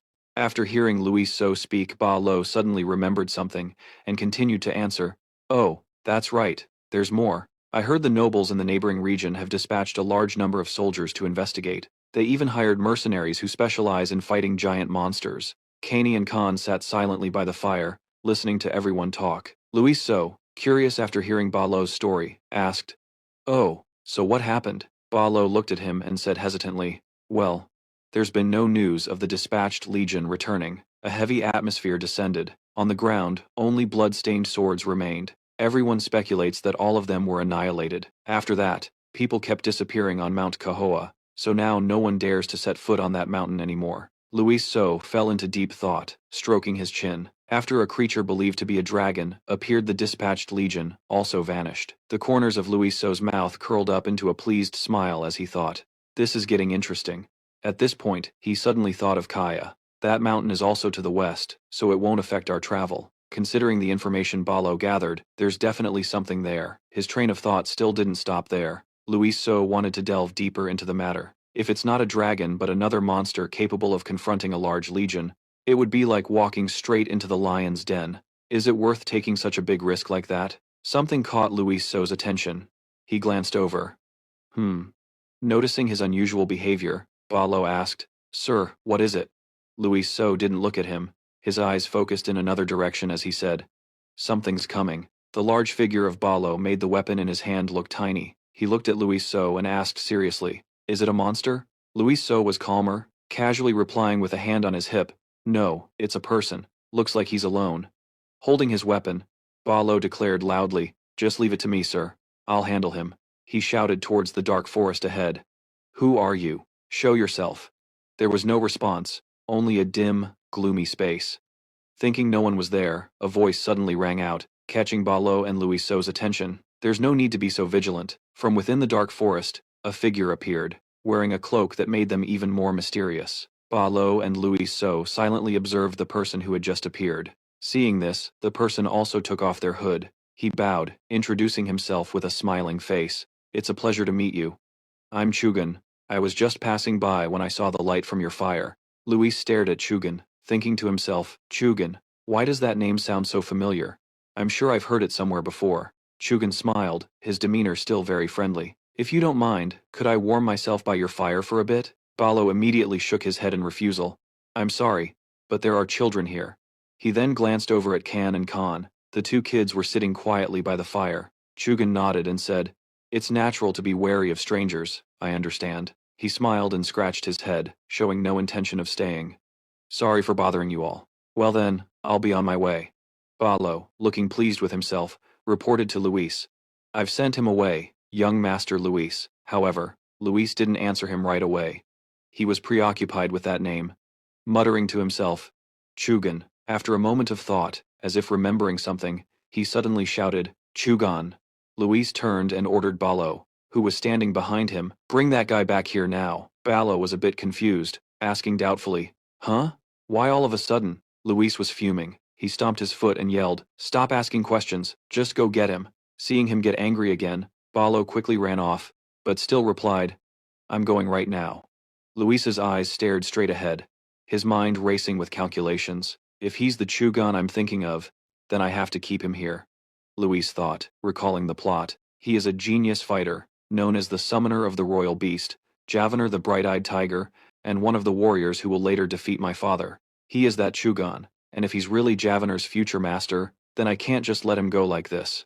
While Luis was lost in thought, Balo had already brought Chugan back. He reluctantly explained, well, I figured you don't seem like a bad person, so you can stay for a bit." Chugan's face still held that same friendly and gentle expression. He said gratefully, "Thank you so much. You've saved my life." Noticing Luis staring at him, he asked, "What's wrong, kid? Is there something on my face?" Luis's purple eyes were filled with confidence as he looked at Chugan and asked without reservation, "To dare travel alone in such a remote place? You must be pretty strong, right?" Chugan's smile widened, his face showing no signs of suspicion.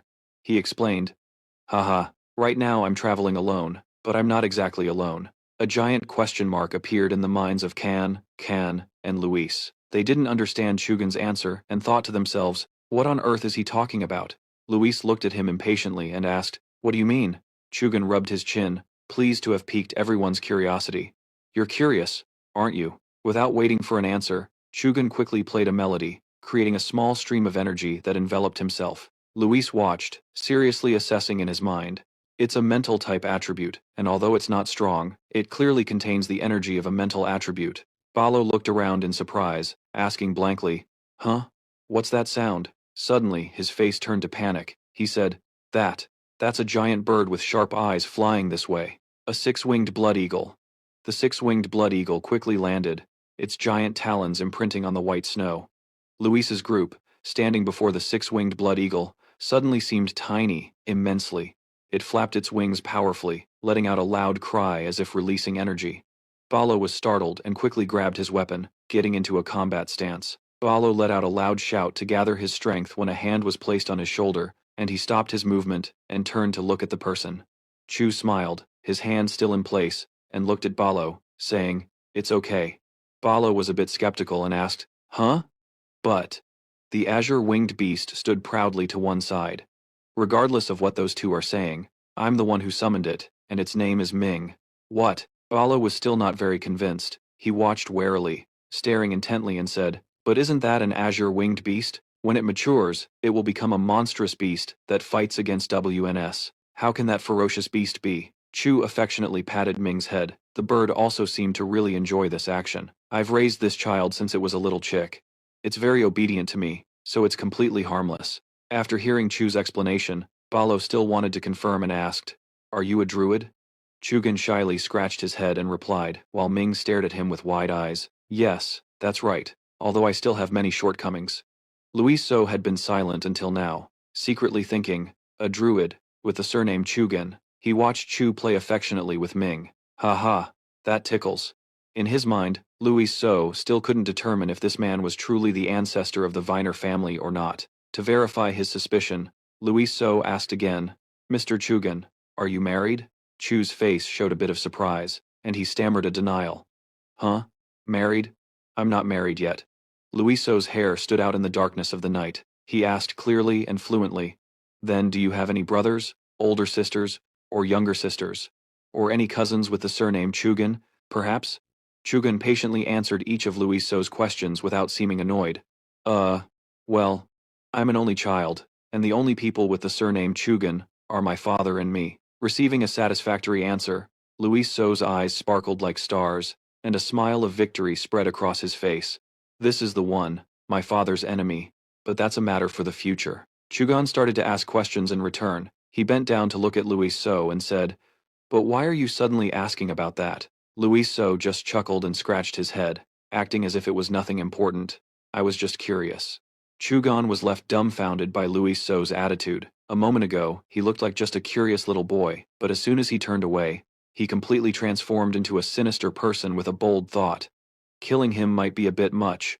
Or maybe I should make him sterile so he can't see his descendants? Chugan felt a cold chill run down his spine. He hugged himself, his body trembling slightly as he said, "Brr, why did I suddenly get the chills?" At this point, Balo no longer held any prejudice against Chugan. He spoke to him in a friendly manner. "If you're cold, come sit by the fire and warm up." Chugan didn't refuse. He smiled and said his thanks. "Ah, yes, thank you very much." Seemingly noticing something, Chu grunted.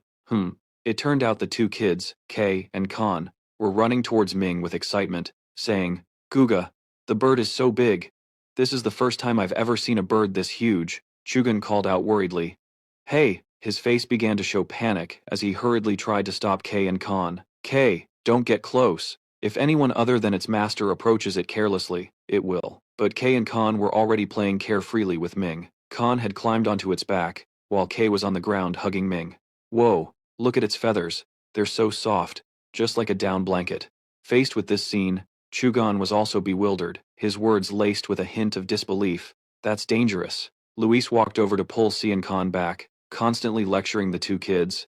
"Hey you two, you can't just touch other people's pets whenever you want." As Sai and Khan were pulled back, their faces lost all interest, filled only with disappointment. Mingyu suddenly stared intently at Luis, making him say in surprise, "Huh." A powerful, gloomy shadow now enveloped Luis from behind. Perhaps seeing this, Mingyu lost control. It flapped its wings relentlessly, squawking. "Squawk, squawk!" Chugan worriedly shouted, "Hey, that's dangerous!" Unexpectedly, Mingyu flipped over onto its back, raising its two claws into the air. It still had that same indifferent look in its eyes, but surprisingly, it had flipped over for Luis to scratch its belly, even letting out little chirps to show it was really enjoying it. This action from Mingyu left Chugan speechless. Luis, full of affection, said, "Igo, good boy, good boy." Chugan was practically drooling with jealousy, his voice filled with grievance. "Mingyu, you never act like that with me." Sai and Khan comfortably lay on Mingyu's belly, saying happily, "It's so warm and soft, tonight I'm going to sleep with it." Seeing his bird not protest at all when someone other than its master petted its head or even climbed on it, Chugan's mood was all over the place. He asked Ba Lo, "Just what kind of powerhouse are those kids from, anyway?" Ba Lo didn't know how to explain, stammering, well, about that." The stars had appeared in the sky. Around them it was incredibly quiet, making the next words ring out even more clearly. They are my grandchildren." The sun gradually peeked out from behind the snow-covered mountain, and a new day began. Ba Lo was busy rearranging their belongings on the carriage. Just then, Chugan appeared from behind. He bowed to express his gratitude. "Thank you for letting me stay for the night, and for letting me travel with you. I really don't know how I can repay you."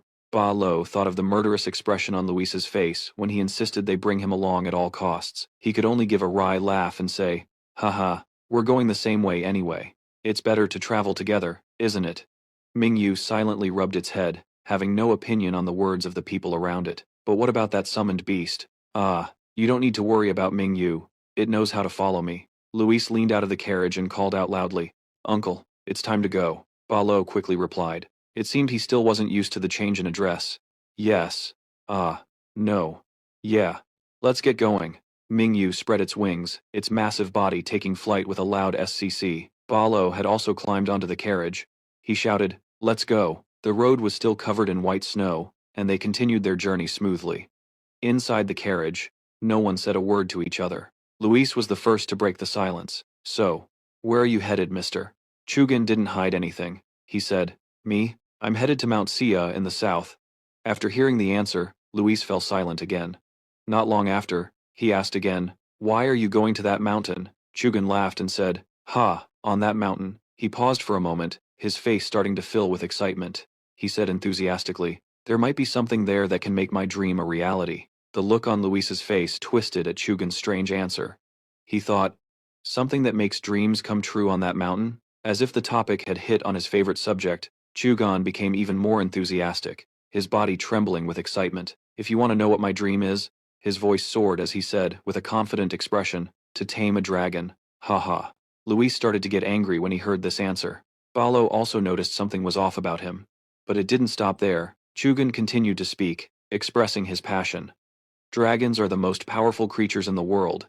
You could say that a dragon is the goal, the dream of all druids." At the mere mention of a dragon, Luis's expression changed drastically. A murderous aura began to emanate from behind him, but Chugan didn't notice and kept rambling on. "If I can just tame a dragon, then I won't have to fear anything in this world anymore. The great and wise dragon." Seeing that the situation was getting tense, Ba Lo quickly jumped in. "Ha ha ha, this kid is really something. You're chasing an impossible and dangerous dream. If you keep this up, you will really get yourself killed." Chugan laughed until his eyes crinkled and said, "That's what makes it a dream. Just you wait and see." Luis's mood was now at a breaking point, yet Chugan piled on with another comment. "One day, I will tame a dragon with my own two hands." Luis reached his limit and thought, maybe I should just take care of him right now? Luis sighed, his train of thought continuing. "I don't know what's on Mount Kiowa, but I'm sure it's not a dragon." Luis no longer paid any mind to Chugan's words. He began to calculate seriously, because if there really was a dragon on the mountain, there's no way it would let this fool live and let himself be tamed. If that were the case, then Javanir would have never been born. Luis's gaze now shifted elsewhere, no longer looking at Chugan. Then, the creature on Mount Kiowa might be. As he thought this, the image of a majestic white tiger appeared in his mind. So it's most likely a fierce tiger. If he really manages to tame the fierce tiger on Mount Kiowa, then it will grow stronger over generations and become the fierce tiger that accompanies Javanir. At this thought, his expression darkened. "But I can't let that happen. I have to make the first move." Luis clapped his hands, looking at Chugan with a voice full of admiration and said, "Chugan, what a grand dream indeed." At his praise, Chugan shyly scratched his head and replied, unaware that the compliment was just for show, "Ha ha, Thanks, kid. Balo silently listened to Luis's words to Chugan. I hope you achieve that dream of yours. It seemed Chugan truly believed Luis was sincere, so he replied cheerfully, yeah, in the future, I'll definitely let you come with me. As someone who understood Luis well, Balo could only shake his head and sigh, thinking, you poor kid. Balo sighed, and thought to himself, may you rest in peace. Despite everyone being lost in their own thoughts, the carriage still continued to move forward. On a road covered in white snow, under a clear blue sky amidst rolling mountains, it signaled that a beautiful day was approaching. Chugan stretched his body, feeling refreshed, and let out a lazy sound. In front of him stood the majestic, snow-covered Mount Kiowa. Chugan glanced at the surrounding scenery and exclaimed, what a wonderful morning to meet a dragon. Suddenly, a voice called out from behind him, and the unexpected sound made Chugan turn around in suspicion. It was Luis. He was still half asleep, stumbling out of the carriage. It really is a morning so wonderful that even a dragon would wake up feeling refreshed. Chugan looked at Luis's adorable appearance and couldn't help but smile, bending down to ask, did you sleep well? It looks like you had a great morning. Luis hastily replied, yes. By the way, have you seen the twins?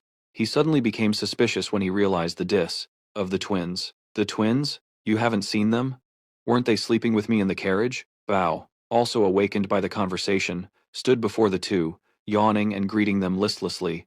Good morning. Luis so continued with the question he had asked Chugan earlier. Have you seen the twins? Just like Chugan, Bao was completely unaware of Connie and Khan's disappearance, replying with a puzzled look. No. I haven't seen them. I don't think so. Luis So looked annoyed, his eyes darting around in search of the two mischievous, missing children, then grumbled. Those kids, where did they run off to so early in the morning? Don't tell me they've caused some trouble? From behind the carriage, Phi quickly appeared, immediately reporting to his young master Luis So, I've found the twins. Luis So looked in Phi's direction, and listened intently. Oh, really? Where are they? Phi looked clearly troubled, hesitating on how to answer Luis So, and could only offer a strained smile. From a distance, a piercing scream calling Luis So's name caught his attention, drowning out all other surrounding noises. He quickly glanced towards the source of the shout with a questioning look. A cheerful Connie was hugging the left leg of a large white tiger. Not to be outdone, Khan was holding its right leg. The twins were dragging the poor animal across the white snow, announcing to Luis So, look, we found a cat.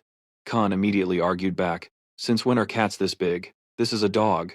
Luis So's expression was priceless. He felt helpless, thinking to himself, it's not a cat, and it's definitely not a dog. Chugan was instantly shocked, seemingly unable to believe what he was witnessing. He stammered, no, could this be? Before them now, the majestic white tiger had gone limp, too exhausted to even stand up.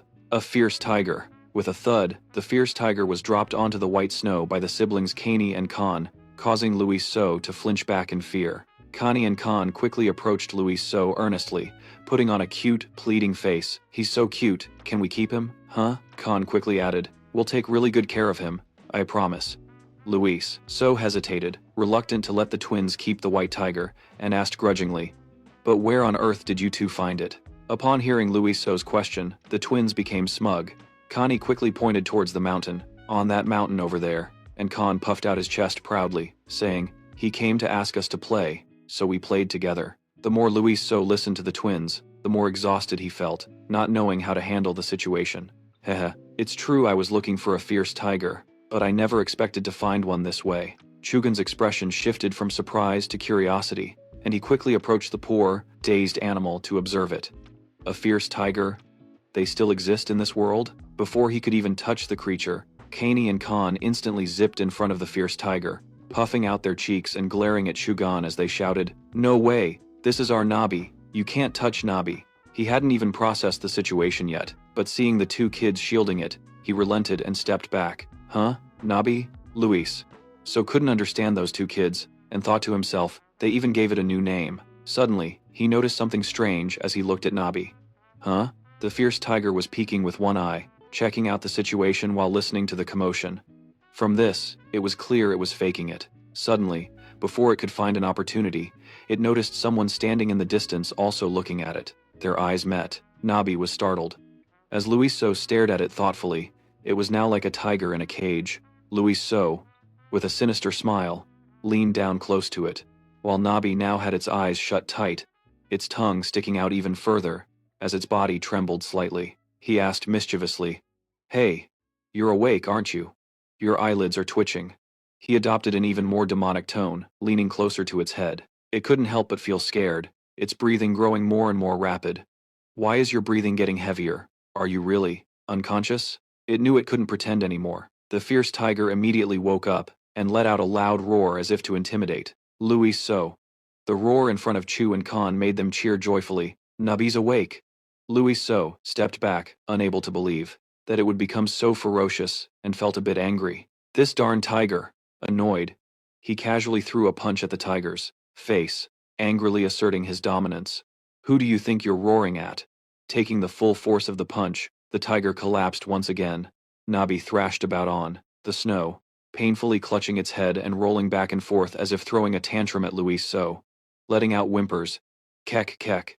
Seeing this, Louis So didn't know what else to say, simply crossing his arms and sighing. Chu's eyes were wide with astonishment, going from one surprise to another, unable to believe his eyes. Knocking out a fierce tiger with a single punch? Balo gave an awkward laugh and scratched his head, not knowing how Thon Min would react in front of Chugan, whose face was contorted, unsure of what emotion to show.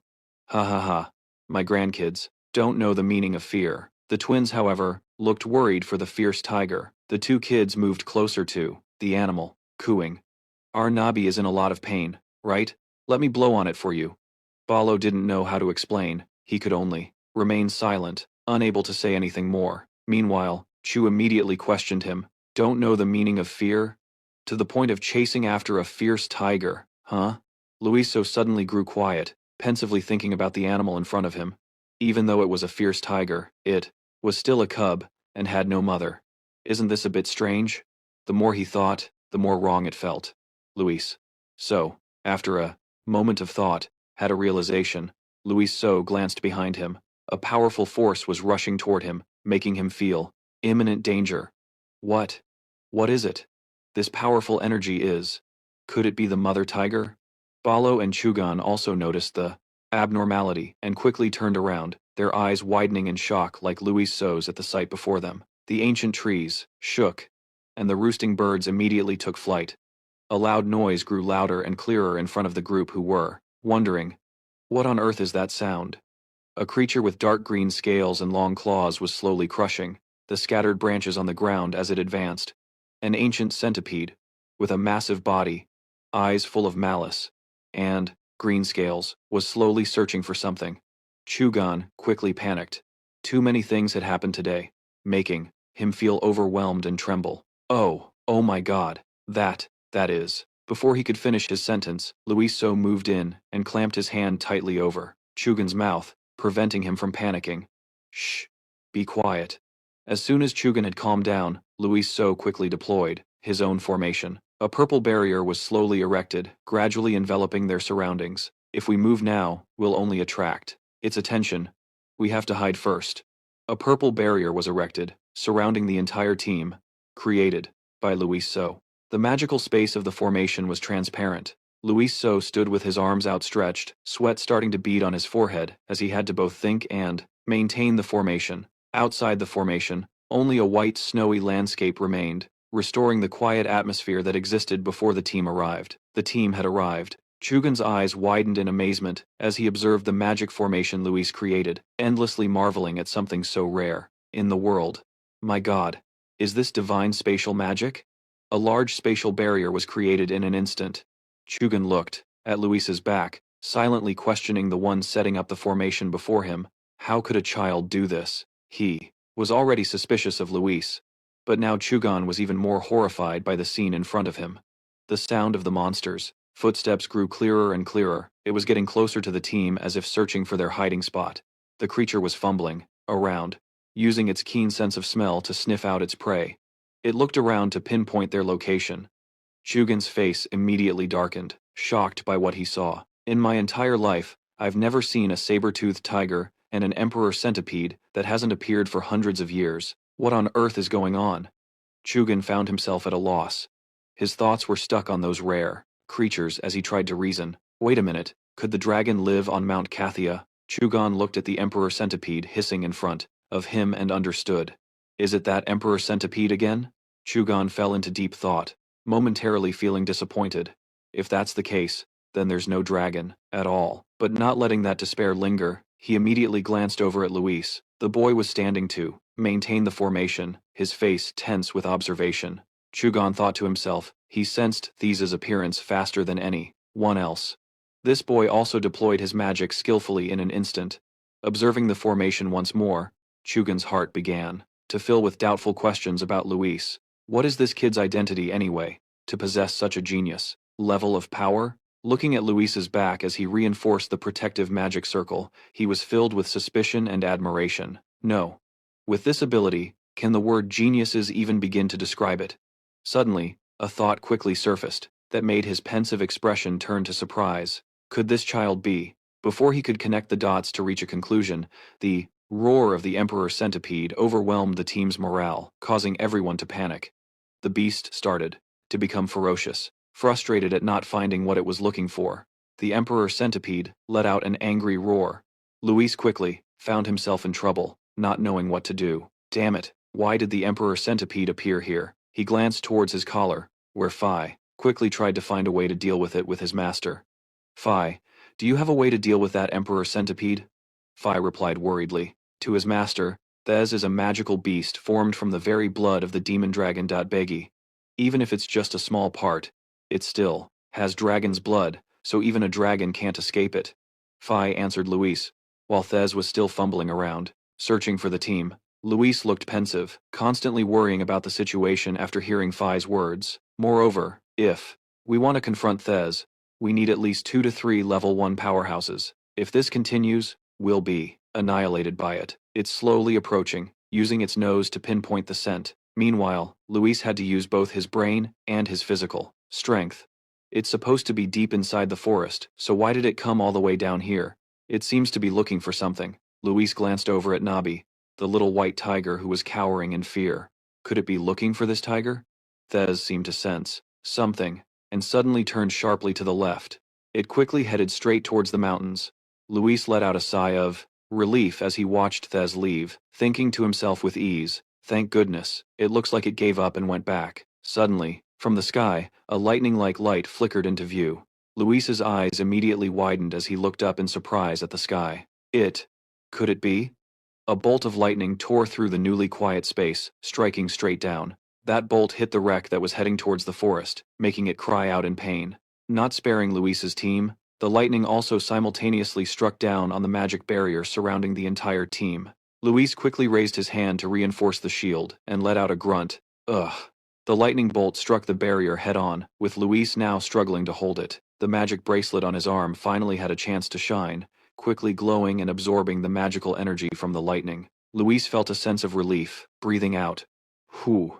As the residual electricity from the bolt still crackled around him. But where did it come from? The wreck was now standing right in front of the team, its ferocious gaze looking like it wanted to swallow them whole, startling even Luis. He was at a loss for words, unsure how to face this situation, and could only manage a bitter smile. The divine barrier has been broken, there's nothing more we can do. 5 people and 1 beast took to their heels, running and screaming. Behind them, the wreck roared as it chased after them. Hey! Hey! The twins, with tears welling in their eyes, ran with all their might while screaming for help.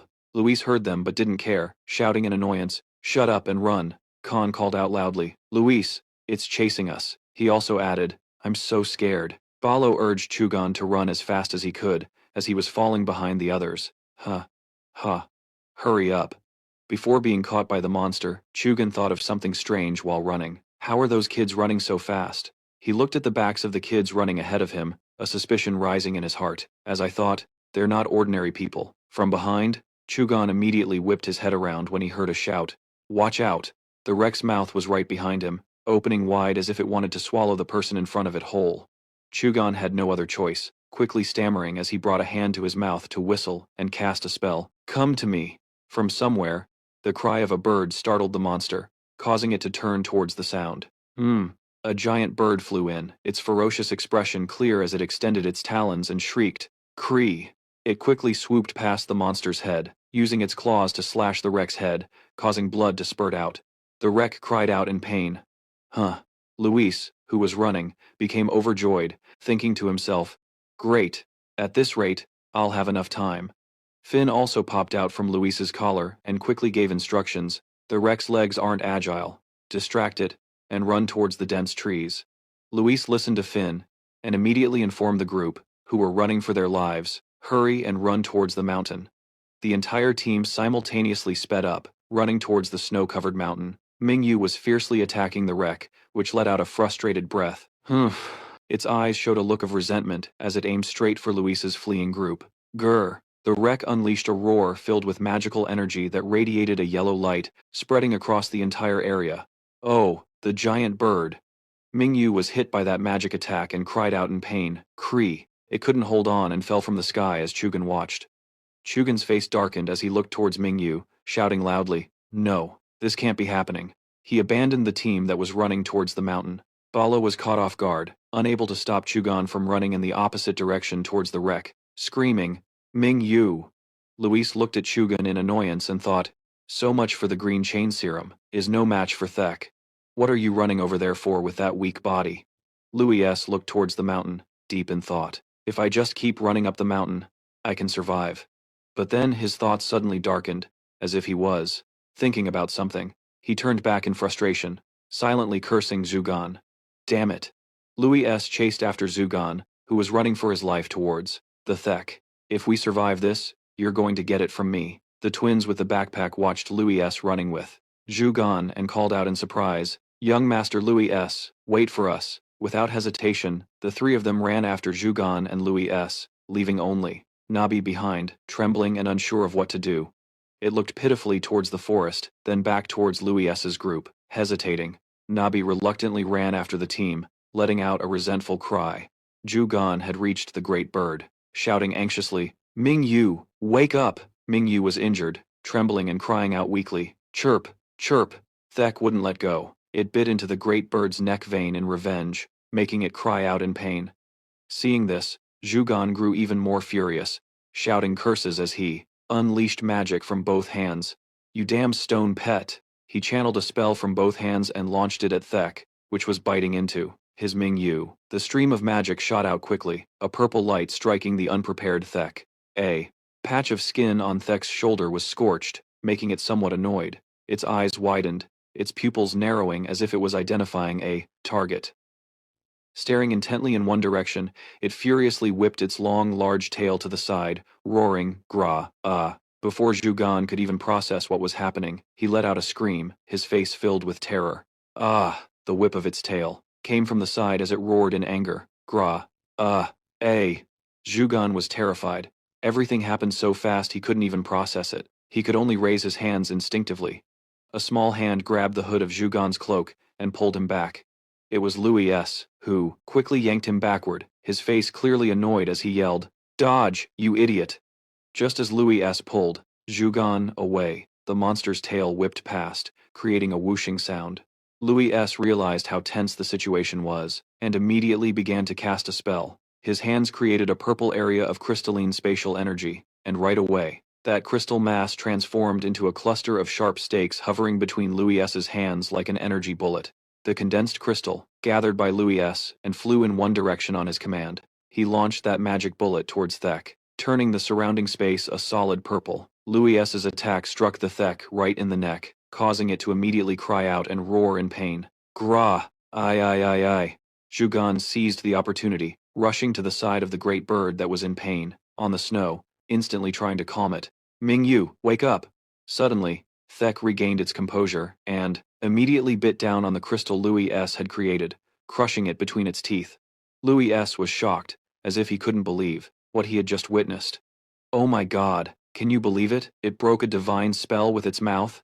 Luis refused to give up and immediately spread his arms, intending to create a new spell formation. If that's the case, a sonic wave moved towards Thek, enveloping its entire body. It was Luis' spell, a divine will conversion technique. Ancient runes wrapped around Thek's head, making it dazed as it cried out. "Ugh." Luis looked triumphant, seeing it being controlled, his hands still tightly maintaining the spell formation. "Great, I've got it under control, just keep it, like that." But Thek refused to give up. The moment it was subdued, It immediately shattered the spell formation that Louis S. had painstakingly created, then roared loudly. Going from one surprise to another, as Deck destroyed the magic circle. Impossible? Is the divine will magic ineffective? Fian popped out from his collar and quickly explained to Luis, so that the monster only knows gluttony and slaughter, there's no way divine will magic can control it. Luis so didn't know what to do, and said in frustration, damn it, just how stupid is it? Deck changed its target, turning towards Luis so, and opening its massive mouth as it charged like an arrow. The twins quickly provided support, rushing in front of Luis so. With swords in hand, the two of them charged forward and slashed at Deck's body. Khan exclaimed, ah, it's so tough. Kani, holding twin swords, also had tears welling up, my hands hurt so much. Although Deck wasn't externally injured, the twins' magic had enveloped it, causing it to cry out and groan in pain. Huh? Luis so suddenly noticed the monster's pain. What? The attack on its head from the twins is effective. A voice called out from behind the twins, making them turn around. Luis so commanded, Connie, attack again. Luis so pointed at the creature's head. Its weak spot is its head. Keep attacking its head. Hearing this, the twins felt a surge of excitement. The weapons in their hands were summoned once more. We got it. Let's go. Khan and Connie, in a two-person sword combination, attacked Dex's head, making it cry out mournfully. Luis so said triumphantly. Great, its stamina is weakening. Luis so gave a devilish smile, summoning divine magic with both hands. Looks like I underestimated our full strength.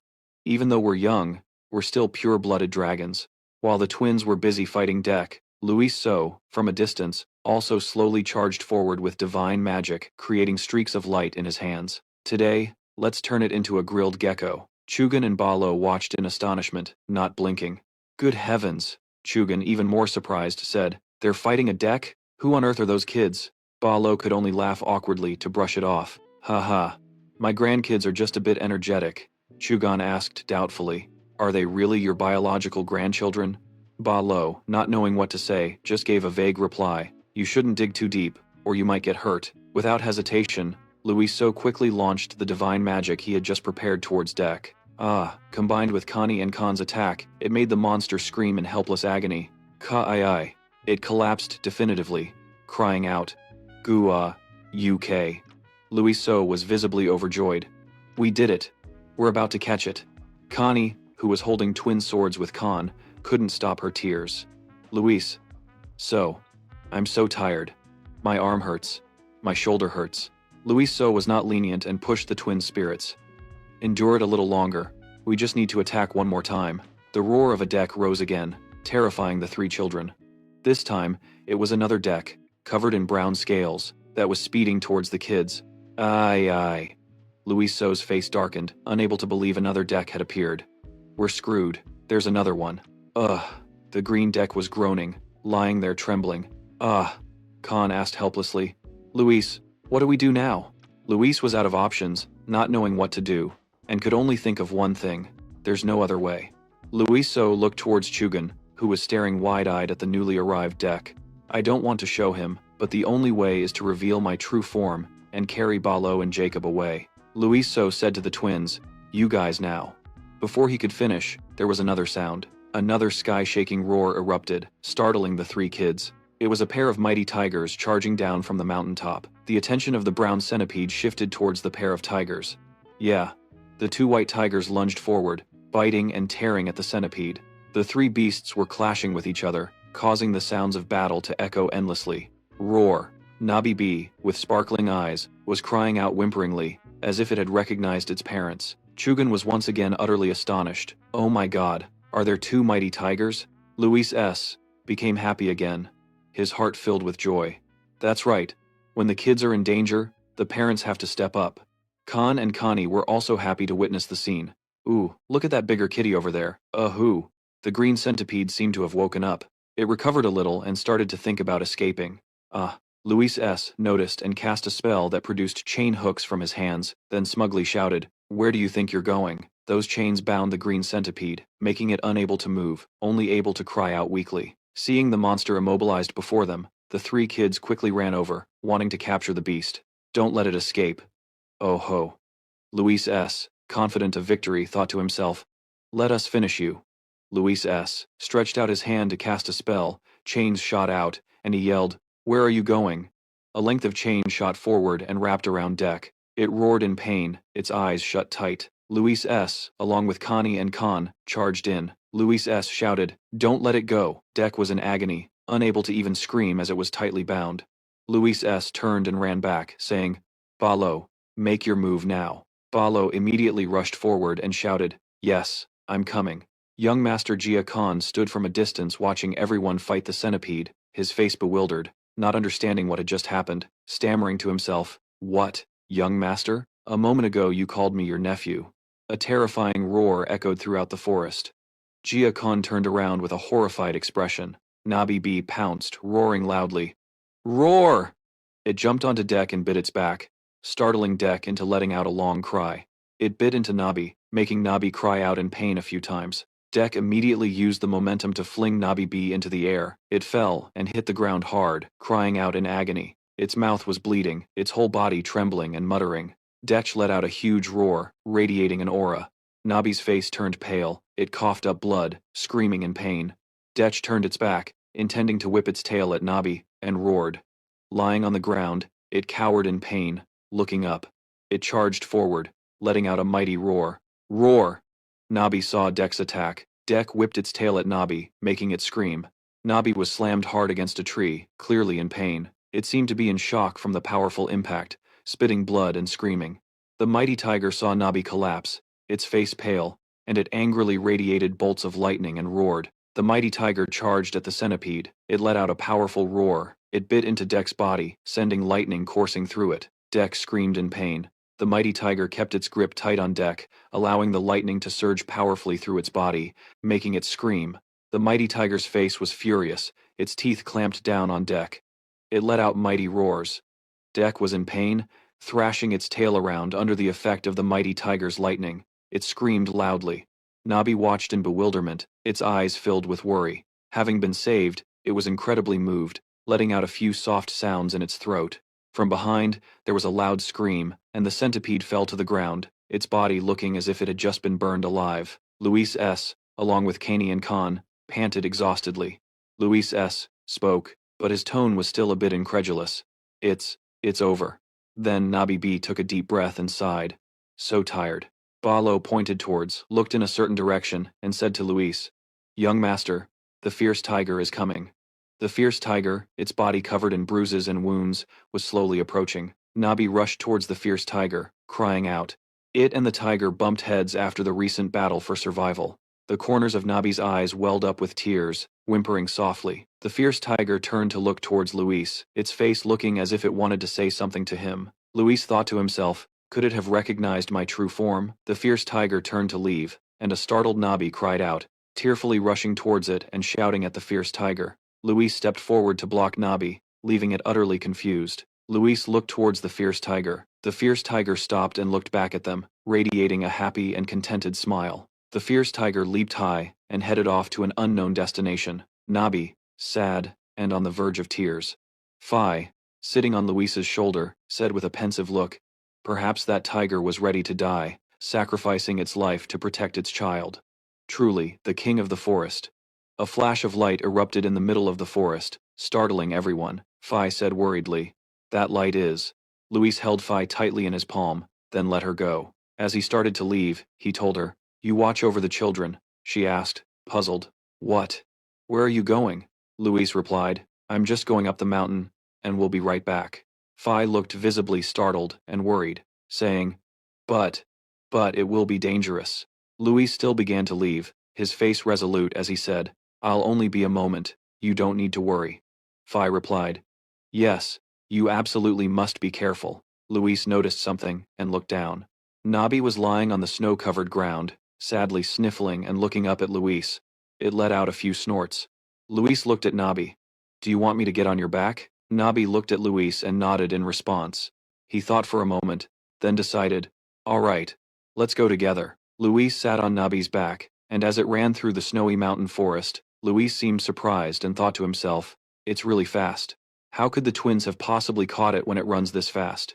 Nabi suddenly stopped, its eyes welling with tears as it cried out. It was a massacre. with the corpses of the D and the fierce tigers lying scattered across the snowy ground in the freezing cold amidst pools of blood, Luis said with concern. "Oh my God, did the tigers take them all down with them?" Nabi sobbed uncontrollably, rushing towards the bodies of the tigers, wailing. It went to one of the tiger corpses and checked its body. It let out a tragic, heart-wrenching cry, as if trying to wake the dead tiger. Luis stood behind, feeling a somber sadness for Nabi. He was upset, his face showing clear frustration as he clenched his fists. He thought, "You've lost your parents too, just like I did in my past life." Luis placed his hand on Nabi's head and stroked it, hoping to somehow comfort and soothe the pain in its heart from having to witness its parents sacrifice themselves just to protect it. In the forest, blanketed in white snow, 2 graves appeared on the path, built from stones. Nabi cried as it sat facing the 2 graves. Luis looked towards Nabi, his expression pensive as he thought, "So that's it. This is why the Chu clan formed a bond with the fierce tigers." He continued to think, since the D and the fierce tigers both lived on the same mountain, clashes were naturally unavoidable. He recalled the image of the massacre between the Day and the fierce tigers and continued to ponder. Even if I hadn't intervened, both sides would have been wiped out in the end. Luis looked towards Nabi, whose eyes were still filled with tears. He placed a hand on his chin, thinking, "And so, I've ended up taming an orphaned tiger cub." He created a brilliant red magic, a beautiful crimson glow. A slight smile touched his lips as he thought, "However, since I'm here, I won't let that happen." He pointed his hand forward and released a burst of energy, that beautiful magic into Nabi. A mysterious, enigmatic voice called out, "Look at me." Nabi looked over in confusion, and saw Luis So, enveloped by the shadowy, sinister image of a dragon. Nabi trembled in fear, letting out a cry that sounded like a sob. Luis So looked down, his face radiating a murderous aura, and said, "Don't be afraid. If you trust me, I will take you in." Luis So held out his hand, looked at Nabi, and with a gentle, affectionate smile he asked, "Will you come with me?" Not understanding the situation, Nabi cried out, "Yip yip." Nabi placed its paw on Luis So's hand and yelped happily, "Yip yip." Luis So smiled back cheerfully. A voice from behind called out, "Master," causing Luis So to turn around. The whole group was approaching him. Jia Khan looked at Luis So in astonishment and asked, "What are you doing over there?" Jia Khan's voice trembled as he spoke clearly. "It just obediently submitted to you, something only a high-level druid can accomplish." Nabi looked on blankly as Jia Khan continued. "Despite your young age, you made the fierce tiger submit unconditionally." Jia Khan pointed at Luis So. With the entire party watching, he yelled, "So that's it. You really are." Luis So thought with an annoyed look, "He's finally figured out my identity." The man shouted, "You're a high elf?" Luis So cried out in confusion. "Huh?" Jia Khan happily shook Luis So's hand while he just stood there dumbfounded.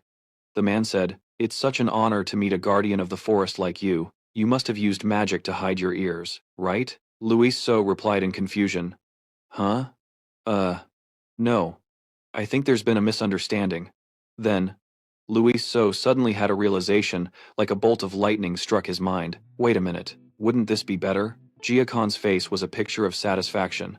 Luis So continued to think, "If I let him keep this misunderstanding, my identity won't be exposed."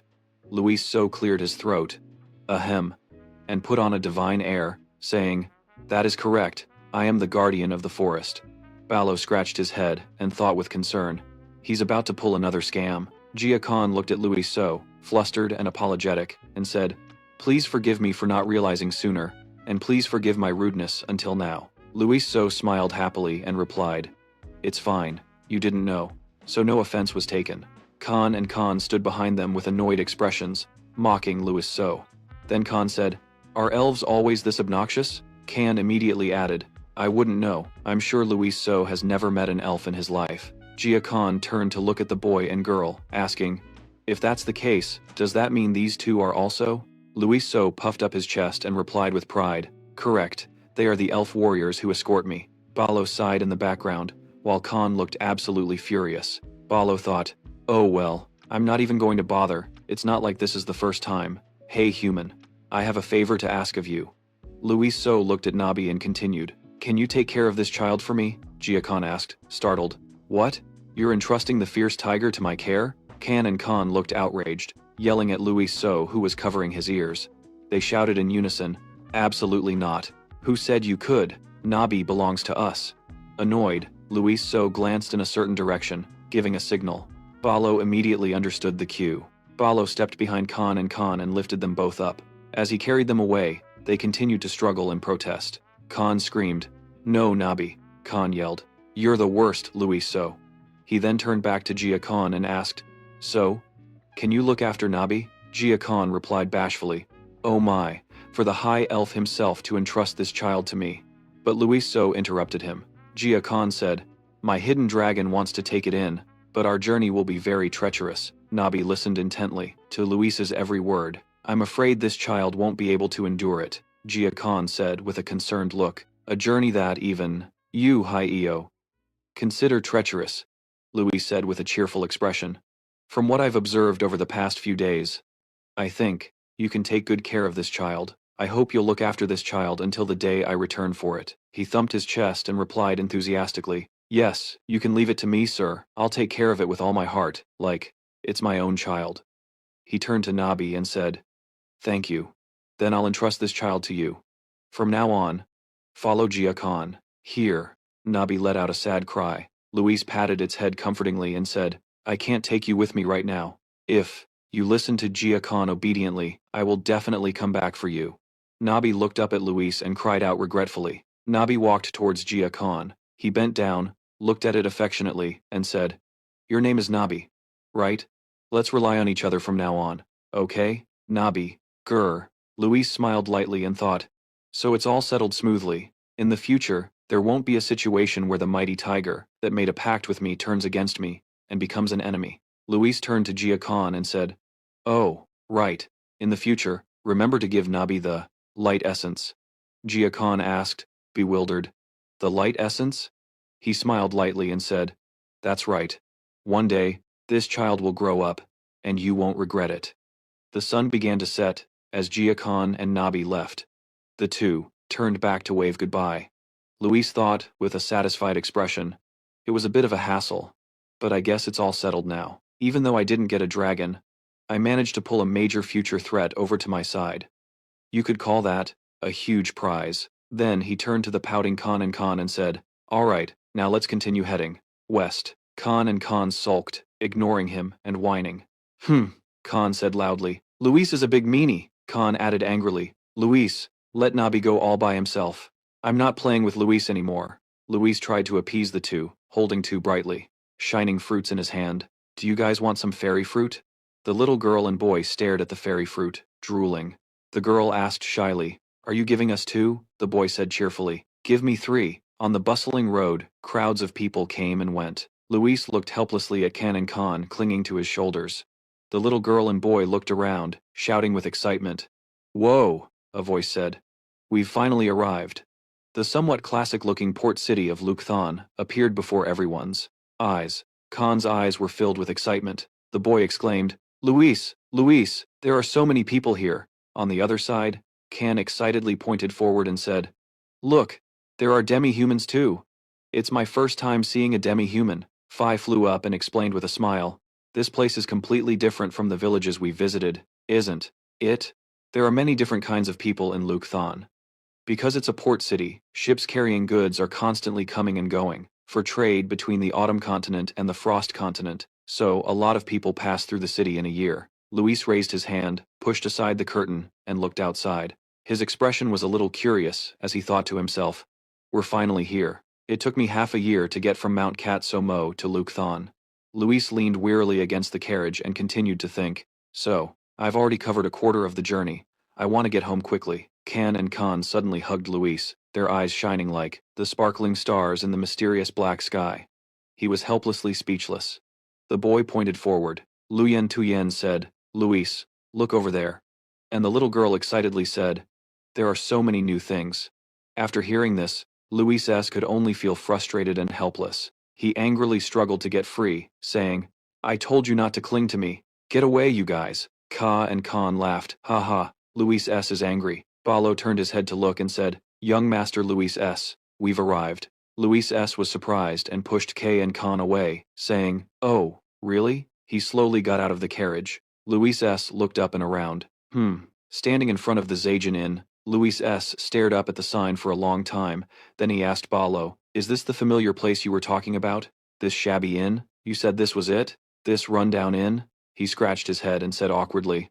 I haven't been here in 10 years. Let's just go inside and see first. Let's just go inside and see. The door was pushed open in an instant. A pretty girl with orange hair, who was carrying water, turned to look and said with a bright smile, "Welcome, esteemed guests. The Zijin Inn is pleased to serve you." Looked and said with a bright smile, "Welcome, esteemed guests. The Zijin Inn is pleased to serve you." Mona walked over to Balo and asked with a smile, "Would you like to book a room or have a meal, sir?" Asked, "Would you like to book a room or have a meal, sir?" He didn't look at her but turned his head to look behind him and said, I'd like to book a room first." "Want to book a room," Mona said doubtfully. "Huh?" As if not believing her eyes, Mona pointed at him and said loudly, "Are you Uncle Balo? Balo?" He asked in surprise. "Yes, how do you know me?" She smiled, pointed to herself, and said, "It's me. I'm Mona." "Don't tell me you've forgotten, Uncle?" Balo was startled and replied in surprise, "Mona? Are you that little bean Mona?" Mona lightly thumped her chest and said proudly, "That's me. I'm 24 years old now." She turned her head and called towards the back kitchen, "Lucia, hurry out here and see who's here." A girl with reddish-brown hair pushed aside the curtain and asked, "Who's here that's making you so noisy, sis?"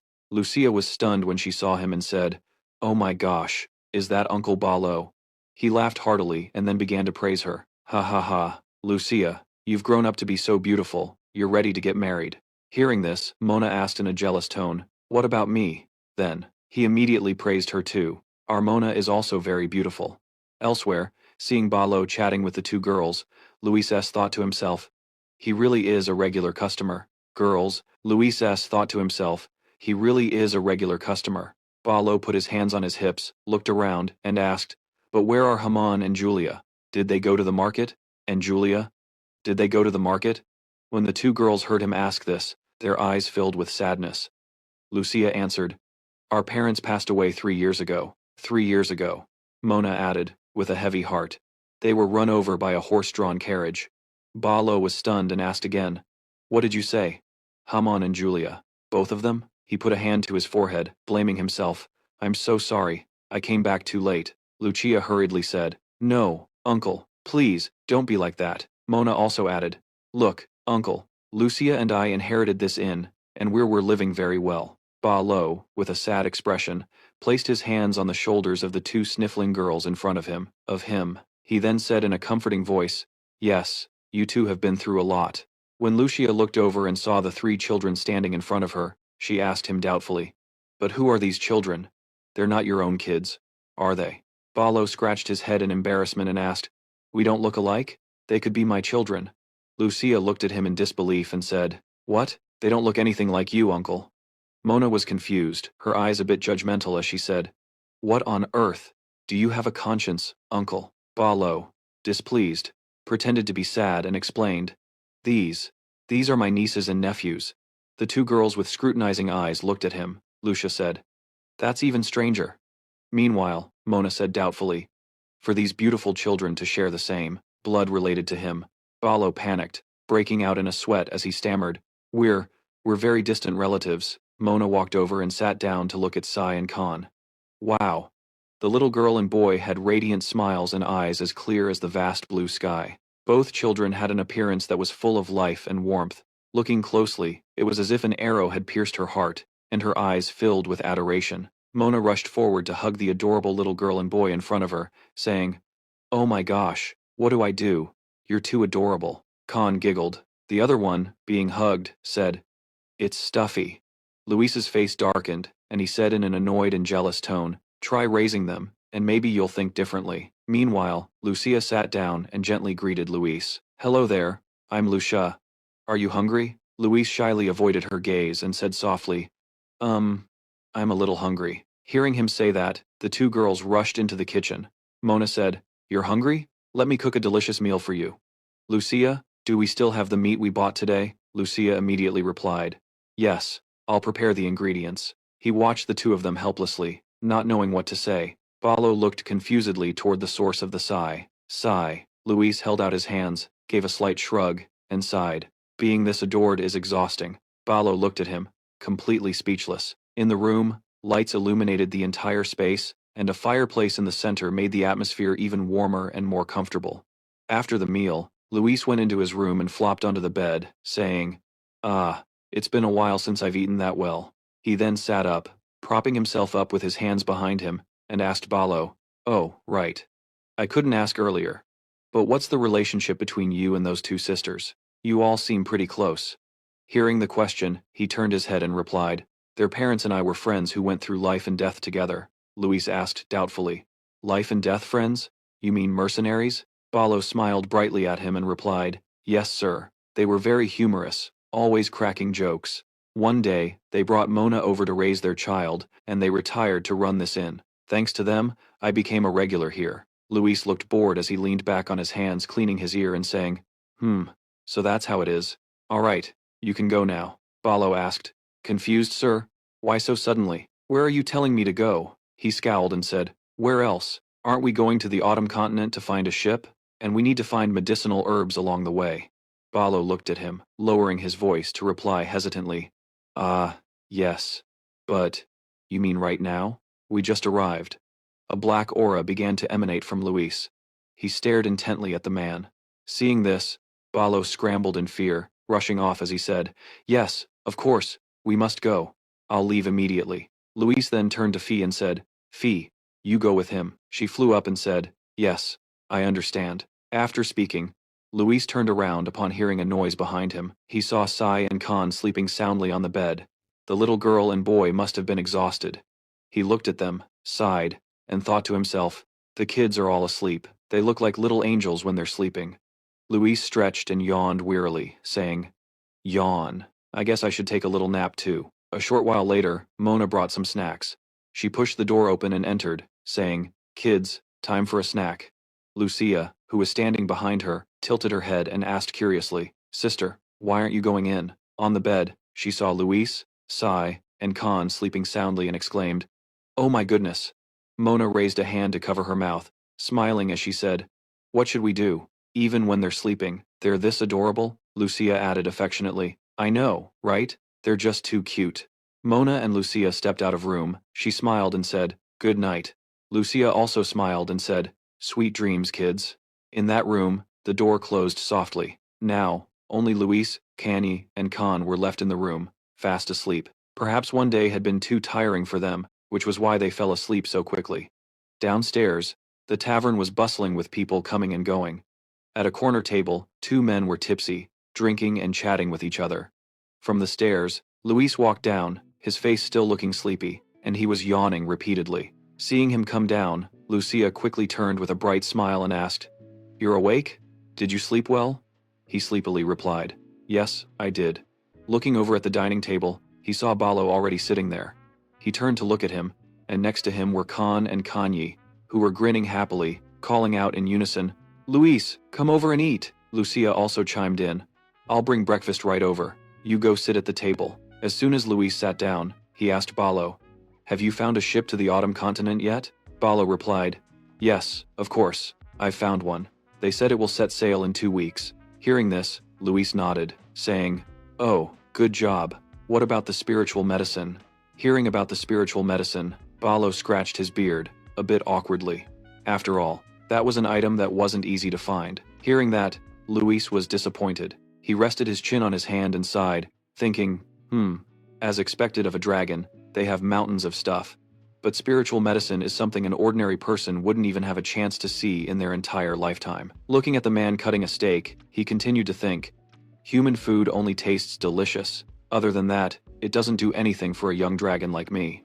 Thinking about the journey to the autumn continent, Luis thought further, it takes about 2 months by sea to get to the autumn continent, so I have to make the most of the time before we set sail. Seeing Luis so worried, Balo spoke up to reassure him. "You don't need to worry too much. We'll probably be able to find it." Balo continued, "No matter what anyone says, this place is where all the necessities of the frozen continent are gathered. This is a crucial time." After Balo finished speaking, Luis felt relieved. He smiled and replied, "All right, let's go take a look together tomorrow." Suddenly, a loud noise from a large platter of food being placed on the table startled them. On the platter was a golden roasted chicken that made both Balo and Luis jump and turn to look. It turned out to be Muna bringing the food, followed by Lucia. Muna said loudly, "Come on, the food's here." Lucia, on the other hand, gently told everyone to eat slowly. Looking at the pile of food on the table, still steaming, Balo looked bewildered. You've got to be kidding me? Who can eat all this food so early in the morning? Hearing that, Muna crossed her arms, pouted, and said, I didn't set this table for you, uncle. Balo's face fell a little. Lucia gently turned to Khan and Kanyi and said, Come on, you two. Give it a try. The two kids heard this and happily replied in unison, Okay. Balo brought a piece of meat to his mouth, muttering to justify himself. It's not that I won't eat it, but as soon as he put the meat in his mouth, he froze. Huh, this taste. Luis had been busy eating all this time, while he silently exclaimed, This is it. Just like the taste your mother used to make. Hearing this, Muna laughed out loud and replied without hesitation, very proudly, Hey hey, of course. Whose daughter do you think I am? Then she put her arm around Lucia, who was standing beside her, and said, Lucia helped too. Lucia hugged her arms and said shyly, I just helped a little on the side.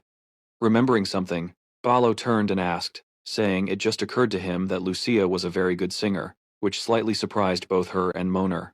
Luis was focused on his food, but upon hearing that, he also turned to ask, Singing?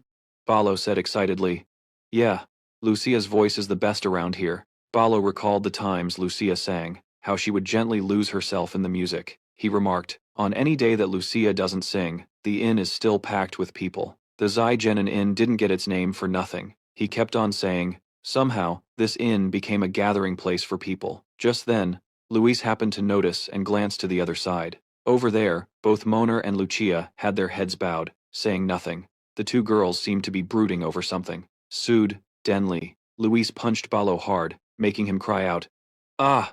He clutched his arm, breaking out in a cold sweat. He was extremely confused, only able to ask, Why? As for Luis, he just shot him a death glare. He looked toward the two girls, wondering. Neither of them said a word, their faces still as sorrowful as before. Then Moner spoke up with a tone of regret, Lucia can't sing anymore, no. It's that she is unable to sing. Hearing this, Balo couldn't believe his ears, and pressed for an answer. What did you say? How can that be? Why would such a great talent be allowed to go to waste? Moner sighed, speaking as if she didn't want to. She was hesitant to talk about it. The atmosphere was becoming suffocating when, at that very moment, everyone was startled by a door opening and turned to see what was happening. Entering from the door was a group of men with fierce, intimidating faces. They were tall and brawny, looking like a gang of thugs. Seeing this, Luis quickly asked everyone, What's going on? Who are those aggressive-looking guys? The people in the inn started whispering. One person said, They're here again? Looks like they don't get tired of it. Another person added, Here it comes, this inn's specialty. Hearing that, Luis was a bit confused, muttering, Specialty. Meanwhile, the thugs approached and stood before Lucia and Moner. They were large, towering, menacingly over the two small girls. Seeing this, Balo immediately stood up and spoke out, Who are you people? Do you know where you are? Suddenly, in the inn, a voice rang out, Step aside, causing everyone, including the thugs, to turn and look. They parted to the sides as if making way for that person to enter.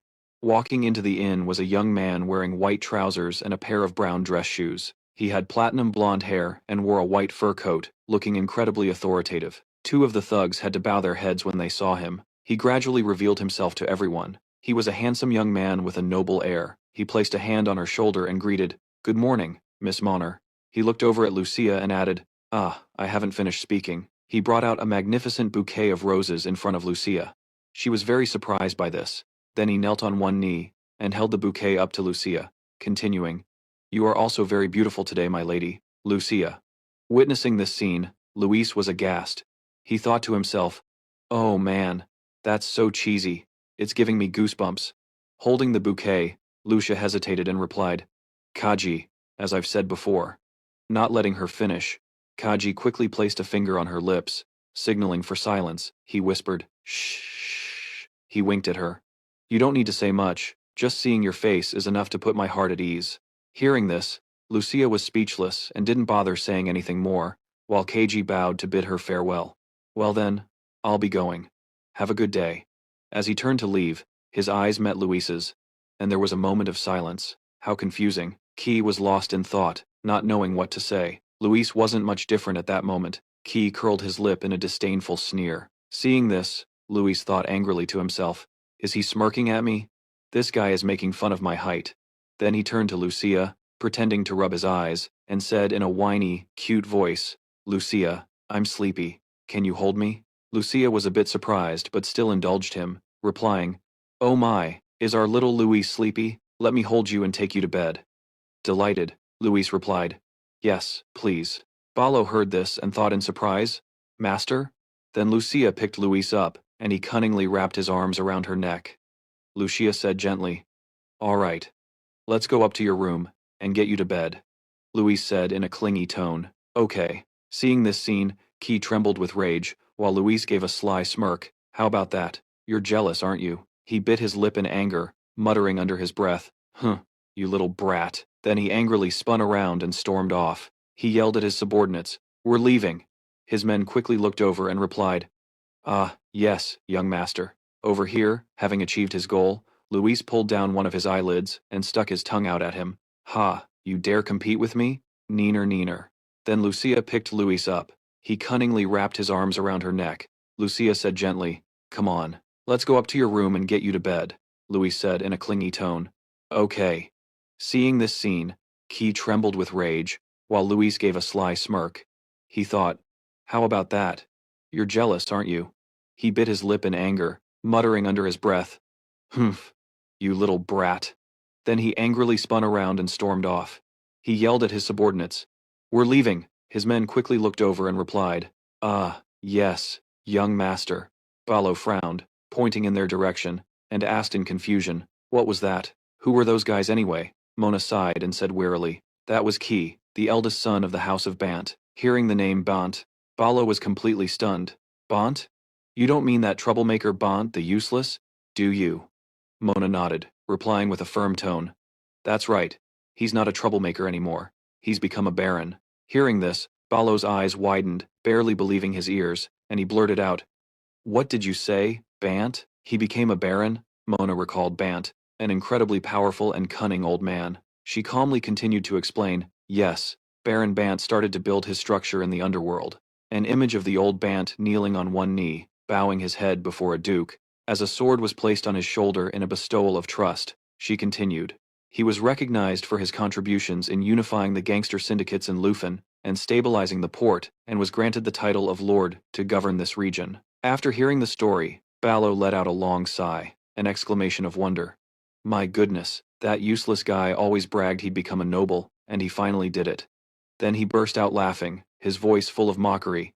"It seems that kid from earlier has fallen for our Lucia. Why not tell her to give him a try?" Mona placed a hand on her forehead in exasperation. She sighed. "Sigh, uncle, please don't mention this again," Balo asked in surprise. "Huh, why not? He's the son of a proper noble family now. A figure of his stature is no small fry." Mona replied without hesitation, "That boy Key is only 14 years old this year, just 14, while Lucia is already 22. After hearing this, Balo's face was a mask of disbelief. He had to exclaim, "What? 14 years old?" Then he laughed heartily again, his voice full of humor. "Well now, that boy is quite the man, isn't he? With that kind of spirit, you're ready for marriage." Mona's expression soured in annoyance. Her face was filled with indignation, and she yelled loudly. Seeing how angry she was, Balo quickly made an excuse to slip away. He explained awkwardly, "Oh my, time flies so fast, I have to go now." In the bedroom, Luis was sitting on his bed reading a book, while on the other bed, the two kids, Khan and Kaney, were sprawled out. Balo suddenly burst open the door, his face full of excitement as he announced to Master Luis, "Master Luis, I found all the shops that might sell elixirs." Hearing this, Master Luis quickly closed the book he was reading and said excitedly, "Is that so? Let's go take a look." Sensing something fun was happening, Connie quickly asked, "Master Luis, where are you going?" Khan also chimed in, "Let us come with you." Master Luis quickly tried to refuse. "Balo and I will be right back. You two be good and rest here, okay?" Not getting their way, the two kids started throwing a tantrum on the bed, one of them whining, "Aw, no, I don't want to," while the other begged, "Please let us go with you." Suddenly, a voice called out from the doorway. Master Luis instinctively turned his head to look. "Are you all going somewhere?" It turned out to be Mona and Lucia who had just walked in, each of them holding 3 sets of new clothes. Lucia spoke first. "You're not planning to go out dressed like that, are you?" Mona added, "Change into these." It was a fresh feeling. The children were as delicate as flower petals, but after putting on the coats, they seemed to be completely enveloped. The three of them obediently changed into the neat outfits. It was a black down coat, accented with luxurious gold details. The children looked so dapper and adorable. Looking at them, Mona couldn't help but exclaim, "Oh my goodness." Lucia also couldn't hide her admiration. "It suits you all so well." Mona walked over to the kids. She patted Kaney's head and said, "I saw your clothes were too thin, so I prepared some. Luckily they fit." Kaney bowed his head politely. "Thank you." After that, she turned to Ballo and scolded him. "Letting our kids dress so thinly in this weather, only you would do something like that." Ballo's face fell, and he mumbled in his defense, "It's not like that." In his mind, he thought but didn't dare to say it out loud. "These ones are dragons, so they don't get cold." Master Luis flashed a bright smile. "Thank you, Lucia. I thank you. I'll take good care of it." Lucia bowed her head slightly to him, and said gently, "You're welcome, little prince." The whole group then walked to the door to get ready. Luis and Ballo left, leaving the two kids behind. Mona said cheerfully, "We'll take good care of the twins." Lucia added in a reassuring tone, "Don't you two worry. Be careful on your way."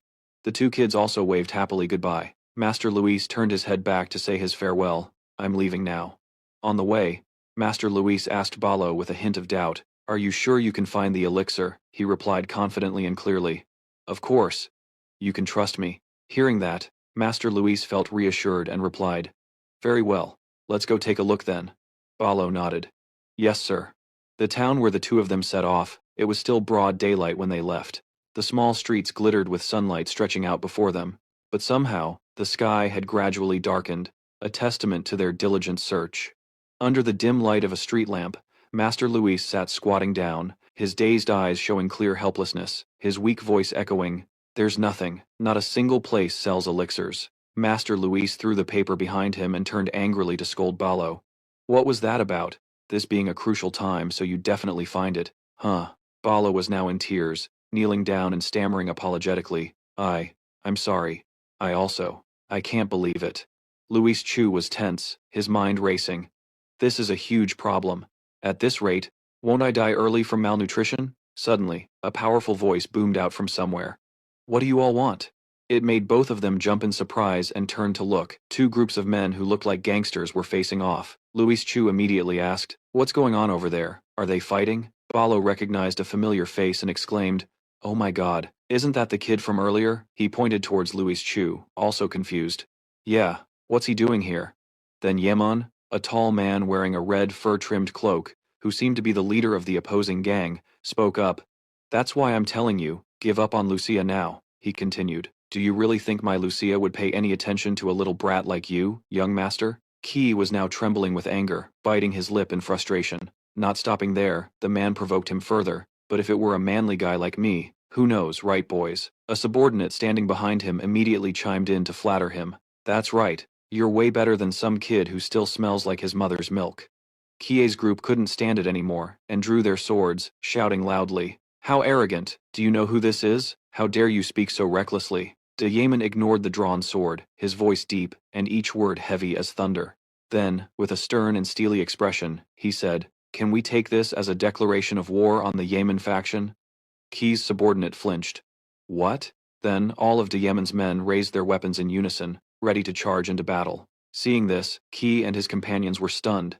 These lunatics. Then he pointed at them, roaring in anger. "So you're all out of your minds. Just wait until my father hears about this. Let's see if you can keep your pathetic lives then." De Yemen raised a hand to his chin and replied calmly, his tone dripping with sarcasm. We'll see." Then he put on a despicable expression and sneered. "I'm too lowly to understand. Perhaps your lordship could teach me directly?" Suddenly, a voice rang out. "Stop." All eyes turned towards the source of the sound. Ballo and Luis Chu stepped forward. Ballo stood with his arms crossed, his tone calm but full of meaning. "I don't know what's going on between you, but standing around pointing swords at each other in the middle of the street doesn't look very good." Key saw him and recognized him, asking in surprise, "You're the person I saw at the Smithy Inn." De Yemen glanced at Ballo and said coldly, "You look like a passerby. Don't meddle in other people's business. Just keep walking." Hearing this, Ballo burst out laughing, shaking his head mockingly. "Oh my. It's been 10 years since I left this place. I can't believe no one recognizes this Ballo upon my return." As soon as he finished speaking, two subordinates in Key's group suddenly flinched. Wait a minute, are you Balo? Could it be? Then they shouted, is that Balo the Bloody Axe? Balo remained calm, shrugging as he replied, oh, so someone does remember me. Hearing this, Key turned curiously and asked, the Bloody Axe, who's that? The subordinate answered, young master, you've heard about him from the Baron, he's the one who saved the Baron's life. The subordinate recalled the time when the Baron was being pursued by enemies before he was granted his title. At that time, the Baron was fighting to unite the underworld gangs when he fell into the enemy's trap. In the very moment the Baron's life was in danger, he remembered the image of Balo, holding an axe in one hand and supporting the Baron with the other, both of them severely injured, as that Balo charged into the enemy's base with just a single axe in his hand. Despite being slashed 8 times, he ultimately saved the Baron. Hearing this, Key was astonished and shouted at the top of his lungs, what did you say? That person is our family's benefactor? Then he stepped forward and grabbed Balo's hand, full of gratitude. I never expected to meet you here. My father has told me so much about you. It's a pleasure to meet you. Balo, faced with this situation, was the same as always. He replied nonchalantly, oh, yeah, it was just something from when I was young. Then he awkwardly scratched his head. It's nothing to make a big deal out of. Haha. Luis So stood there thinking to himself, putting on airs. Daewon also spoke up. I never thought I'd meet a legendary figure I've only heard about through rumors like this. Then he brought his hand to his chest and introduced himself. It's a pleasure to meet you for the first time. I am D.Y. Monday. I run a small organization in Lukna. Suddenly, Luis So noticed something about him. He was emitting a strange aura. He wondered, the energy coming from him. What is it? It's unusually unsettling. Then the man politely bowed to Balo and said, it seems you are acquainted with this young master, so we will take our leave. With that, he and his subordinates turned to walk away, not forgetting to glance back, to bid farewell. Goodbye. Balo was bewildered. They're just leaving like that? How dull. Meanwhile, Luis So still kept his eyes fixed on D.Y. Monday. He thought, I'm not certain, but if my feeling is correct, looking at his back radiating with so much demonic energy, even from a distance, I have a suspicion that he will sooner or later cause a great disaster. At a magnificent and grand mansion, the home of the Bant family, to spread his arms to welcome Balo. Following behind was Ca. He embraced Balo emotionally. It's been so many years. Balo laughed heartily. Ha ha, it's been 10 years, Batu said, half joking and half reproachful. You are so heartless. You should have contacted me from time to time. Balo gave a sheepish, apologetic laugh. Ha ha, I'm sorry. Life has been tough, and I was so busy making a living that I lost touch with everyone. With that, Balo looked up at the luxurious chandelier in the mansion. I never thought the Jiang Ho to you so of the past would become so brilliantly successful like this. I must live a long time to see and admire how this world works. Batu replied with his hands on his hips. It's all thanks to. If you hadn't saved me that day, I wouldn't be standing here so proudly today. Hearing this, Balo laughed loudly. This smooth-talking kid, ha. Then he glanced over at Luis So, ha. He was standing there watching, looking very annoyed. Balo suddenly remembered. He said awkwardly, hey, I didn't come here for this. Hearing that, Batu immediately understood what he meant and said, I heard everything from Key. I heard you're looking for a spiritual medicine. To clenched his fist and said firmly, don't worry, I have already sent people to search for it, and in a few days, we will definitely find what you need. Luis So, who was standing with his arms crossed, immediately interjected. From what I can see, your family is having a conflict with another organization, so will that affect the process of finding the spiritual medicine? Hearing him speak, Batu turned around in surprise. Huh? You are? Balo, a bit flustered, quickly introduced him. This is Luis, my nephew.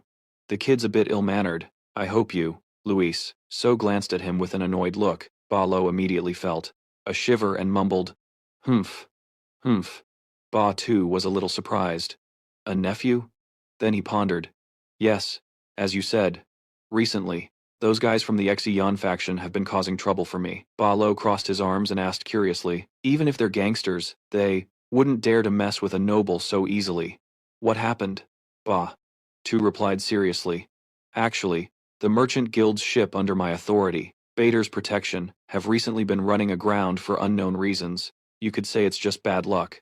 But Louis listened intently, which surprised him greatly.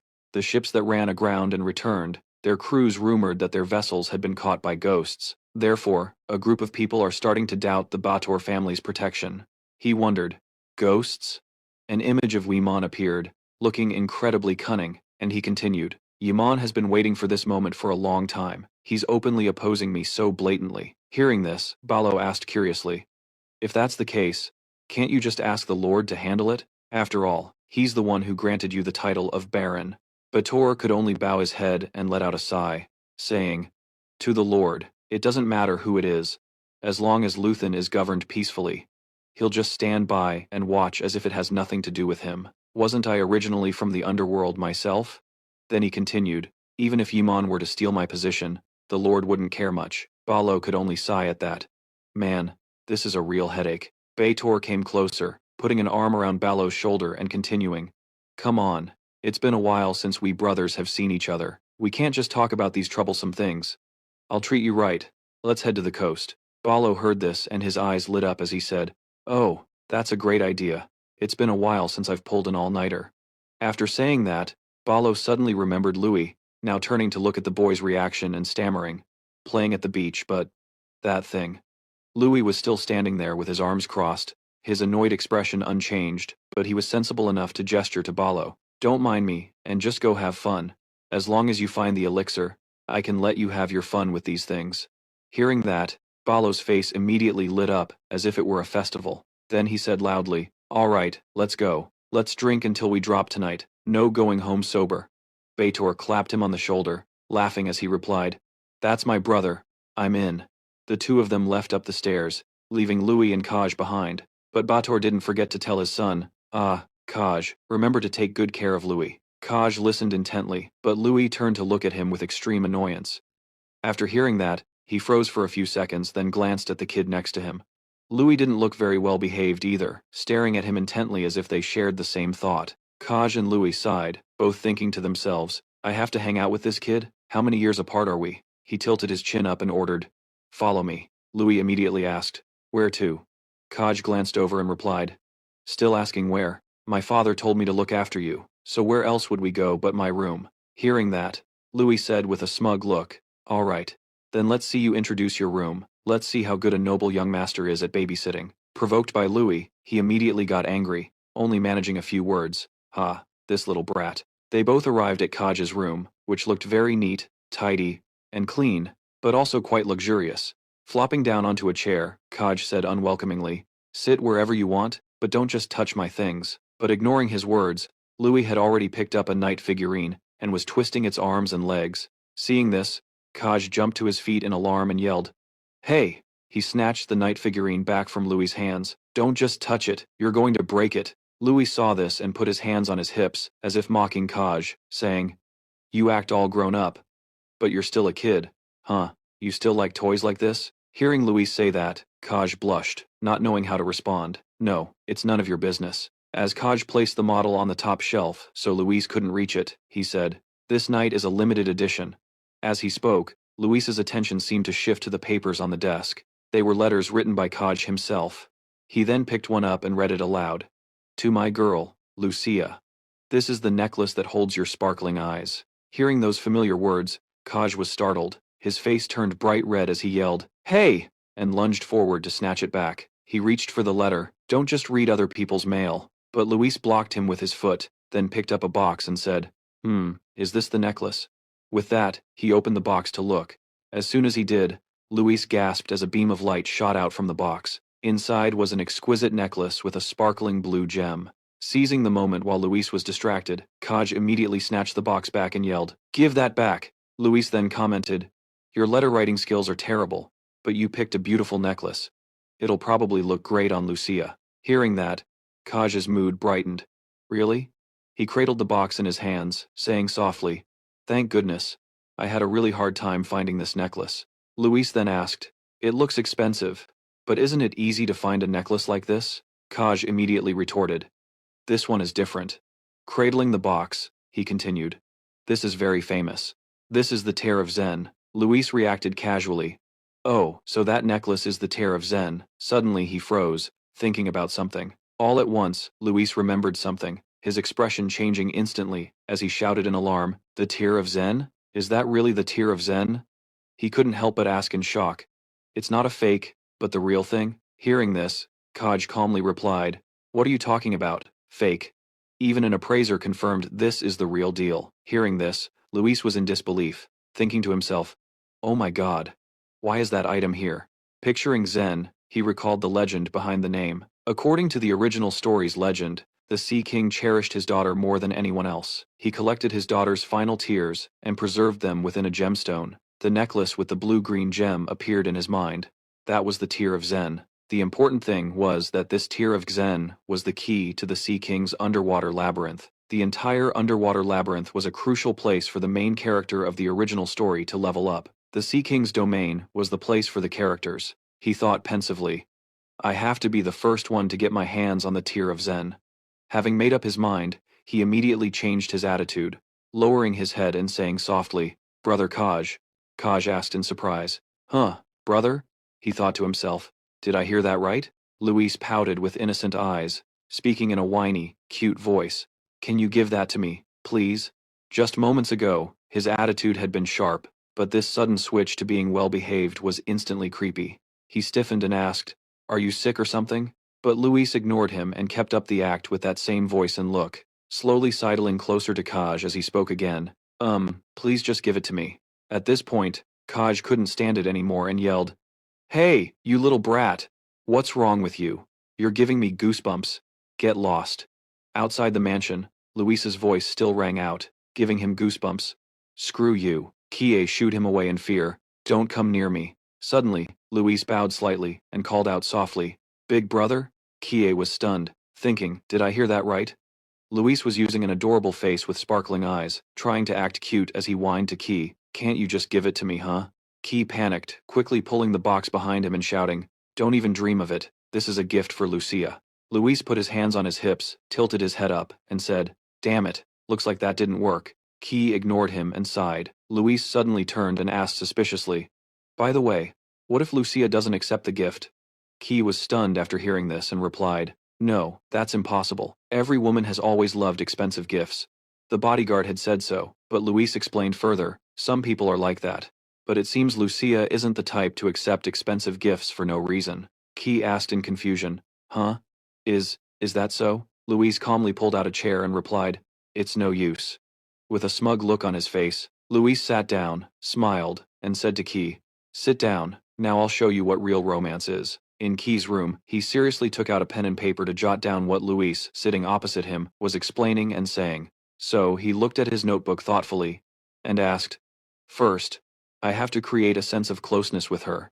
And only then can I express my feelings, right?" Luis, sitting across from him eating a cake, nodded and replied, "That's right, and you can't confess suddenly or give expensive gifts." Luis gave the example of Kie giving a large bouquet to Lucia, and continued to advise, "A sudden approach will actually have the opposite effect." Kie quickly wrote it down. After hearing this, Kie's face darkened, and he bit down on the pen in his hand and said, "I've already."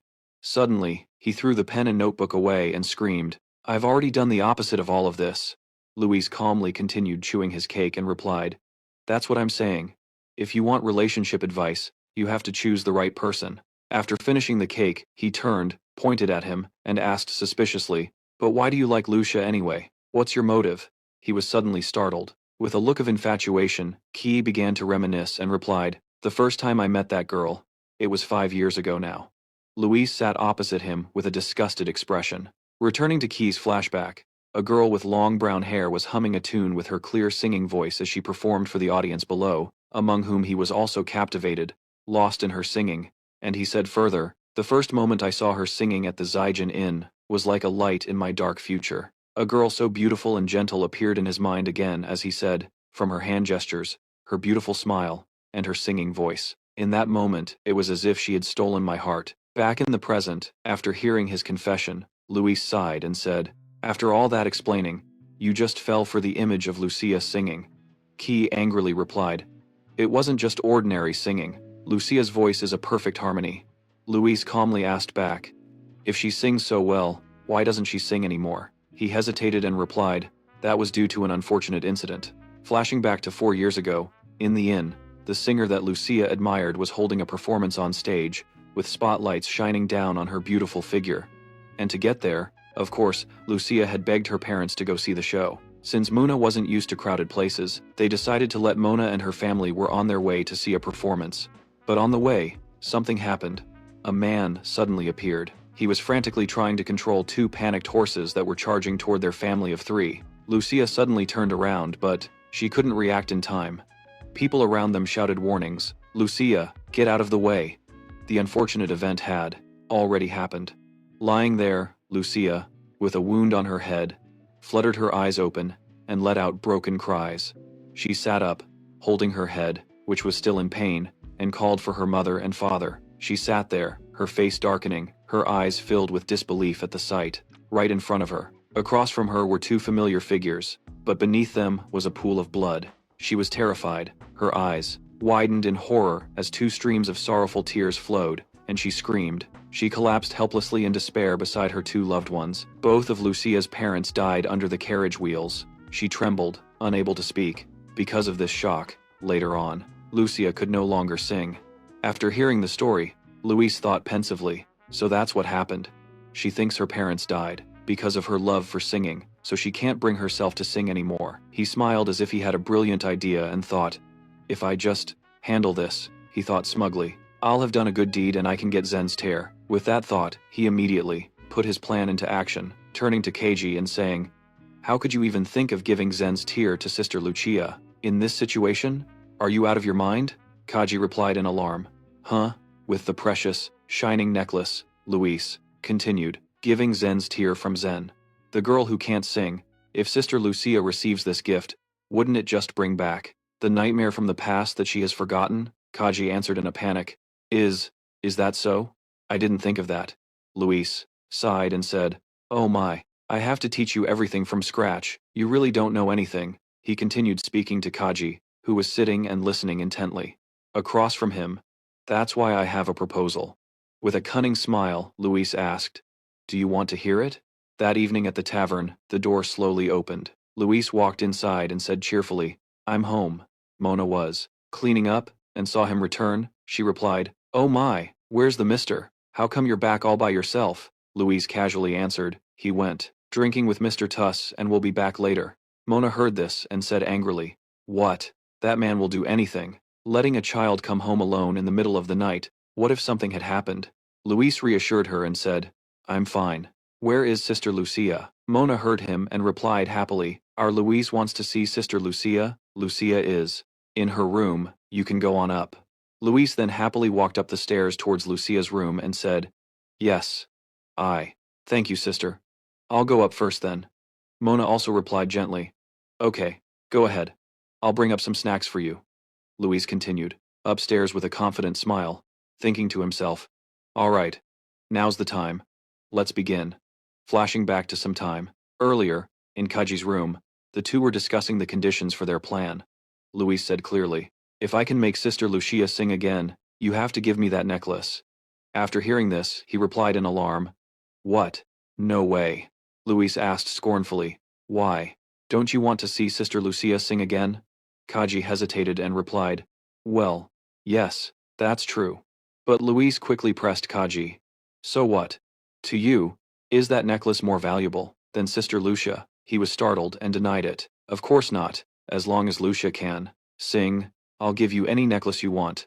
Luis, having achieved his goal, happily replied, awesome, so we have a deal. If I succeed, you have to give me this necklace. Kaj replied with a reluctant face, humph.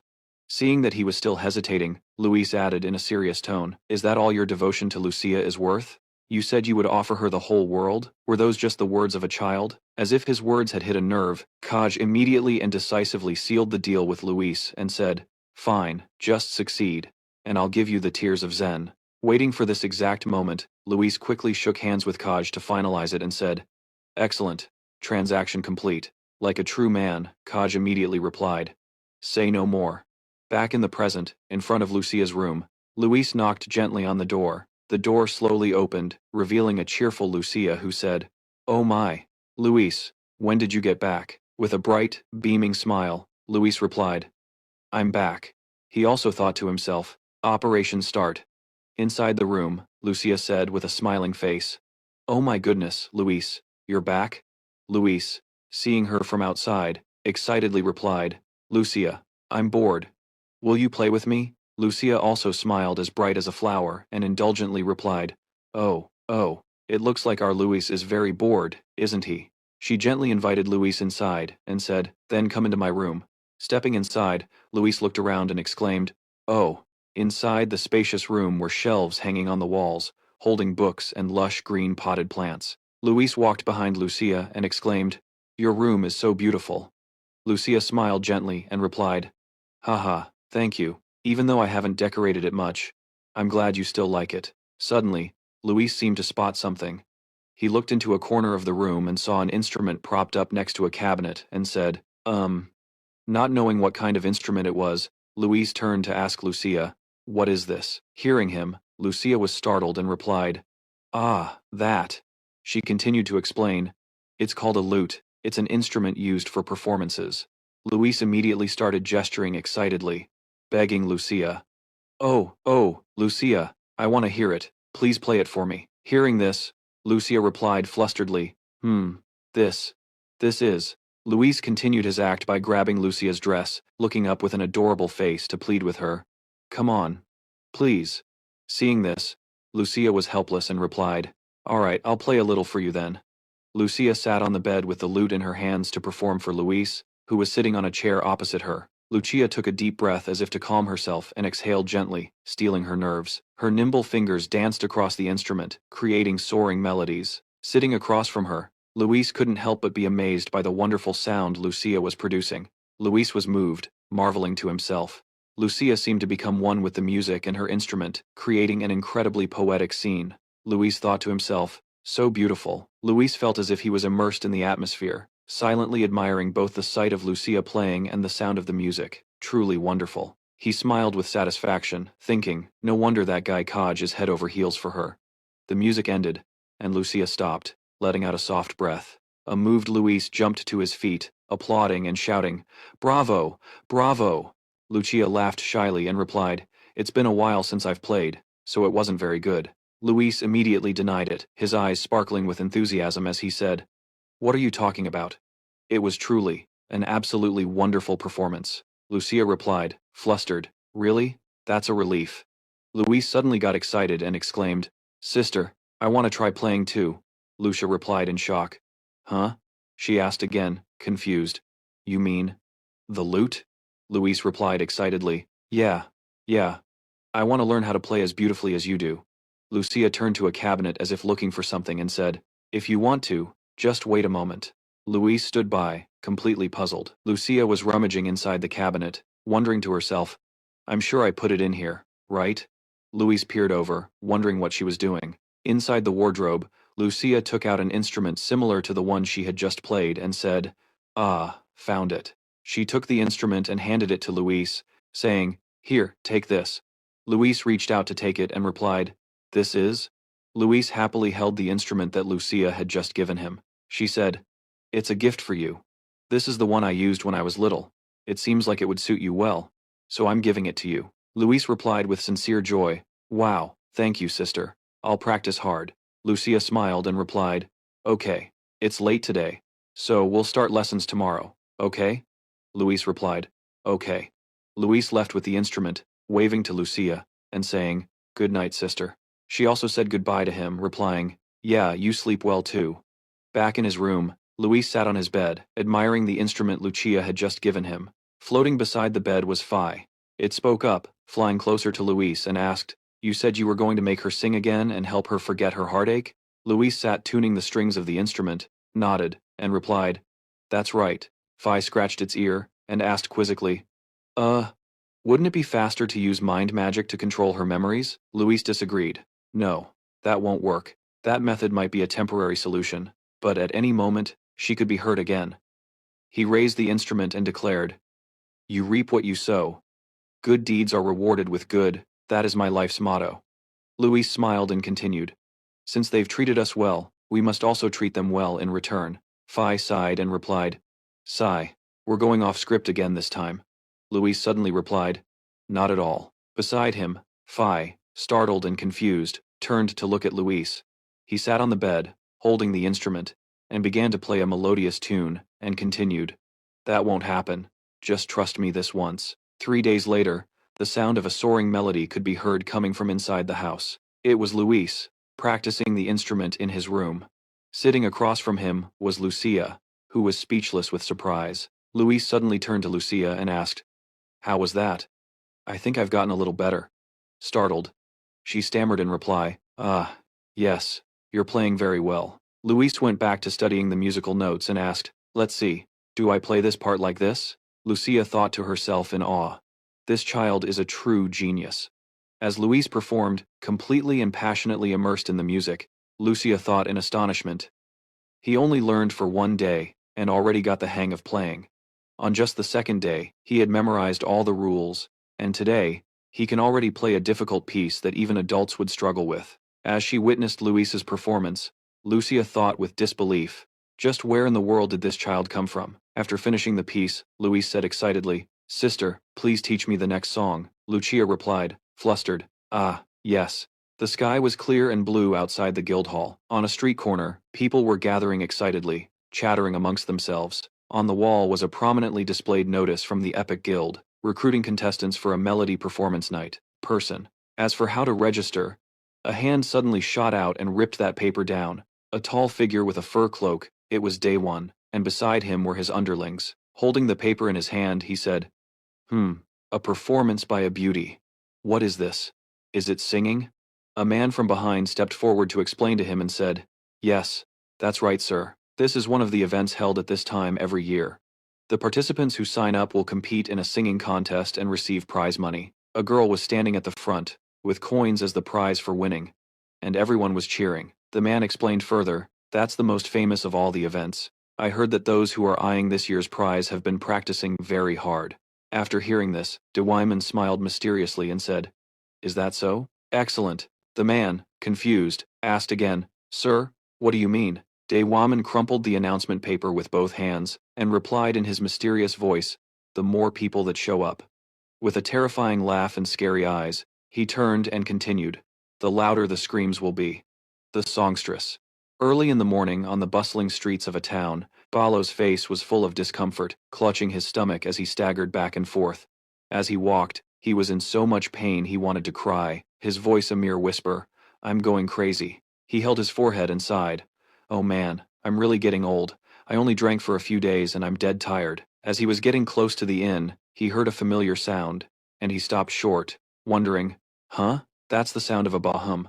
The music was coming from the house, the notes seeming to frolic and dance. Suddenly, he burst open the inn's door. He joyfully shouted, "Lucia, are you finally singing again?" But when he stepped inside the inn, it wasn't Lucia, but Luis, who was sitting on a chair, playing the bahum and singing. Seeing Balo, Luis spoke up, "Oh my, you're just now showing your face?" When he realized it wasn't Lucia, he said disappointedly, "Huh, Sir Luis, it can't be." But a few seconds later, Sir Luis immediately covered his nose, saying in a high-pitched, disgusted voice, "Good grief, you reek of alcohol. Don't tell me you were drinking with Sir Du all night yesterday too." Hearing that, Balo sat down on a chair, laughed, and scratched his head, saying, "Haha, that's because that kid Tu wouldn't let me go home. So, but isn't this a bahum? I've never seen you play an instrument before." Hearing this, he enthusiastically strummed a few notes and replied, "This thing, Sister Lucia gave it to me." He followed up on what he heard earlier, "The music from just now isn't something just anyone can play. When did you start playing?" "I just started playing this yesterday after I got here." Hearing this, he was startled and exclaimed in amazement, "What? So, in less than 1 week, you practiced to the point where you can play like that?" Sir Luis replied smugly and confidently, "Yeah, I tried it, and it wasn't that hard." So narcissistic, Balo thought to himself, annoyed. He continued, "Drinking is fine, but are you doing a good job on the task I gave you? You can rest assured about that, sir. All the remaining spirit herbs in Luthagen are being collected." When asked, Balo gleefully and proudly showed off his results. "Thanks to Tui's help, I've already found about 20 low-grade spirit herbs." Sir Luis's face soured as he retorted contemptuously, "They're all low-grade spirit herbs? You only managed to find 20? After hearing what Sir Luis said, he froze as if petrified. Then his face fell as he said dejectedly, To find even that many, I had to work so hard, so much. Recently, finding spiritual herbs around here has been like trying to pluck stars from the sky. Luis Seo thought to himself, after all, it's a rare item. But for spiritual herbs to be scarce in a port city this large is a bit strange. He then asked him, is there any place in this city that researches or raises spirit beasts? Hearing this, Balo was surprised, and waved his hand as he replied, spirit beasts, sir? I don't think so. As far as I know, there's no such place. Why do you ask? Luis So replied with a grim expression. Because someone other than me is buying up spiritual herbs in large quantities. He voiced his suspicions to Balo as he thought it through. Normally, spiritual herbs are used for spirit beasts or for people who want to increase their internal energy. If it's a person, they can only use a spiritual herb once. Since the supply is limited, there's no need to buy them in such large quantities. However, if someone were raising a spirit beast, they would have to provide a large amount of spiritual herbs periodically. Balo asked doubtfully, Master, according to your theory, if someone were raising a spirit beast in this city, there's no way Tio Yuso wouldn't know about it. Luis Seo crossed his arms and replied, that's what's strange.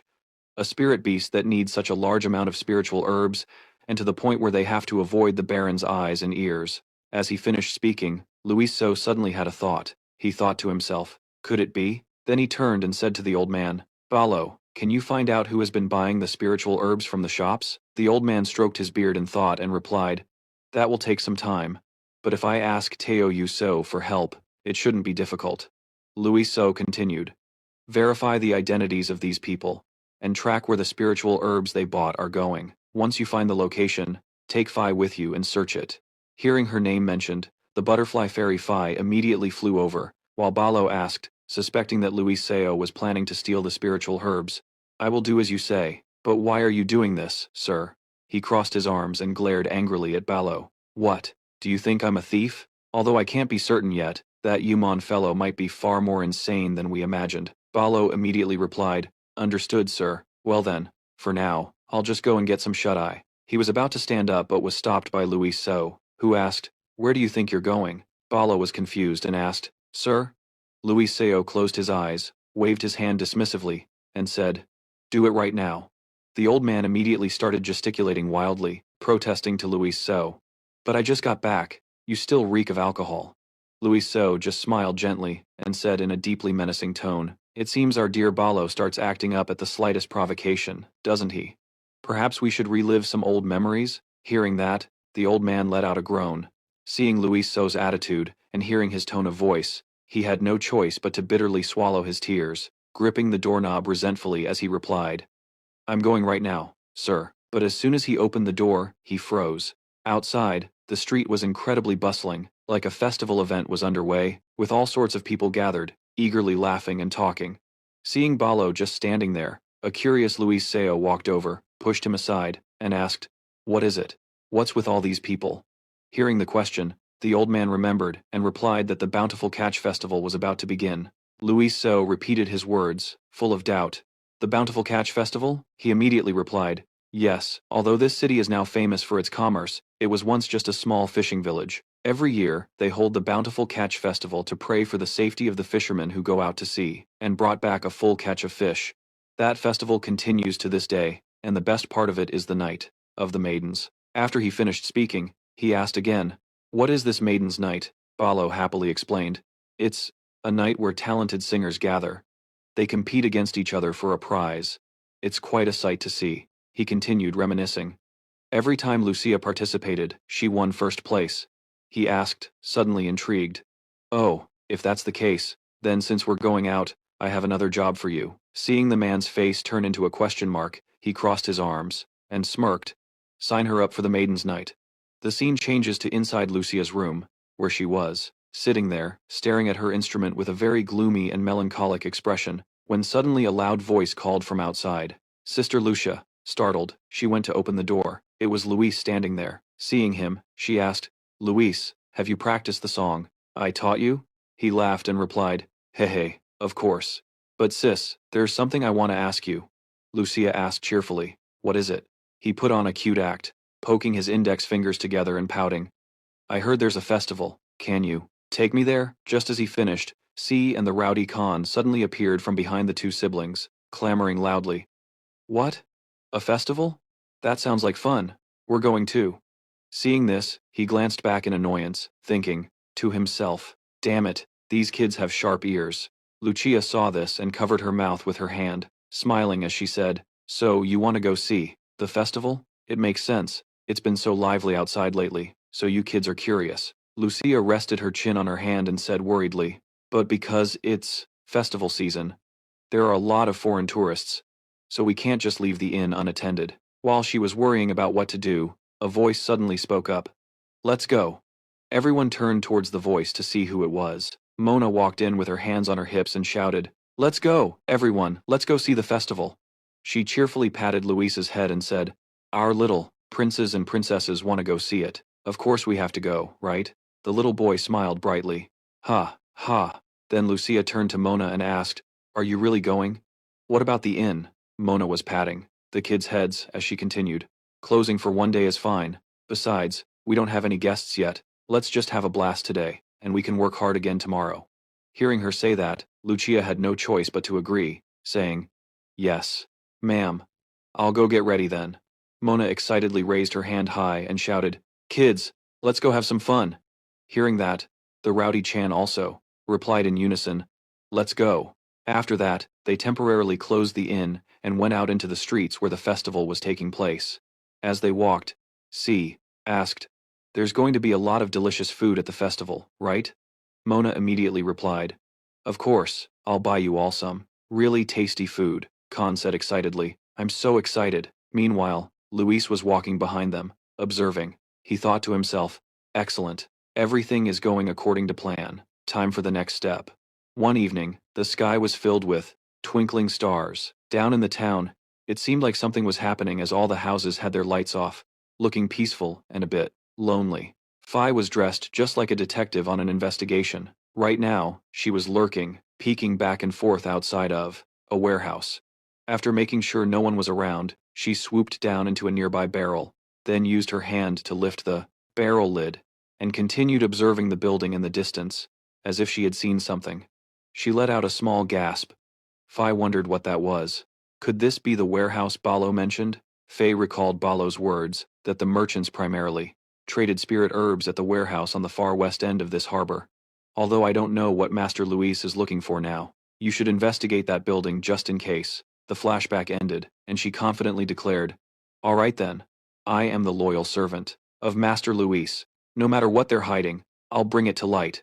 With that, she zipped right into the building through a window. Inside, 2 guards were on duty, passing the time by playing cards. Faye, at this moment, had flown inside and was now hanging from a spider's thread on the ceiling. Then, she landed softly onto a distant crate. Meanwhile, one of the guards, a man with short brown hair, let out a huge yawn and complained, Ugh, I'm bored to death. How much longer do we have to stay in this damp warehouse? The guard with long white hair, who was holding his cards, heard this and replied irritably, Stop whining. Shut up and draw a card. The boss said. He'd contact us before the festival is over. Just as they were about to resume their game, a loud rumbling sound echoed from behind the white-haired man, startling him immensely. Faye, who was hiding behind a crate, also peeked out to see and thought to herself, what was that noise? Could it be a wild beast? The 2 guards, however, remained calm. The brown-haired one said, Humph, it's acting up again. The white-haired guard broke the tense silence, saying, Hey, I went last time, now it's your turn. Hearing that, the brown-haired guard walked over to a stack of crates and picked one up, and as he carried it, he grumbled, Just how much does it need to eat to be satisfied? Meanwhile, Faye had gathered her own forces, a few mice. She gave an order to one of the mice. At that very moment, the mouse immediately darted out.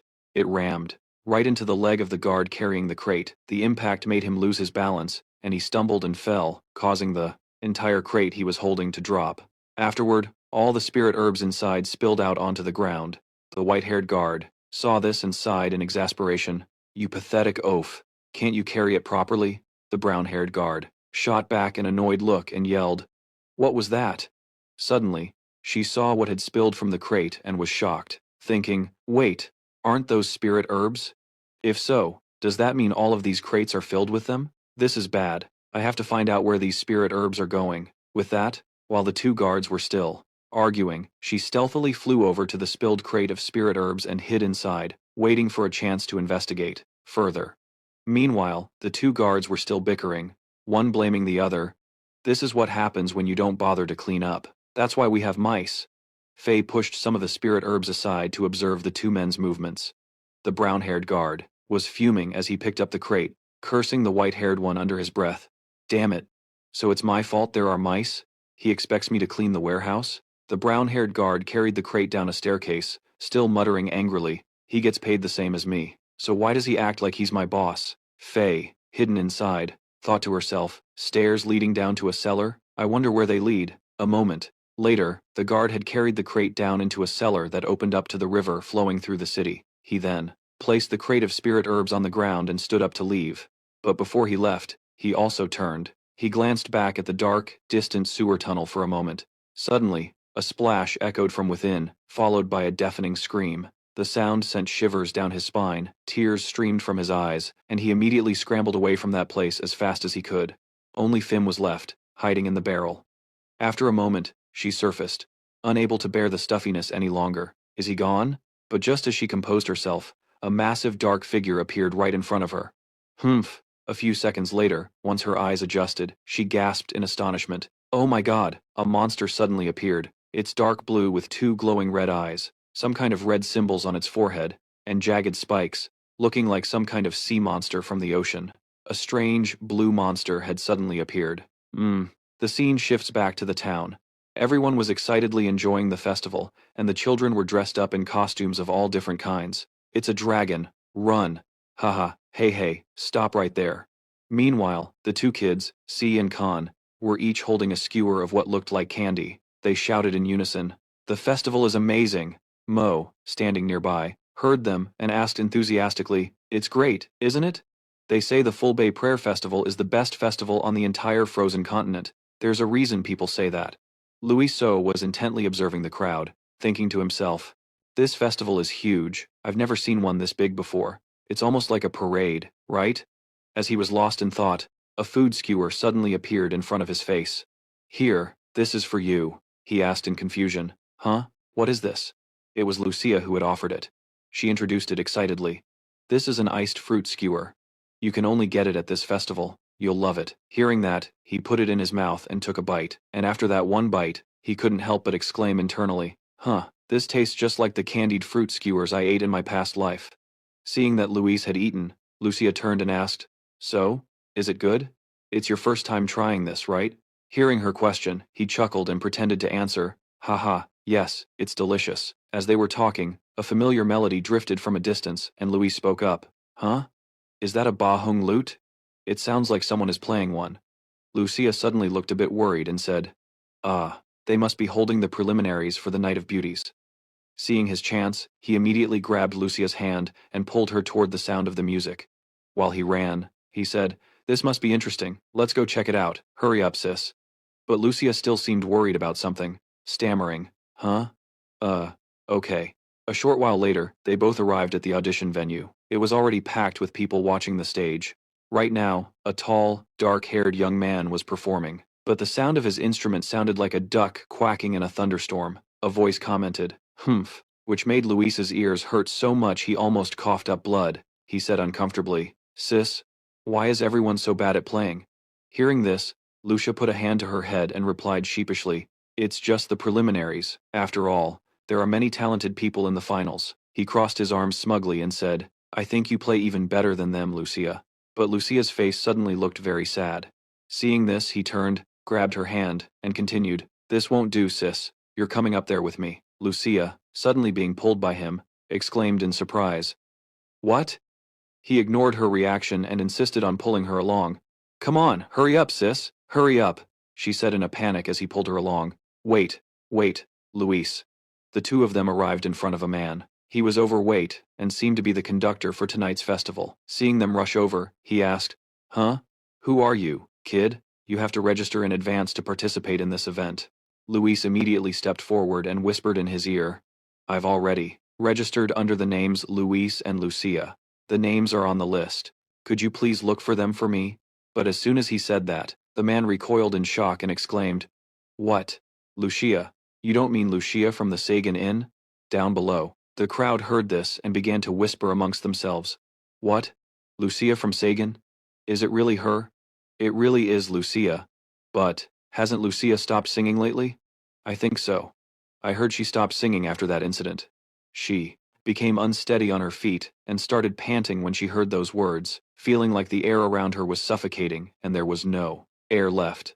Asterisk. Gasp. Gasp. Gasp. Asterisk. She turned to run away. Suddenly, she froze, stopping in her tracks. Lucia turned back to see Luis standing there, looking at her with a serious expression. He smiled and said, "Don't worry. I can sing, so you just need to play the instrument." Hearing this, Lucia was surprised, her eyes widening at his boldness, and she exclaimed, "What?" Luis held out his hand, expectantly waiting for Lucia, who was holding the instrument, to agree. Luis took the instrument and handed it to Lucia, saying cheerfully, "Don't worry, I'll sing, you just need to play." She held the instrument, standing there stunned, and said nervously, "What did you say?" But. As she was speaking, the conductor came over and asked, "Are you not ready yet? If you need more time, we can do it later." Hearing that, Lucia stammered in response, "Ah, about that." Not knowing what to say, Luis suddenly leaped onto the stage, taking the performance spot from a tall, burly young man. Seeing this, the young man walked away annoyed, thinking to himself, "I wasn't done singing yet."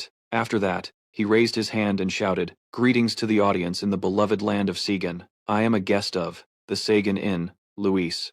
He glanced at the tall young man and continued, "You've all had to endure listening to an unprofessional performance. You must be tired, right?" Hearing this, the young man became even more irritated. He thought to himself, "This little brat has no appreciation for art." Then, Luis pointed down to where Lucia was standing and continued, "Now, I would like to invite Miss Lucia to the stage to help clear this atmosphere."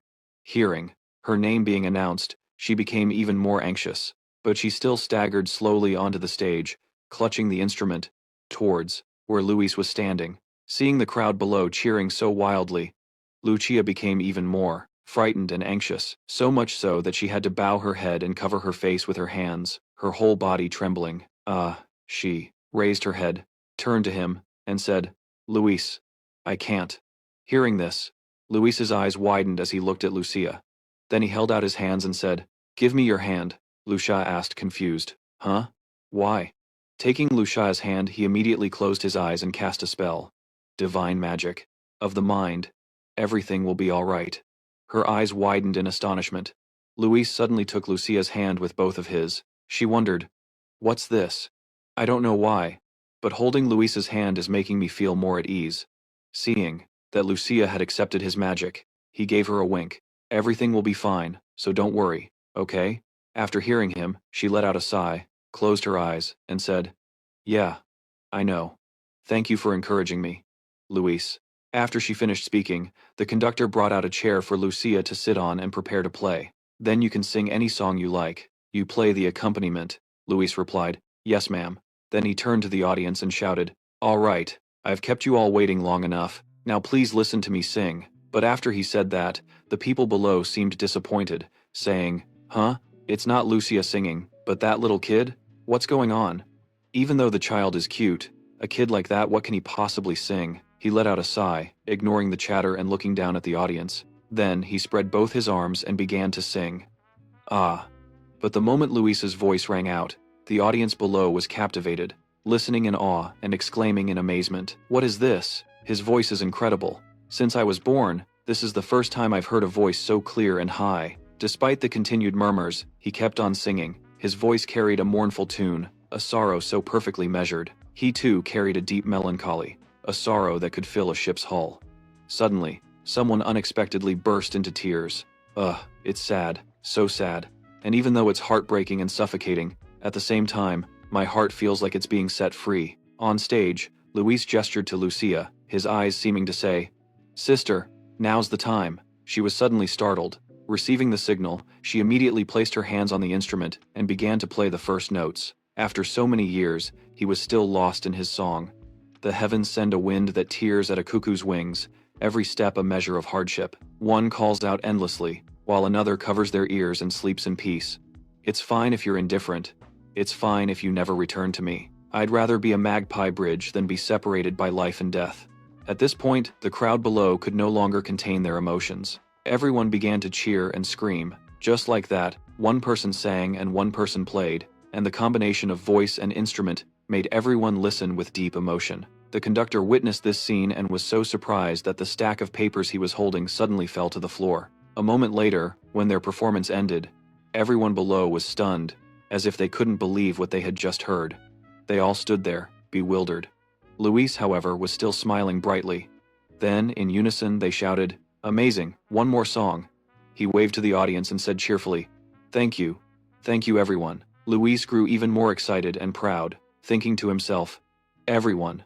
This is the power of the music from that day." Lucia, however, was still dazed, sitting with a pensive expression, lost in thought.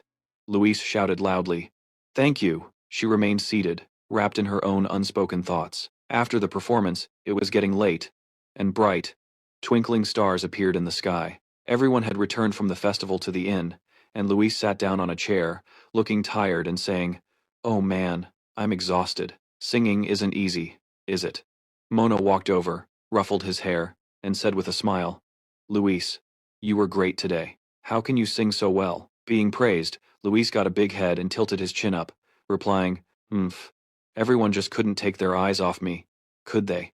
The two kids looked on with utmost admiration, as if they were meeting their idol. Their eyes widened as they said, "Luis is amazing." The cheerful atmosphere was suddenly broken when Lucia spoke up to Mona, "Sister, I'm sorry, I'm a bit tired, so I'm going to go rest first." With that, she started up the stairs. Mona heard this and turned her head to reply, "Oh, okay.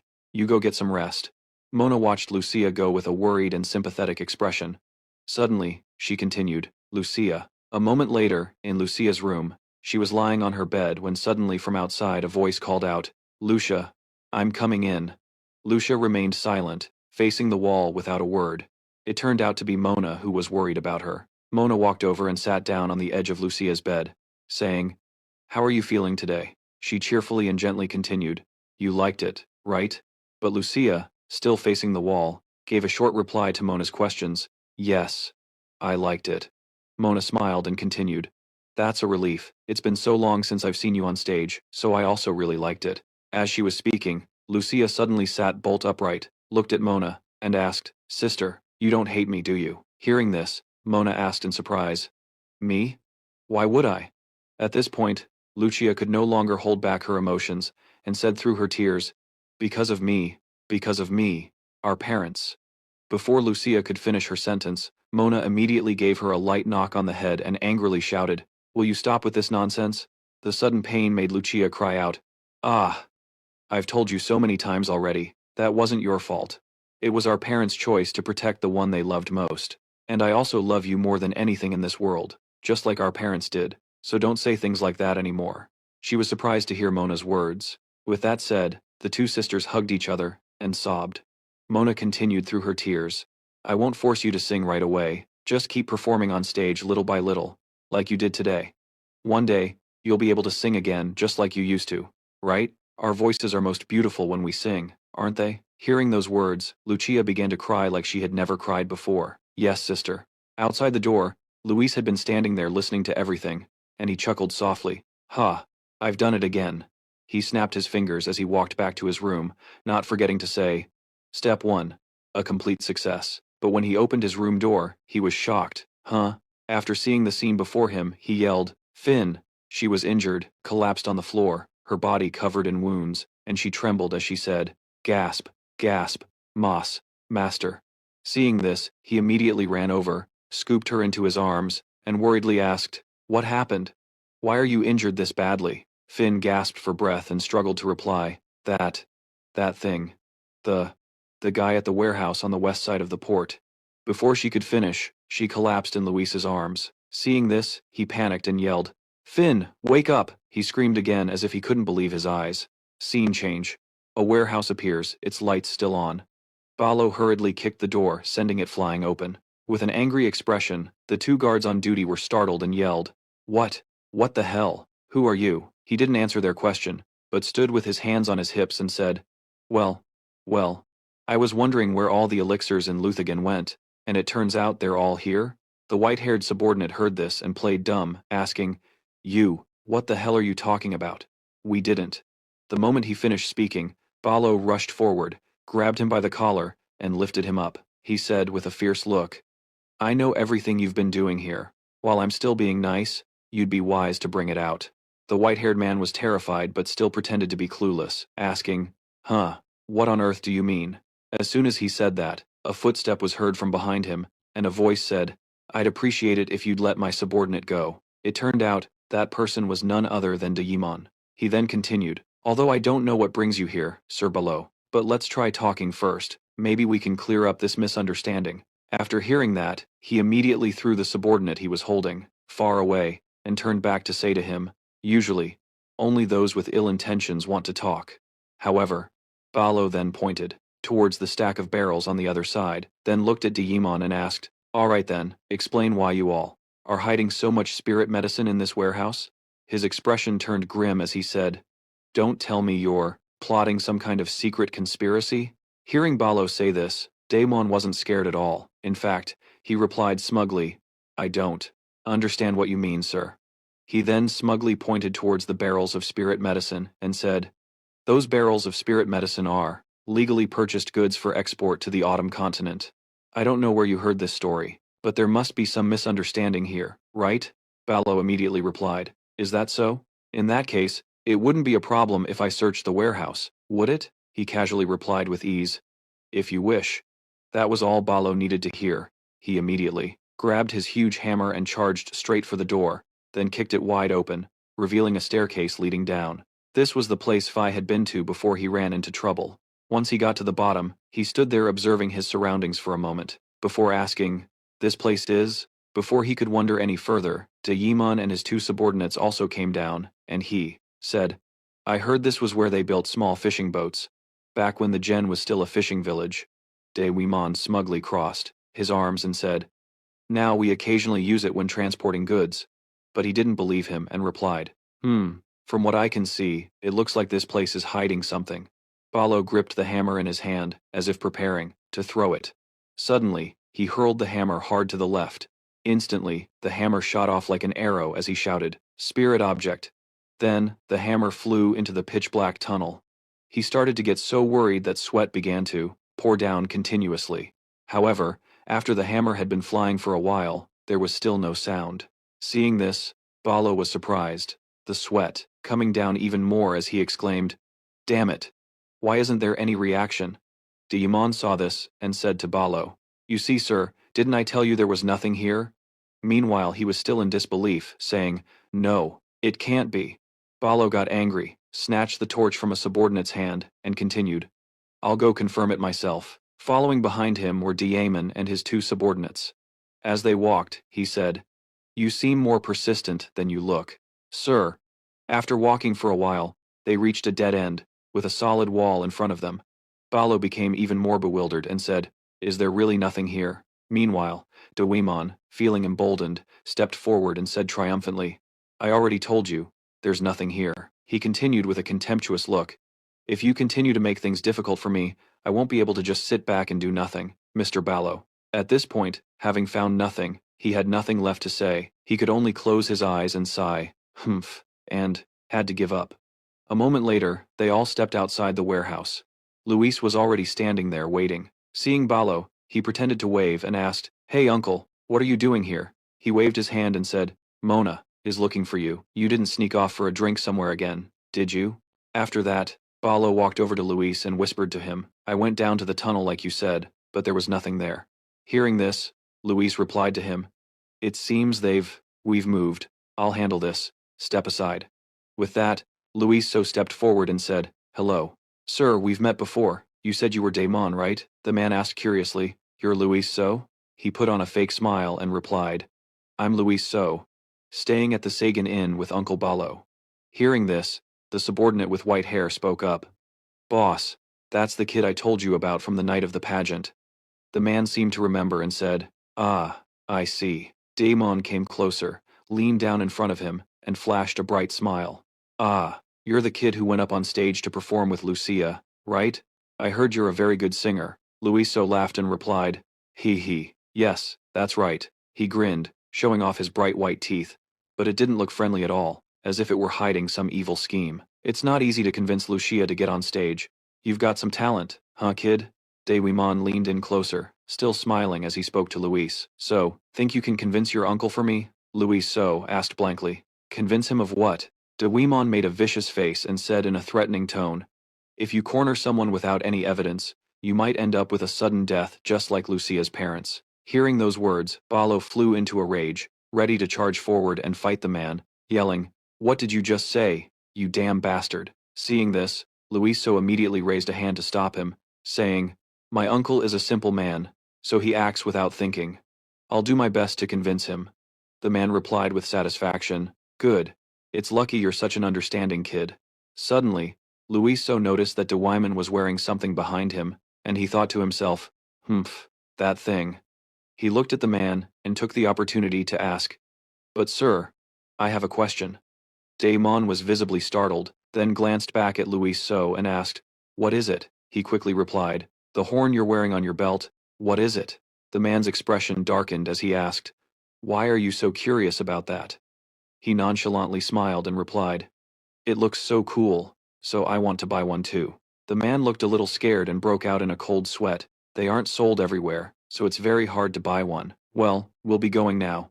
With that, he and his two subordinates went back into the warehouse and slammed the door, leaving the two of them standing there, staring blankly. Balo asked, Master, what should we do now? First, I'll go tell Siwoo. Louis So replied, no. He continued grimly, if Siwoo gets involved now, this city will immediately erupt into a war. Many innocent people could die. He looked at Balo again and continued, more importantly, we can't let this ruin Lucia's comeback stage, right? He asked, confused. What? A comeback stage? Yeah, I originally planned to take more time, but at this rate, we need to speed things up.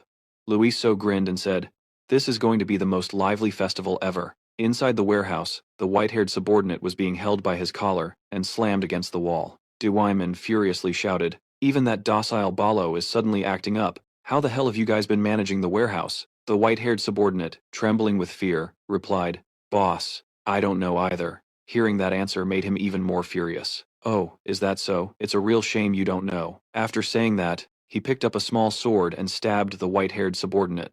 The man let out a pained gasp, as blood from his wound splattered everywhere. Immediately, the subordinate collapsed in agony. Gurgle coldly turned his back and walked away, telling the other brown-haired subordinate, at this rate, we have to speed things up. At that moment, the brown-haired subordinate who witnessed the scene said with a tremble, speed things up, but we still haven't tamed it. He then pulled out the bloody knife, looked at it, and continued, there's no more time for hesitation now. That Balo has already caught our scent, so we need to act before he catches us. I'll deal with him at the perfect moment during the opening of the beauty pageant's final night. The brown-haired man's face turned pale with fear, sweat pouring all over him. Finally, he concluded with a phrase just like Luis, it's going to be a wild festival. When night fell, the night sky appeared with sparkling stars. The following evening, Luis So and Balo were walking along the harbor road, searching for something. As they walked, Balo asked, Master, even if we turn this place upside down, it'll be hard to find any trace of that sea monster. Do you really think Yimon will make his move tonight? Luis So replied, that's right. When you're about to get caught, do you think you'd just wait any longer? His eyes sharpened as he reasoned, and if his goal is to take down Tor Usher, then after causing chaos during the festival, he'll make a show of subduing the monster himself. That would be the perfect time to impress the Lord. Balo asked, puzzled, if he wants to do that, he'd have to be able to control the sea monster, right? Does that mean Yimon is a druid, just like Jacob? Luis So shook his head. No, he's not a druid, because I don't sense any spiritual attribute energy from him. He then added cheerfully, but he does have a pretty good item on him. Luis So recalled the object Yimon carried, the horn of the Dragon King. According to legend, the horn of the Dragon King was a horn crafted from the horn of a sea dragon. Luis So pictured a sea monster under the horn's control. If one could tame the sea monster with the horn of the Dragon King, they could command it at will. That precious artifact was always with Yimon. Luis So thought to himself, even though he didn't know where Yimon had found that treasure, just having that item was enough to control the sea monster at will. Even without being a druid, he rubbed his hands, a sly look on his face. Though he thought to himself, that thing looks pretty expensive. What Luis So said was, If we could snatch that horn from him, couldn't we significantly shorten our travel time to the autumn continent? Hearing this, Balo closed his eyes and sighed, thinking to himself, isn't that your real goal anyway, master? Then Luis so pointed at him and continued, anyway, that guy is definitely making his move tonight, so I need you to keep an eye on the harbor around the clock. Hearing this, he asked in surprise, me? By myself? Master, where are you going? He answered. I have something to take care of first. A while later, Luis went alone to the center of the town, which was lavishly decorated. As people gathered and chatted, Luis suddenly spotted a familiar figure in the distance. The person was lurking outside a window. Seeing this, he walked closer and shouted, hey man. He was now standing behind Kaj, asking with a probing gaze, what are you doing there? Kaj, the son of Baron Tor Usher, jumped in surprise when he heard Luis So's voice. Caught red-handed, the flustered man stammered out an explanation. Ah, no, I was just taking a stroll. It's been a while since Lucia was last on stage, so I wanted to come and congratulate her. Hearing this, hearing the other person stammer, Luis froze, looking incredibly suspicious to anyone watching. Luis sighed and replied, even so, your head isn't completely empty, is it? I knew you'd have those kinds of twisted thoughts. Hearing this, Kaj immediately got angry and said, whoa, what? Then he continued, perfect timing, I have a job for you today. During the event, you need to fill the square with an audience. Hearing this, Kaj didn't understand and asked, fill it with an audience? Why? Luis replied, don't ask too many questions, just do as I say. Unless you're afraid of a little hard work? That remark seemed to strike a nerve with the great young master, so, Kaj shouted, hard work? I just need to mobilize my household, and that'll be enough to fill the square. Seeing that he had taken the bait, Luis turned his back, smiled, and continued, excellent, see you later then. Suddenly, he stopped and said, ah, that's right. Luis winked good-naturedly and said, and when you come, remember to prepare flowers. You have to make an impression when it counts, you know. Hearing this, Kaj didn't understand, and rested his chin on his hand, thinking and whispering, when it counts? The night sky was truly peaceful, but the scene below was anything but.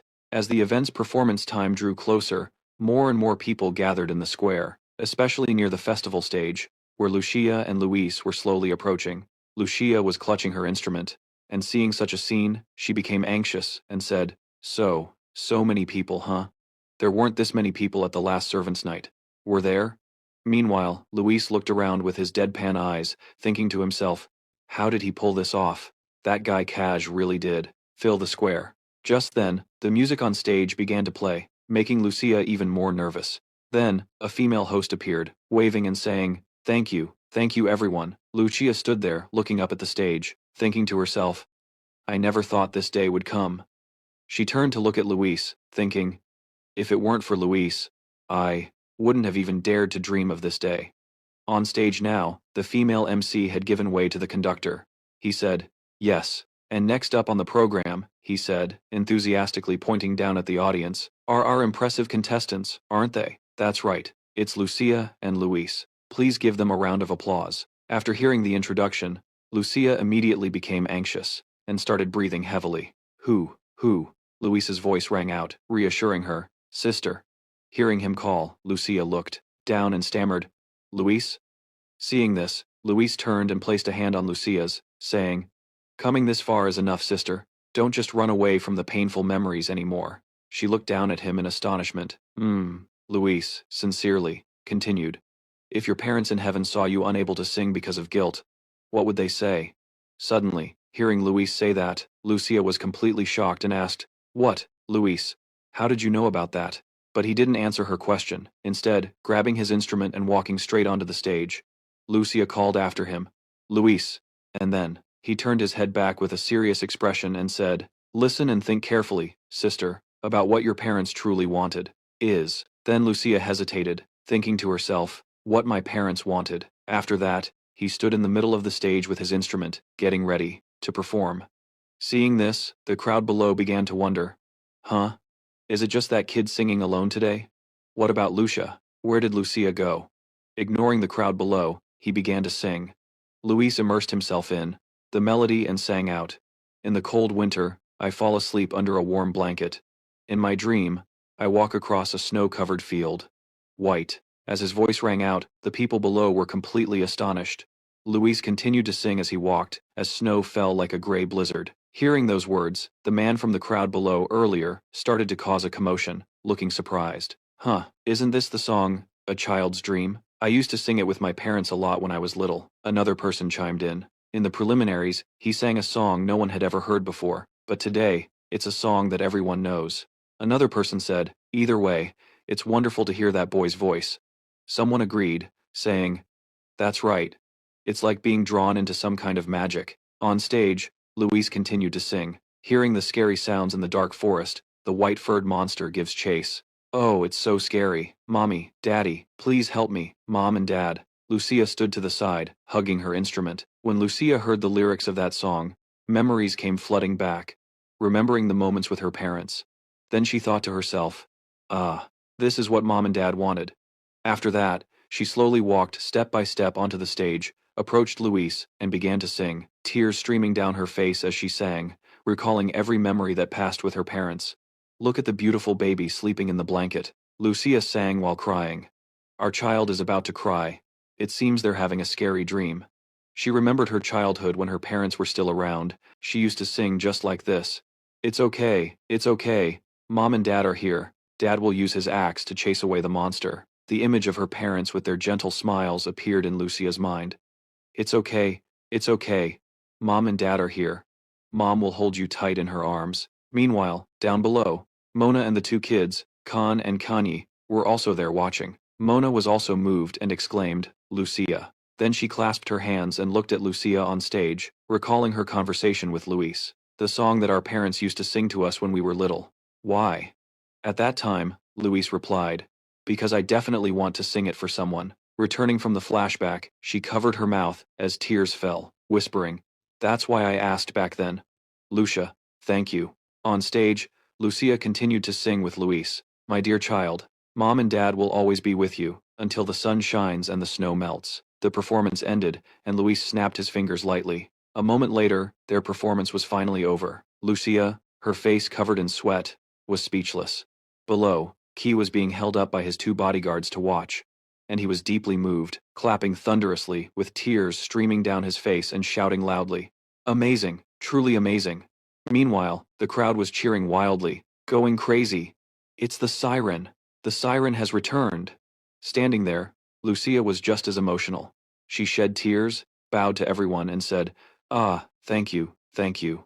Luis then snuck down below, smiling and saying, I guess it's a happy ending after all. Luis, with a radiant face, smiled and said, if we don't want to ruin this atmosphere, we have to finish the remaining job, right? At the port, a man named Jay Wimon was rowing a boat by himself. Slowly pulling up to a pier, he stopped the boat at the pier, looking around coldly. He had only taken a few steps ashore when a voice called out, where are you coming from, sneaking around like a rat? It turned out Balo was already there waiting, and when Jawan saw him, he looked surprised, not expecting Balo to be here at this hour. Balo looked at him with a smug expression and said, now, did you just hide some goodies on the rocky island out at sea? Hearing this, the man sighed and calmly replied, it's true that birds of a feather flock together. You've just done something exactly like Miss Lucia's parents. Hearing him say that, Balo looked surprised. He snapped back. What? What the hell are you talking about? Why are you suddenly bringing up my friends? The man replied smugly. They followed me around just like Mr. Pabiodou, until they met with a tragic accident and unfortunately passed away. Balo pointed a finger at him, his voice trembling with rage as he asked, don't tell me you caused that accident? The man chuckled and replied, who knows? It's hard to say. He continued smugly, but I can guarantee that I will never let anyone interfere with my work. At this, Balo could no longer contain his anger and grabbed his hammer. He charged at the disgusting man and cursed, you bastard! Rushing forward with eyes full of fury, Balo swung his hammer down hard, but Demon blocked the hammer with his two swords. He said with a confident tone, did you really think I could face Tuseo without having any strength of my own? After speaking, he used his two swords to push Balo away, and immediately, his subordinates appeared from all directions, surrounding Balo. Seeing that he had the upper hand, he sheathed his two swords. He continued arrogantly, oh, by the way, you don't need to worry about the two young ladies in Zajan. He laughed vilely, and said, I'll take good care of them, haha. Hearing those words was like adding fuel to the fire, making Ballo even more furious as he yelled, "You scumbag, I'll kill you!" He was about to charge straight at him, but his path was blocked by the subordinates. Seeing this, he said, "Humph, get out of my way." Daimon was now facing the sea, holding the cabinet in his hands and saying, "Well then, shall we continue? Shall we?" But suddenly, a voice rang out from behind him. "Hey, are you in the wrong place, mister?" Luis, who was sitting on a barrel, said, "The festival isn't here, it's over at Flag Square." Daimon turned around in surprise. He glanced over and said, "Wandering around this late at night will get you a scolding from the adults, kid." Then, Luis jumped from the barrel and replied, "Thanks for the warning, mister, but my family is pretty liberal, so it's fine." He placed his hands behind his neck and walked towards Daimon, saying, "Anyway, I was planning to handle this gently." He winked and continued, "But making my sister Lucia cry is not okay, so I'll have to teach you a lesson you'll never forget." Hearing what Luis said, the man immediately looked down on him, thinking Luis was just a little kid, and glared at him, saying, "You little brat, who do you think you're acting all high and mighty with?" Luis smirked and said, "But fine, I wasn't planning on going easy on you just because you're a kid anyway." After speaking, he immediately drew 2 swords from his hips and lunged to stab Luis. But just as quickly, Luis cast a spell, and a purple, spherical orb appeared around him, causing the man's 2 swords to be unable to touch him. Witnessing this, he was stunned and stammered, Spatial magic? You're a mage?" But Luis paid no attention to his words, simply cleaning out his ear and saying, "So much talking, hurry up and attack." Before Daimon could react, Luis attacked with his fist, adding, "Otherwise, it's my turn." Although he managed to cross his arms to block, the destructive force of Luis's punch still sent him flying a good distance, only stopping when his back slammed hard against a wall. Daimon cried out in pain. "Ugh." Luis looked at his opponent trembling on the ground and continued, "Oh, you can still take that? You're better than Ballo, then." Right. Ballo was dealing with his minions, and when he heard what Luiso said, he replied, "You're making comparisons at a time like this?" Suddenly, a massive shadow loomed over him. Luiso was surprised. While standing there, Luiso heard a sound from behind him. It was a monster with a head like a blue dragon, a long body, and jagged horns sprouting from its head, and 2 eyes that glowed a blood red. It emerged from the sea right in front of Luiso. Upon seeing Luiso, it immediately roared, opening its massive maw and slamming its head down where he stood. But Luiso quickly dodged the attack, taking a few steps back and saying, "Whoa, that was a close call. I was almost a goner." But when Luiso turned to look at it, his face filled with astonishment, because the monster was now coiling its entire body. It was continuously slithering onto the shore, and Daimon was standing on its body. He was holding a horn in his hand. With a smug look on his face, he let out a cold snort. "This kid's got some tricks, but this is as far as you go," he added smugly. "It's a bit earlier than planned, but there's no other way." Luiso clenched his teeth as the voice of Daimon continued to echo. "First, I have to deal with you."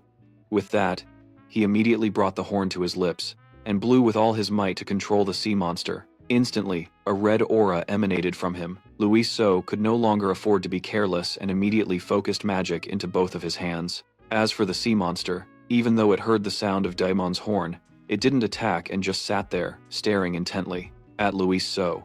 Seeing this, he was also surprised, not understanding what was happening. Huh? As for that guy Daimon, it goes without saying, he was furious that the monster wasn't obeying him. He immediately kicked the monster's body hard, and yelled, "What are you doing just standing there like a dead fish? Why aren't you attacking him?" After being yelled at and kicked, the monster turned its blood-red eyes towards him and let out a ferocious growl. Meanwhile, Luiso, witnessing this scene, was secretly delighted, thinking, "Aha, it seems he hasn't completely tamed it yet." Luiso thought gleefully to himself, "In that case, let me help you tame it." With that said, Luiso immediately cast a mind-taming spell on the sea monster. Instantly, an orange stream of energy appeared and shot straight towards the monster. Controlled by Luiso's power, it cried out incessantly. Despite being hit by Luiso's spell, the monster still seemed to be very lucid. Luiso immediately pointed his finger towards Daimon and commanded it, "Devour him." Hearing this, Daimon cried out in fear, "What? No, you can't." Immediately, he brought the horn to his lips and blew again with all his might. This time, the blast of energy he emitted was much stronger than before, affecting the monster and causing it to go berserk. Caught between two controlling spells at once, it roared out. It cried out in pain and slammed its head hard against the ground. Bam! The impact forced Luis So to leap onto a nearby crate, from where he observed Day Y Monday. Luis So thought to himself, right now, my mind magic level isn't high enough, so I can't overpower the effect of the Sea King's horn. Luis So looked at his opponent with a determined gaze and thought, but I can't reveal my true form to fight it right in the middle of the city. What should I do? After thinking for a moment, he looked out at the sea and an idea struck him. He then said, I think I've found something, the key point. Luis said, that's right. That's a good way. He turned towards this giant sea monster. That sea worm. He raised the corners of his mouth smugly and said, let's have a real fight. What do you say? After saying that, Luis jumped high into the air and plunged straight into the sea. Seeing this, Balo cried out in surprise. What are you doing, sir? As for the monster. Upon hearing Luis's words, it also roared, and immediately dove straight into the sea in pursuit. Witnessing that scene, Daemon laughed smugly and said, you fool. Trying to fight a sea serpent in the middle of the ocean? That's no different from suicide, is it? The monster swam towards Luis's position. At that moment, Luis was already waiting for the monster to come down with a confident expression. He thought to himself, come on. Luis was astonished. He tried to hold his breath and look towards the monster rushing towards him. The monster swam very quickly towards Luis's location, then it opened its mouth, which was filled with countless sharp teeth, and quickly sucked Luis inside.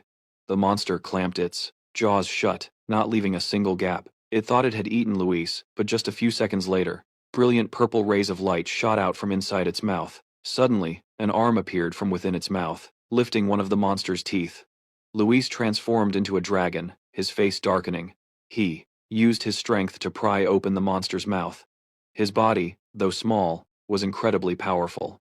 Luis frowned, his face cold and serious, as he said, if we're underwater, there's no need to hold back. I can just freely transform into a dragon. Luis clenched his fist, creating a source of power, and said, and this guy's mouth. With that, Luis unleashed a devastating punch into the monster's upper jaw, and said, it stinks, you should brush your teeth 3 times a day. Bubbles spread throughout the monster's mouth from the punch. Caught off guard by the blow, it screamed in agony. Taking advantage of the opportunity, Luis quickly swam out of the monster's mouth. Luis used his wings to fly up high, looking at his opponent and said, you were pretty smug earlier, weren't you? Luis used his power, swimming quickly towards his opponent, shouting continuously, you're unlucky to have run into me today. He then shot forward, and delivered a devastating punch to the monster's head. The opponent, caught by the surprise attack, roared in pain. Not stopping there, Luis continued to use his speed to swim around and land powerful blows all over the monster's body. At this point, it could only stand still and take the beating, letting out pathetic cries. Seeing that it couldn't fight back, it turned to flee, but Luis quickly pushed the monster down to the seabed. He let out an angry sound. Yeah, but it's not that easy to escape. Luis quickly grabbed onto the monster's body and said, where do you think you're going? Luis then used both hands and his body to pin down its tail and said, the fun has just begun. It'd be a shame to end it so soon, you know. After saying that, he grabbed the monster's tail and spun it around continuously for a dozen or so times, saying, let's keep playing. Meanwhile, on the shore, Balo had already dealt with Daemon's subordinates and was standing there panting heavily. Huff huff, that's all of them, I guess. Then he looked out at the sea worriedly and continued, I wonder how the master is doing, even if he's a dragon, underwater is. Suddenly, ripples appeared on the sea's surface, catching his attention. He said in astonishment, huh? A second later, the sea surface had formed a whirlpool with a black hole right in the center, and at that very moment, that waterspout slowly began to rise from the water formed a literal whirlpool suspended in midair. Seeing this, Balo exclaimed in astonishment, what in the world is that? As he spoke, the whirlpool dissipated, revealing the true form of the sea monster. Meanwhile, that guy Dawaimon was just as shocked by the sight. He cried out in disbelief, a sea serpent? Why? Why is it in the sky? While he was still wondering, the monster was already right above his head, free-falling towards him. Realizing the situation was dire, he immediately turned tail and ran for his life, letting out several loud screams. But unfortunately for him, it seems karma catches up to the wicked. One of his feet tripped on a rock, and his entire body immediately tumbled to the ground. Dawaimon then looked back, but it was too late. He only had time to scream, "No, don't." A second later, the sea monster crashed down, crushing Dwaymon's body. With a loud thud, the impact caused the ground to shake, sending cracked earth and rocks flying everywhere. Everything was now shrouded in dust and smoke, and his horn was sent flying. It quickly slammed against some nearby rocks. The impacts caused it to crack. The scene at the dock now looked no different from a battlefield. The sea monster's body lay on a pile of rubble. Beneath it was that guy Dwayman and his underlings, surrounded by thick, swirling dust. The overall view was one of utter devastation. As for Ba Lo, he stood there stunned, his face darkened, unable to comprehend what had just happened. Suddenly, out on the sea, there appeared geysers of water shooting up. Ba Lo witnessed this and quickly shielded his face with his hands. Luis emerged from beneath the sea, his expression cold, with the full moon behind him, and the splashing water droplets added to his mysterious aura. He quickly transformed back into his human form, flashing a friendly smile. Luis swiftly landed next to Ba Lo. He shook his body to get the water off and said, "Ah, that's refreshing. It's been a while since I got to properly blow off some steam. I finally had a chance to manifest fully." Ba Lo asked with a serious expression, "You did all that, just to blow off some steam?" Suddenly, from within the pile of rubble, the pained groans of Dwayman could be heard. Yep, it turned out that Dwayman hadn't been defeated yet, and was slowly crawling forward, fumbling with his hand as he searched through the debris, his face contorted in pain as he let out a soft cry. Dwayman stretched out his hand to reach for the cracked horn, struggling to say, "My horn." Suddenly, Luis walked over and picked it up. He looked at the man and said, "Why are you still hung up on the Sea King's horn?" He then continued smugly, "This thing will be very useful to me now." With that, Luis put the horn to his lips and blew. However, it only produced a piercing toot-toot sound, without releasing any energy at all. Ba Lo, who was standing nearby, couldn't help but cover his mouth and say, "Sir, you might be good at playing rough, but it seems flutes and horns aren't your strong suit, are they?" Luis, being teased like that, snapped back defensively, "No, it's not that I can't blow it, it's just that this thing is." Suddenly, cracking sounds from the horn caught his attention. As Luis held it with both hands, he heard a few more cracks, and he turned to look at Ba Lo. They both said, "Well then." He turned to Ba Lo with a smile and said, "Think we can tape it back together?" Just as he finished speaking, the horn in his hands shattered into many pieces, leaving them both frozen for a few seconds. Then, all the fragments fell and scattered all over the ground. Devastated by the loss of the item, he knelt down, looked at the pile, and cried out, "Ah, no, my speedboat."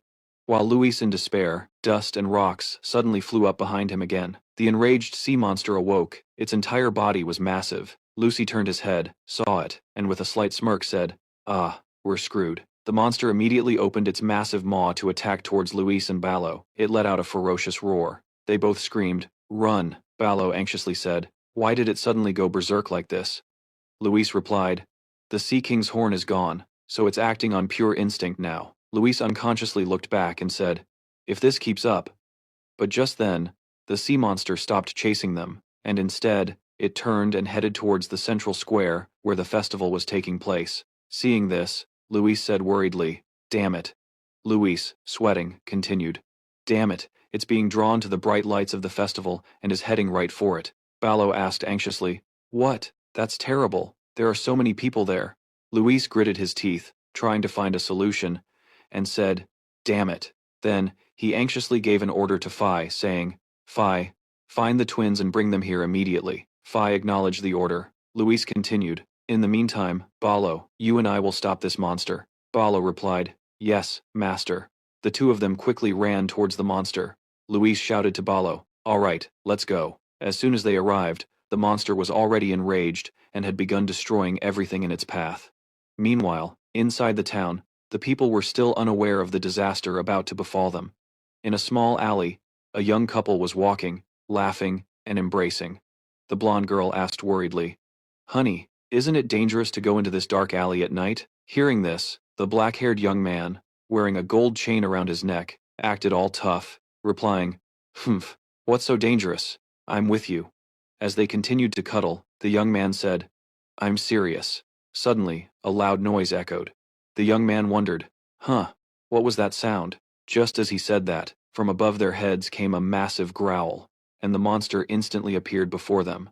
The monster was now opening its huge mouth, absolutely terrified. The two of them screamed, "Ah!" Seeing the monster, the young man immediately fell backward on the spot. His eyes widened in shock as he yelled, "Ah! What is that thing?" The blonde girl, seeing this, quickly urged him, "What are you doing just standing there? Run, get up quickly." The blonde girl, out of options, used one of her arms to pull him up and hoist him onto her shoulder, running while looking back. But luckily, just then, a massive hammer came flying towards them at rocket speed. A few seconds later, it smashed directly into the monster's head, causing it to roar in pain with its mouth wide open. Balo's whole body was trembling slightly, but he stood his ground, panting as he said, "Hey, you snakehead, I'm over here." After taking a massive hit from Balo, its eyes turned red. It let out a deep, angry roar, "Roar!" and immediately charged right at him. Seeing this, Balo scrambled away, screaming as he ran. He was deliberately drawing its attention to lure the monster to a pre-arranged ambush spot. Then he turned his head and yelled, "Master, it's time, save me." Then, a voice belonging to Luis rang out, "Activate space magic, spatial barrier." Instantly, 4 purple walls with rectangular patterns appeared, surrounding the monster. It looked around at the space in astonishment. Feeling cramped, it roared loudly. It began to struggle violently, slamming its head and tail hard against the barrier, and cried out, "Roar, roar, roar, roar." Meanwhile, Luis had been standing on a nearby rooftop, observing the monster. He said, "Excellent, it's temporarily trapped. Now I just need to use a mental spell to calm it down and we're done." After speaking, Luis waved his hand toward the monster and began to cast another spell. Luis closed his eyes and said loudly, "Mental spell, take hold." The monster immediately opened its mouth wide, roaring in agony. Ruar, but that spell from Luis only made it ram even more frantically against the 4 purple spatial barriers surrounding it. Meanwhile, Luis, with his eyes closed and sweating, controlled the spell while thinking to himself, "I can't control it, the spatial barrier is shaking. At this rate, I won't be able to cast the mental spell." Balo, watching from below, suddenly heard a voice call out, "Sir Balo." He turned around, startled. Baron So and his subordinates had arrived just in time, weapons in hand, charging forward to help. But when he witnessed the monster trapped inside the purple barrier, roaring its head off, he exclaimed in astonishment, "My God, what is that thing? Where did that monster come from?" Hearing this, Balo turned back and replied, "It's something demon dragged in. It seems he intended to cause a disturbance during the festival."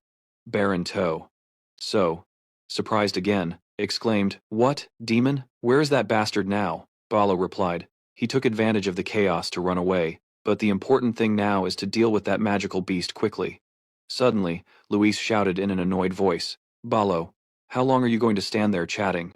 Luis continued in a strained voice, "Do something with your friend to hold the monster back." After hearing this, Balo immediately replied, "Yes, yes, I understand. Let's go, So, he turned his head and said to Baron So.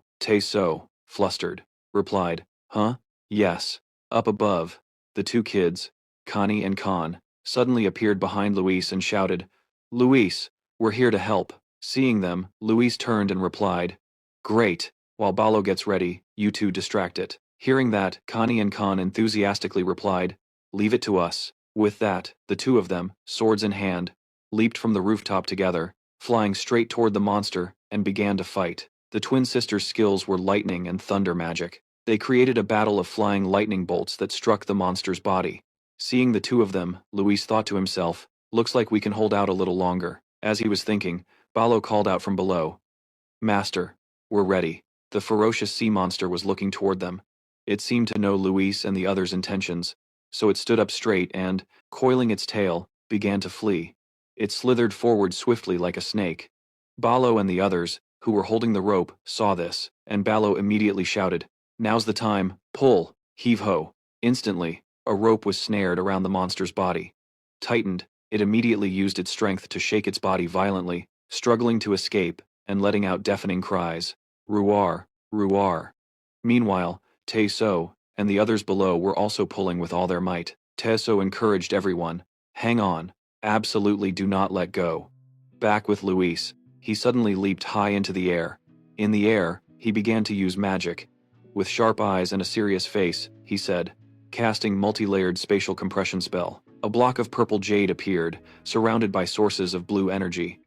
A second later, He slammed his hands together, and rays of light shot out from them. Luiso thought to himself, compress space. Instantly, boom! A massive explosion erupted on the monster's body, stopping it in its tracks. Following that was a shockwave that directly hit the monster's head, which only had time to cry out before collapsing. Its two red eyes slowly began to close. Then, Luiso walked over to the monster's side and placed a hand on its forehead. Luiso said cheerfully, "Everyone worked hard. Now let me help it rest in peace." With that, he began to cast a mind-soothing spell, and immediately, lights appeared above the monster's head. A moment later, it slowly opened its eyes, and instead of the fierce, bloodshot red eyes, they were now sparkling blue. The monster's eyes had returned to their original blue color. Seeing Luiso standing there, the monster slowly approached him. Seeing this, he laughed and said, "Aha, that's right, good boy." While the monster obediently licked all over Luiso's face with its long tongue, suddenly, Thoyer stepped forward with a cold expression. Thoyer slowly advanced, raising his sword and shouting, "Die!" But just then, Thoyer was hit by a spell, creating chains that bound his hands to stop him. Seeing this, he asked in surprise, "Huh, what's this?" Luiso looked at him and said, "There's no need for that." Luiso stood there and explained, "It was being controlled by Daemon, so it was forced to do this. It's not at fault." As soon as Luiso finished speaking, the two kids, Ka, Ni, and Kan, jumped right onto the monster's back, bouncing up and down, laughing gleefully. Baron Tuuso, witnessing the scene, was still a bit worried, and said, "But to let a monster like this roam free," Luiso replied, "I'll take care of it, don't worry." A while later, the monster returned to its sea. It bowed its head to listen as Luiso said, "You understand? From now on, don't come near the human city again. Go back to the place where you used to live, and stay there." It obediently agreed with a cry. The sea monster turned its back and swam towards the ocean. The two restless kids stood there waving their hands. Khan said, "Live well."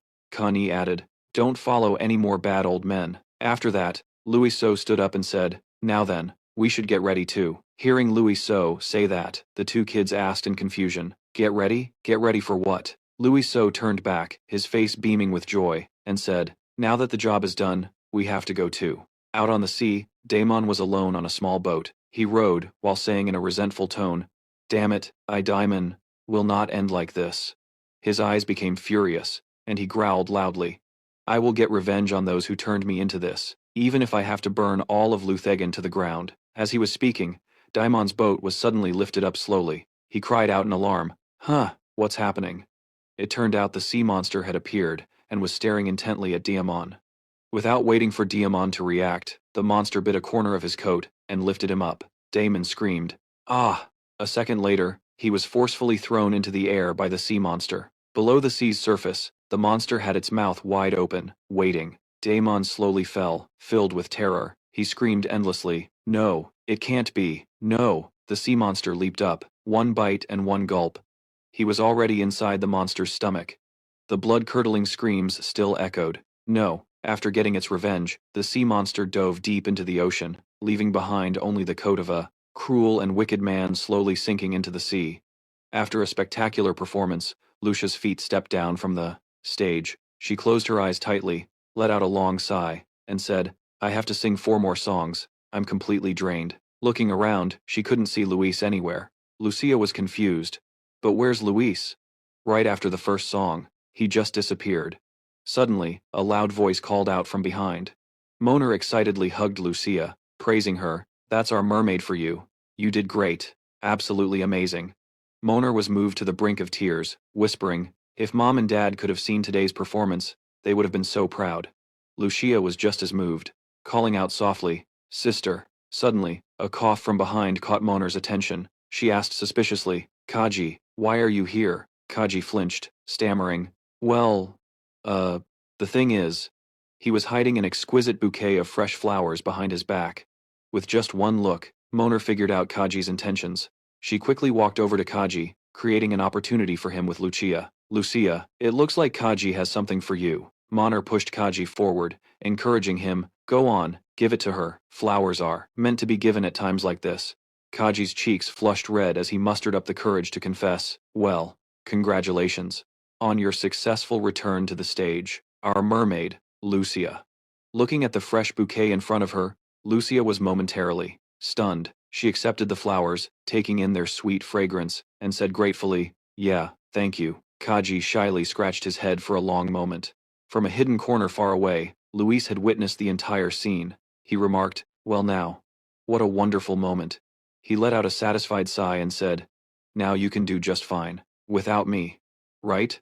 A few days later, on a ship, a soldier stood up high and announced, "The Hain Sunny, bound for the autumn continent, is about to depart.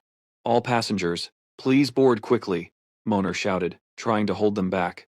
"Don't go," she said tearfully. "Do my little ones really have to leave? Don't go.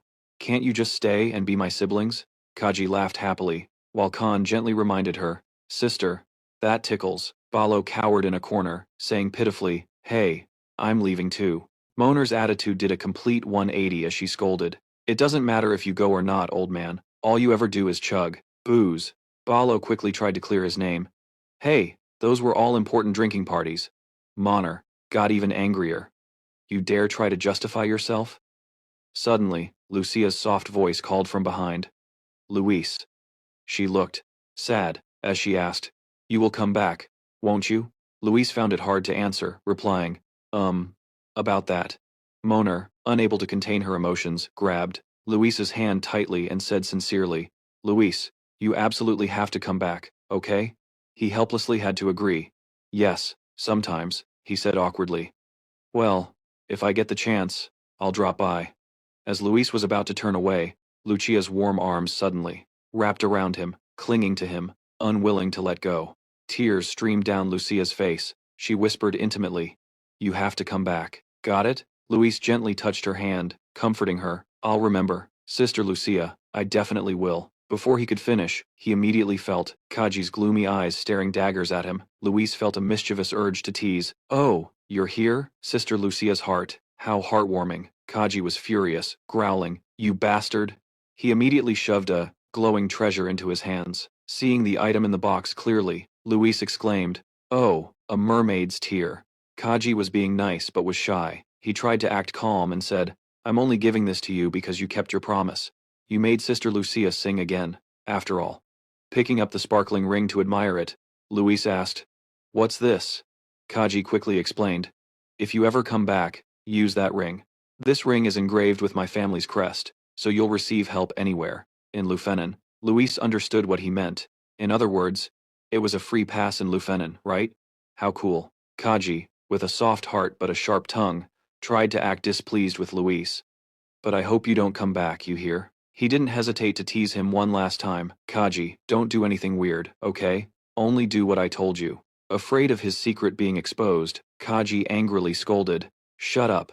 I'll handle everything myself, so stay out of it." Luis noticed his hand, trembling non-stop as he tried to suppress his sadness and couldn't help but be surprised. Finally, he managed to say what he truly felt. "Thank you for everything." His subordinate reminded him, "You have to say it with more sincerity, sir."